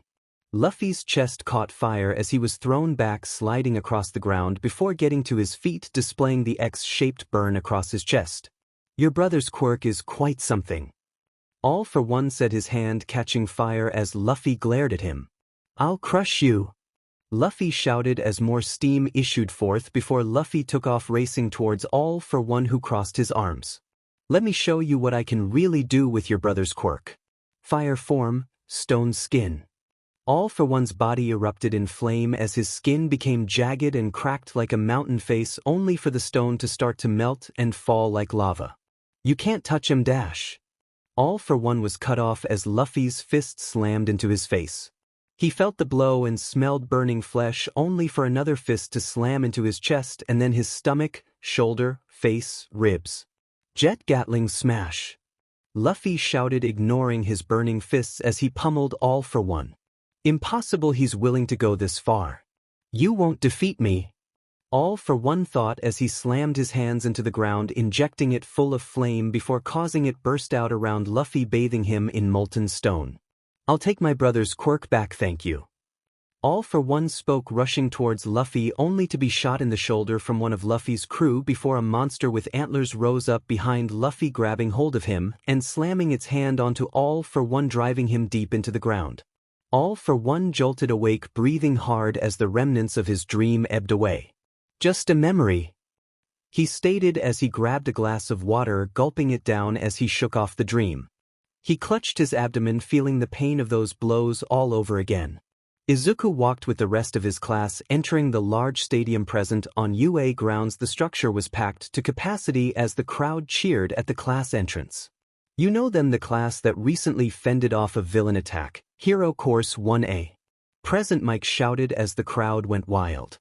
Wow, I never thought we'd get this kind of adulation, leaves me kind of embarrassed, Izuku said as Katsuki stood next to him. Shut your butt, Izuku, soon enough they'll be cheering for me when I win this thing. The blonde growled, his red eyes locking onto Izuku's green ones. This time I'm going to crush you and prove my view of heroes is the right one. So you better give it your all, you nerd, Katsuki shouted as Izuku eyed him. Sure thing, Katsuki, I won't lose, Izuku said as Kirishima moved between the two, slinging an arm over both their shoulders. That's some manly words, guys, but don't forget about us, you two aren't the only ones with something to prove, the redhead said as Bakugo turned from both boys, leaving Kirishima hanging solely on Midoriya's shoulder. Well, guess we'll see who's on top in the end, right? Kirishima said, shaking Izuku, who smiled at him. I'm looking forward to taking you on as well, Kirishima, Izuku said, slugging the redhead in the side as both smiled, with Kirishima walking away, rubbing his ribs a little. I'm looking forward to overcoming the fruits of your new training, Izuku, Ojiro said, smiling at the green-haired boy. Don't worry, Ojiro, I'm hoping to go against you as well. Izuku turned from the boy to look at the girls in the class. They were separated, dispersed throughout the crowd except for Mina, Jiro, and Tsu, who were grouped together. The three girls looked over, noticing Izuku looking at them. Jiro blushed, twirling her earlobe, while Tsu looked down, blushing. Mina smiled at the two, shaking her head before waving at Izuku. Izuku gave a shy smile and waved back as well. He wanted to go over and talk to them, but Mina had asked him to keep focused on the sports festival, saying she didn't want either of their feelings to cause them to lose focus, and Izuku had to agree, so he kept to himself for now. Mina had promised to tell him how the rendezvous had gone after the festival was over. He looked towards the main stage as Midnight walked onto it to numerous cheers, catcalls, and wolf whistles. Hello everyone, I'm the R18 Pro Hero Midnight, and I will be your announcer today. I hope you're excited because I sure am. In fact, some might say I'm sopping wet with enthusiasm. More cheers could be heard at this little innuendo. But enough about me, this is about our glorious students putting their all on the line, chasing their dreams for this UA's sports festival. To start off our wonderful sports festival, I would like to call upon Izuku Midoriya to give us our opening speech. Midnight announced, pointing at Izuku, who immediately began sweating before he felt a push to his shoulder, looking back at Ojiro, who was giving him a go-on gesture. Izuku took a deep breath before walking up on stage. I just want to say that all of us have our own reason to be here and pursue the path of a hero. We're all putting everything on this sports festival to achieve our dream. It makes me proud to be studying alongside such courageous people, and I look forward to pitting my will against all of you. My sensei has a saying that I believe fits all of us here. As iron sharpens iron, brother sharpens brother. Let's all grow sharper plus ultra, he said, punching his fist into the air as the entire arena exploded in applause. Even the students who had previously showed up at Class 1A thinking all of them were a bunch of pompous jerks were soothed by Izuku's open-hearted pledge to give his all. Guess all of Class A isn't a bunch of JRKs, stated Tetsu as Izuku stepped down, giving Midnight the floor once more. Well, that was a positively orgasmic speech from Class 1A's Izuku Midoriya. Now then, on to the first event. This will be an obstacle course race. The students will exit the stadium and make a full lap around the prepared track, entering through the opposite entrance to the stadium. Simple, yes, but as they say, simple does not mean easy. The course is full of obstacles that, if you're not careful, will put you out of the race before you know it. Now, with that out of the way, On your marks, get set, go. Midnight struck her WHP against the concrete, signaling the start of the race. The students crammed themselves into the exit tunnel, rushing to get out as soon as possible. Izuku looked at the crowd at the tunnel and shook his head. They're testing us to see how we get through this. He thought as he rushed for the door. Just as he was nearing it, he felt a blast of cold air and instinctively jumped to the walls of the tunnel before doing the same, jumping from wall to wall until he flew out over the iced crowd thanks to Todoroki. But it looks like he wasn't the only one to avoid Todoroki's trap, seeing Bakugo, Yuga, and Momo seemingly clear it with no problem. You're going to have to do better than that, icy hot. Bakugo shouted as he exploded himself towards the dual quirk user before noticing much bigger targets. These BS starts again? Bakugo cursed as Todoroki took in this newest obstacle.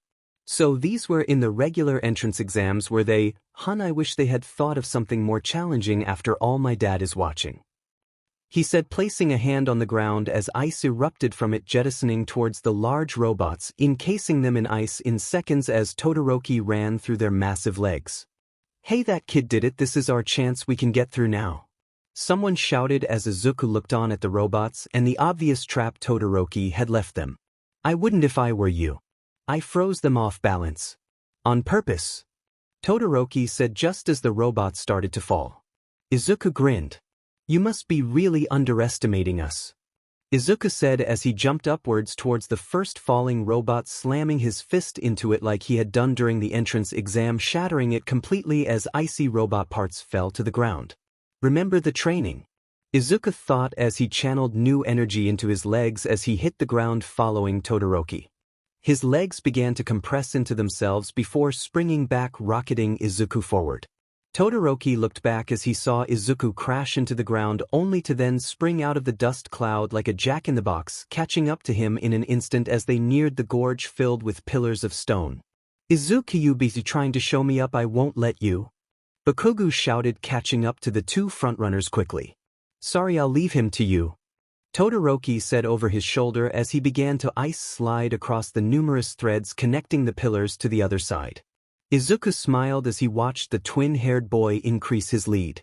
You won't shake me that easily, Todoroki, Izuku shouted as he began running faster, full tilt towards the edge of the gorge before jumping off it into the air, managing to avoid Bakugo's explosive energy as he fell.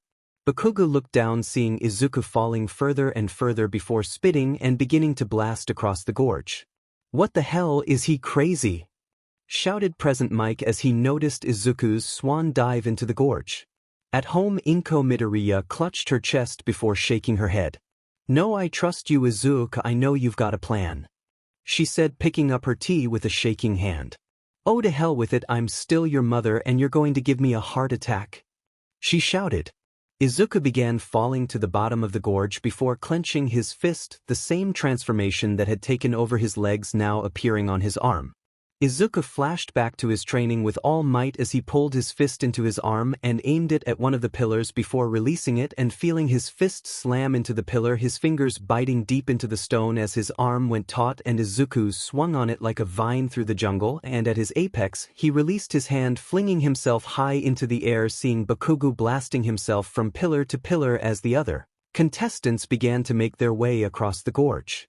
I can do this, he said as gravity took hold. He shot out his arm again, swinging himself across the gorge completely as he hit the ground on the other side, rolling to conserve his speed as he got to his feet, making a beeline for the next obstacle, seeing Todoroki in front of him and hearing Bakugo right on his tail. Okay, level with me, Eraser. What was that we just saw? Does Midoriya have another quirk besides strength? Present Mike asked, looking at Eraser, who shrugged. No, but I'm guessing during his fight at the USJ he might have developed a new way to use his quirks. After all, Midoriya's quirk is stockpile, allowing him to use the energy he's stored to augment his body. This might just be something he's learned or invented. This is what heroes should strive for. Every day new villains with new quirks threaten society, and each one needs to be dealt with uniquely. Present Mike nodded. Wow, that was actually some good commentary there, buddy. I knew you had it in you, Present Mike shouted, clapping Aizawa on the shoulder. Todoroki looked at the spots of freshly turned earth and the warning signs about mines. I could ice it over, but that would make it easier for others to cross. It can't be helped, I'll have to take this slow, he said, stepping slowly and gently through the minefield. As things stand now, Todoroki from Class 1A is in first place, having reached the minefield, but don't worry, these mines aren't going to kill you all the same, avoid them unless you don't mind some heavy bruising. In second place is a jockeying match between Bakugo and Midoriya, also from Class 1A. Present, Mike said, laughing a little. Midoriya avoided an explosive palm before retaliating with a finger flick that Bakugo managed to avoid, feeling the force of the wind snatch at his shirt before Izuku stopped to look at the minefield in front of him, thinking how best to get across, standing there and analyzing as Bakugo careened past him cautiously, but hurriedly making his way through the field. What's the matter? Izuku scared of a little explosion?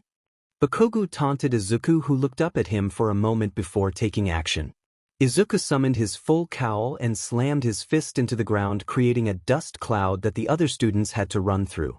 Once the dust cleared, people could see Izuku positioning two large chunks of earth side by side with a small distance between them. Okay, I don't get this, Eraser. Midoriya has fallen from second place to almost last in order to build a rock sculpture? What could he be planning? Eraserhead was also a bit confused as he watched the boy bolster the base of the two massive chunks of rock. Young man, what could you be thinking? All Might said, ruffling his hair in confusion. Sue passed by Izuku as she deftly crawled between the hidden mines, unable to risk jumping through them and setting them off. Sorry, Izuku, I'll be going ahead, she whispered, trying to keep her lead against the other girls. Izuku wiped sweat from his forehead as he looked over his launch pad and then smiled before summoning his red cowl on his arms before grabbing hold of the two large boulders and began walking backwards, his arms starting to stretch more and more until Izuku picked up his feet and his arms quickly retracted, slinging him forward, completely bypassing the minefield and landing on the other side right as Bakugo and Todoroki did, hitting the ground running as he took the lead away in one fell swoop. Can you believe that, folks? All the time Izuku was building a slingshot to launch him clear across the minefield and snatch first place like a thief in the night. The entire stadium roared with enthusiasm as they saw Izuku running for all he was worth in front of Todoroki and Bakugo. At home, Inko shot to her feet, punching the air in victory, chanting at the top of her lungs. Go Izuku, go! Go Izuku, go! Izuku ran full tilt into the stadium, capturing first place to the adulation of the crowd, but all he could hear was All Might's voice. This is your chance, young Midoriya, as the next symbol of peace. Use the sports festival to announce to all that you are here. Izuku smiled as he walked further into the stadium and locked eyes with All Might, giving a thumbs up. I did it, All Might. I'm here to win. And there you have it, folks. First place in the obstacle race goes to Izuku Midoriya of Class 1A. Midnight announced as Todoroki, and then Bakugo entered the stadium, capturing second and third place. Bakugo grit his teeth as he stared at Izuku. It seemed no matter what he did, Izuku has the upper hand. But go ahead, Izuku, take this win. It'll only make it all the better when I beat you in the end, Bakugo shouted before looking at Todoroki. Don't think just because you got second place it means you're better than me, icy hot, Bakugo said, kicking the ground as he walked away, clearing space for the remaining contestants.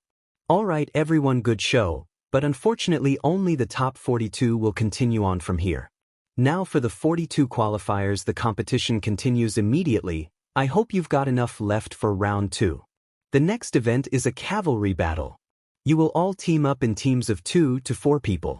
Each member will be getting a point value determined by their placing in the obstacle course, with the last place finisher being worth 5 points and each place above that will increase by 5, but the first place winner will be worth a whopping 10 million points. At this moment Izuku felt a wave of hostility centered on him. He swallowed hard and tried to put on a brave face, even though he could feel himself break out in a full body sweat. Whether it was from excitement or anxiety, he couldn't say. The object of this battle will be to steal other teams' headbands and accumulate more points in the allotted 30 minutes. Now, making another team fall on purpose is against the rules and you will be disqualified for it, but even if your headband is stolen or your team falls, you can get right back up and continue competing. Now you all have 15 minutes to begin building your teams, after which you will be given a headband with your team's total score on it. The headband must be worn from the neck up. Midnight explained as a timer came on the screen behind her counting down from 15 minutes. Izuku looked around trying to find someone to team up with but found himself completely shunned by the other competitors. Even Ojiro ran from him. I expected as much. Nobody wants my massive target on their back, but there has to be someone I can team up with, he said, looking around before he felt a hand on his shoulder. He turned around, coming face to face with Ochako. Let's team up, Deku, she said, giving a thumbs up. From where she was standing next to Bakugo, Mina's eyes widened at Uraraka teaming up with Midoriya. She hissed angrily. I asked Sue and Jiro not to team up with Izuku, seeing as it would be unfair to the other girls to just ride on Izuku's coattails, and from what I could see Momo and Toru seemed to be on the same page, so I didn't think I had to ask them that, but apparently Ochako likes to play dirty. Mina's eyes darkened with anger before she turned back to Bakugo, shoving past the gathered students.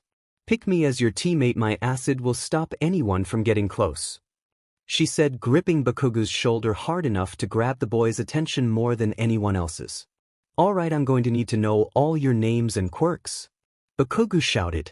Momo had also taken notice of Ochiko's underhanded move and bit her nail. I know this is a competition, but that is just bad sportsmanship, she said before looking back to Todoroki, listening to what he wanted from her. Sure thing, Ochako, are you sure though? I have a pretty big target on my back, Izuku said, scratching his cheek. Ochako smiled with a slight blush. I don't mind, Izuku, I want to partner with you. After all, it's best to partner with people you like, she said, blushing and holding her hands to her face. Izuku felt as if he had been punched in the stomach by Ochiko's cuteness. There was no way he could deny her anything. Well, okay, let's see if we can't find some other teammates. I have one in mind already, Izuku said, walking hurriedly to his destination, unable to see Ochiko's wide smile. I'll walk through hellfire as long as I can be by your side, Izuku, she said, trailing behind him. Izuku stopped in front of Tenya. Hey Ida, do you want to partner with me and Uraraka? We could really use your speed, Izuku said, only to have Ida shake his head. We're friends, Izuku, but I wouldn't feel right being on your team. In the end, I'd be avoiding going against someone who I respect immensely. I want to measure myself against you, Izuku, therefore I have to respectfully decline, Ida said, stepping towards his chosen team and placing himself in Todoroki's camp. Izuku was shocked at this before he felt a smile on his face.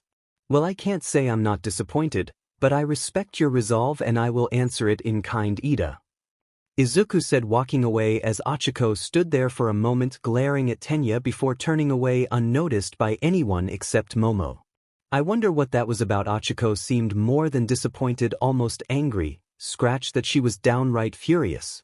Momo shook her head. No, I have to focus. Izuku was walking around thinking who else he could enlist, all too aware of the dwindling time he had before someone grabbed his arm, yanking him face to face with a pair of crosshair eyes. You're the top ranker, right? The name's Mei Hatsum, genius inventor from the support course. Please let me be on your team. Izuku pulled back, getting a full look at this girl. She had pink dreadlocks with yellow crosshair eyes and was dressed in Yue's gym clothes adorned with several machines. I don't dash dot. Izuku was interrupted as Mei placed a finger against his lips. Say no more. A stranger coming up to you and asking to be on your team is a bit much, so to show you how beneficial I am, I'll show you this, Mei shouted, slapping a backpack onto Midoriya only to have it then blast him a few feet in the air. See, it's a jetpack. Lightweight and powerful, and combined with these hover boots, it'll give you exceptional maneuverability. My babies are too impressive for words, aren't they? Izuku looked at the jetpack and boots and had to agree they would definitely give him the edge in avoiding the other teams, not to mention that he had seen this design before. You based this off of the Hero Air Jet, right? He asked, examining it some as Mei smiled wider. I see you have discerning eye, and yes, the base is based on his, but with my own modifications, of course, Hatsum replied. Alright, Hatsum, welcome to the team, he said, relieved by this slide of luck. Now then, we just need one more person, Izuku said, looking left and right before finding exactly who he needed. Join me. Time's up, students. The teams have been chosen, the headbands have been handed out, and now take your position and begin. The field erupted into chaos as the students began moving around, all with one goal in mind, Midoriya's 10,325 points, but they would find it difficult as Izuku rocketed his team around, deftly avoiding all opposition. Any who got too close were rebuffed by Dark Shadow and its M-star Tokoyami Fumikage. "Way to go, Tokoyami," Izuku said as Dark Shadow blocked another team. Tokoyami smirked a little. Izuku was one of the most powerful students in 1A, so for him to come to Tokoyami and ask for his help was surprising to the raven-headed boy. Izuku had come up to him asking him to join his team and telling him what his primary function would be as the shield. "Surprising you chose the perfect role for me without being aware of my weakness. You see, in the Dark Shadow is immensely powerful, but also uncontrollable. Contrarily, in the light the beast is tame, but weakened. For you to choose the best role for me without knowing this is remarkable. Very well, I pledge my darkness to your cause, Izuku Midoriya. Our pact is sealed. It was nothing you didn't already expect of me. After all, you did ask me to be your shield," Tokoyami said as Izuku lifted them into the air. "Yeah, I know, but still your quirk is amazing. So are your machines handsome. As long as we can stay out of the other team's reaches, we can win this." Izuku wasn't able to see the annoyance on Achiko's face. "I'm the one doing the heavy lifting here," she muttered, but was drowned out by Hatsume's voice. "Of course my babies are amazing. I made each one from scratch myself." Izuku looked up, seeing Katsuki coming up from below, ready to knock them from the sky and take Izuku's headband. "Izuku, you beast, hand over that headband," Katsuki shouted, slamming an explosion down on them, only to be blocked by Dark Shadow. Katsuki looked around the shadow creature and dodged his head to the side, feeling something whiz by his cheeks, splitting it. He looked at Izuku, who locked eyes with him, his fist drawn back as Katsuki fell back to the ground, being reeled in by Zero. Katsuki wiped his cheek, seeing a smear of blood on his hand, and looked at Izuku. Was that another air flick? Katsuki thought to himself. Izuku's team landed, looking at the myriad of teams coming at them. "Guys, we're going to go airborne again, get ready," Izuku shouted, only for Achiko to yell out, seeing she'd stepped in something. "Deku, I'm stuck." Izuku looked down, seeing a purple sphere sticking to the boot. "That's one of Mineta's ball," but where Izuku suddenly dodged to the side, narrowly avoiding a purple sphere that landed in front of them. He looked back, seeing Shoji rushing towards him, but suddenly within the dark confines of his enclosed arms he locked eyes with Mineta. "Sorry Izuku, I know I still kind of owe you for the USJ, but this is a competition, and though it pains me to attack a comrade like you, I have no choice. Relinquish the headband," Mineta screeched, throwing his ball around Midoriya's team. Even with Achiko's hover boot being stuck fast, Izuku had no choice but to try and lift them into the air, destroying the boot completely, listening to Mei's memes about her broken invention while narrowly avoiding Tsu's tongue. "Don't forget about me, Izuku and Achiko," Tsu said angrily, locking eyes with Uraraka as the two glared at one another. "The boot's broken now, we can't move like we need to," Achiko stated as Izuku nodded. "Guess we're grounded, we'll be leaning on you even more now, Tokoyami." "Sorry." Tokoyami shook his head. "I expected as much, Midoriya. I'll hold fast to our pact, don't worry," he said just as Todoroki's team made its entrance. "I warned you, Midoriya, I will defeat you," Todoroki stated as both boys locked eyes. Izuku's mind was transported back to their time in the waiting room before the festival. Todoroki had come up to him and blatantly stated, "Midoriya, my quirk is more powerful than yours. I know this to be true, and yet all might backs you, but even with that I will defeat you." Izuku had looked Todoroki in eye and grinned.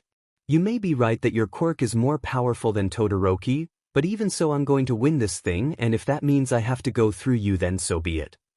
The other teams, assuming that the top two teams seemed to be distracted by one another, decided to go on the offensive, most notably Team Shoji, who just discovered that somehow their headband had been stolen, no doubt while pursuing Izuku's team. "Yaoyorozu now.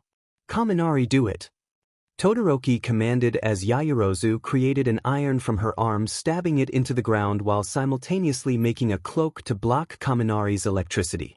Anticipating what was about to happen, Tokoyami released Dark Shadow, blocking Kaminari's lighting as it engulfed the other teams, shocking them in place before Todoroki iced them to the ground, taking the time to steal their headbands. Midoriya used the opportunity to gain distance from Todoroki's team, who quickly began pursuing them. Todoroki grabbed hold of the iron Yaoyorozu had created, using it to ice the ground, creating a wall of ice to block any further pursuit and lock down Midoriya's escape route, trapping them both inside the ice enclosure. "We're too slow, they're catching up, Tokoyami," Izuku shouted as the bird-headed boy commanded Dark Shadow to attack, but was blocked by the concrete slab created by Yaoyorozu. "That electric attack must have damaged the jetpack, my poor baby. Looks like you'll be needing some upgrades." Mei at the loss of not one but two of her precious babies. "She's too fast with her creation Quirk, and we can no longer outrun them. We might have to go on the offensive just to keep them at bay," Izuku stated as his team continued to retreat, only to stop at the edge of the arena, seeing ice walls on either side of them. "He's got us caged."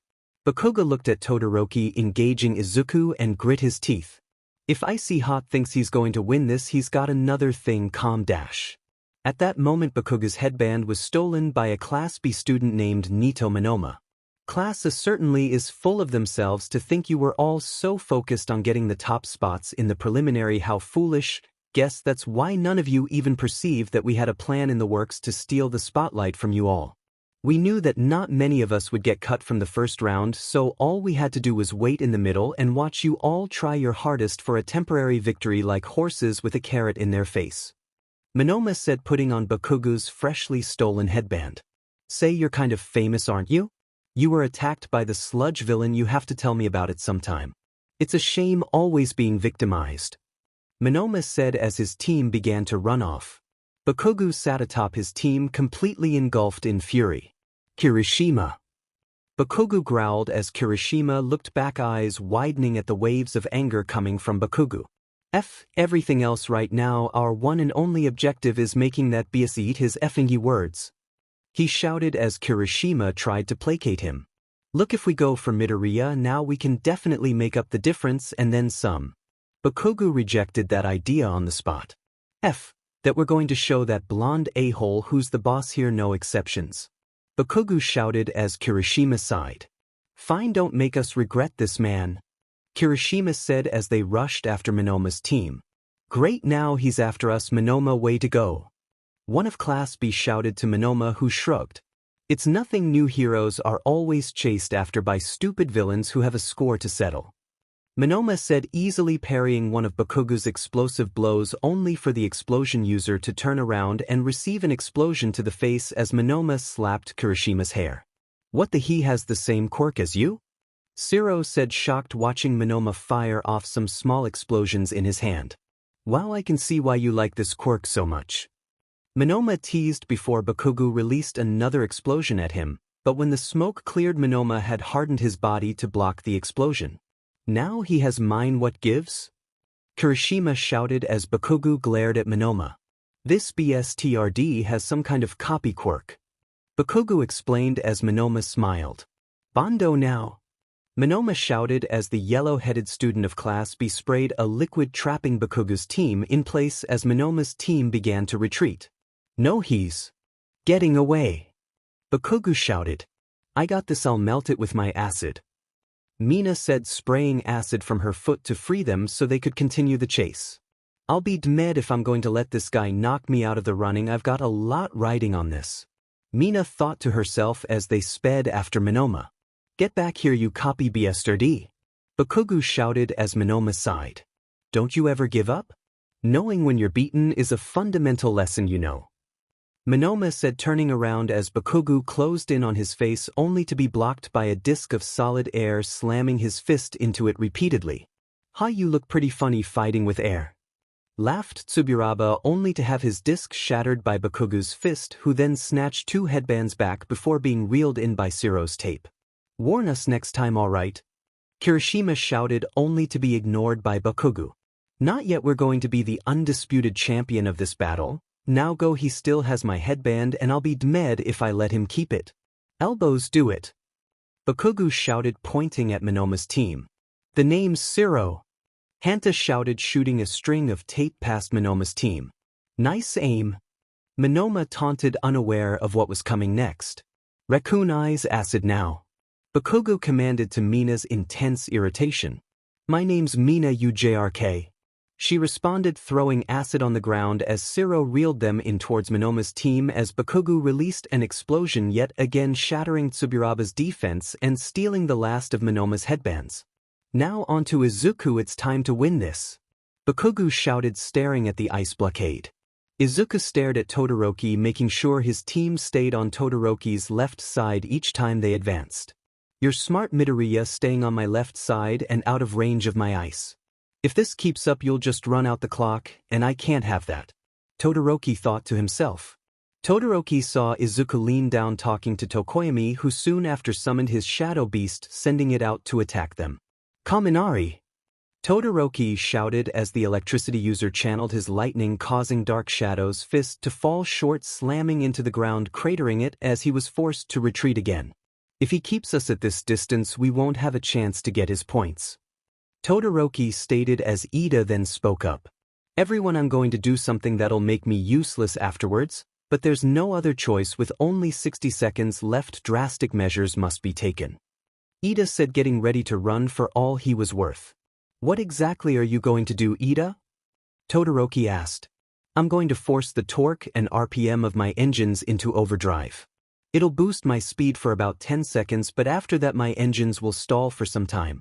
It's our last-ditch effort to win this. Todoroki bit his lip. Ida was the power of his team, allowing them to move at incredible speeds. If this failed, not only would they lose out on Midoriya's headband, but be sitting ducks for any other team.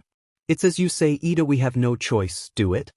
Ida activated his Recipro Burst, dashing towards Midoriya's team faster than almost anyone could see them. Todoroki was taken back by the speed, but reached forward towards Midoriya's headband only for something to strike him in the face right between the eyes, making him blink and miss his grab as they zoomed past Midoriya's team. Todoroki rubbed his eyes, clearing them of the debris as he looked at Midoriya, who had a victorious smile. That was close, I thought I would miss. He said, tossing some pebbles with his other hand, and that's when Todoroki realized what happened. When Dark Shadow had attacked them and fallen short, that was on purpose. Dark Shadow had torn up the ground in order to supply Midoriya with ammunition to keep them at bay. A pebble to the eye would make anyone flinch. Midoriya released a pent-up breath. It was only thanks to his high-speed training with All Might that he was able to track Ida's super-fast movements and strike Todoroki with his pebble. UBSTRD, with the power you displayed at the USJ, I forgot about your ninja training. It's a common tactic for ninjas to blind their enemies, right? Also, the use of makeshift weapons is right in your wheelhouse. Todoroki said, glaring at Midoriya. It's as you say, Todoroki, in an enclosed space like this where escape is impossible, I had to focus on misdirecting you and it worked. Midoriya stated as an explosion could be heard from the ice wall as Bakugo careened through, looking between Izuku and Todoroki, seeing that Izuku still had his 10 million points. Izuku! Bakugo shouted, reaching out for the green-haired boy just as the final bell rang out, ending the cavalry battle with Bakugo falling flat on his face. And that's it, folks, the end of the cavalry battle, and as you can see, there's barely been any movement among the top-ranked students. In first place, managing to hold onto his massive lead, is Team Midoriya with their 10,325,000. In second place, we have Team Bakugo with 1,350. In third place is Team Todoroki with 1. Now here's where things get interesting. In fourth place is Team Kendo with let's give it up for all our hard-working students as we break for an hour lunch. Come on, Eraserhead, let's eat. Announced Present Mike. Midoriya climbed off his team, smiling as he shook hands with Tokoyami. I knew I was right to pledge my dark powers to your cause, Midoriya, said Tokoyami before walking away. Thanks for all the help, Tokoyami, I appreciate it, Izuku said before Achiko jumped onto his side, hugging him close. We did it, Deku, we stayed on top despite the odds. Oh yeah, Achiko said, punching the air in victory.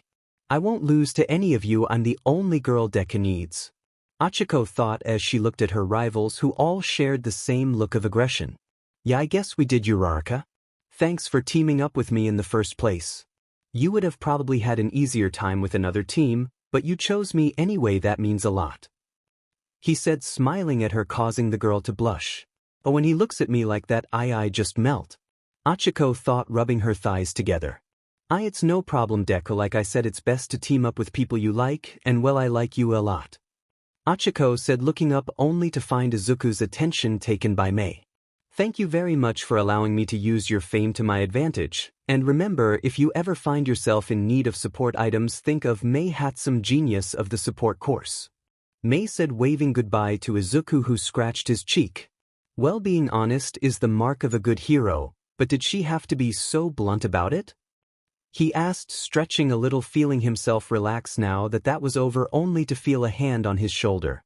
He looked back, staring into Todoroki's mismatched eyes. We need to talk, was all he said before walking away from Izuku, who took a moment to consider this before following after him.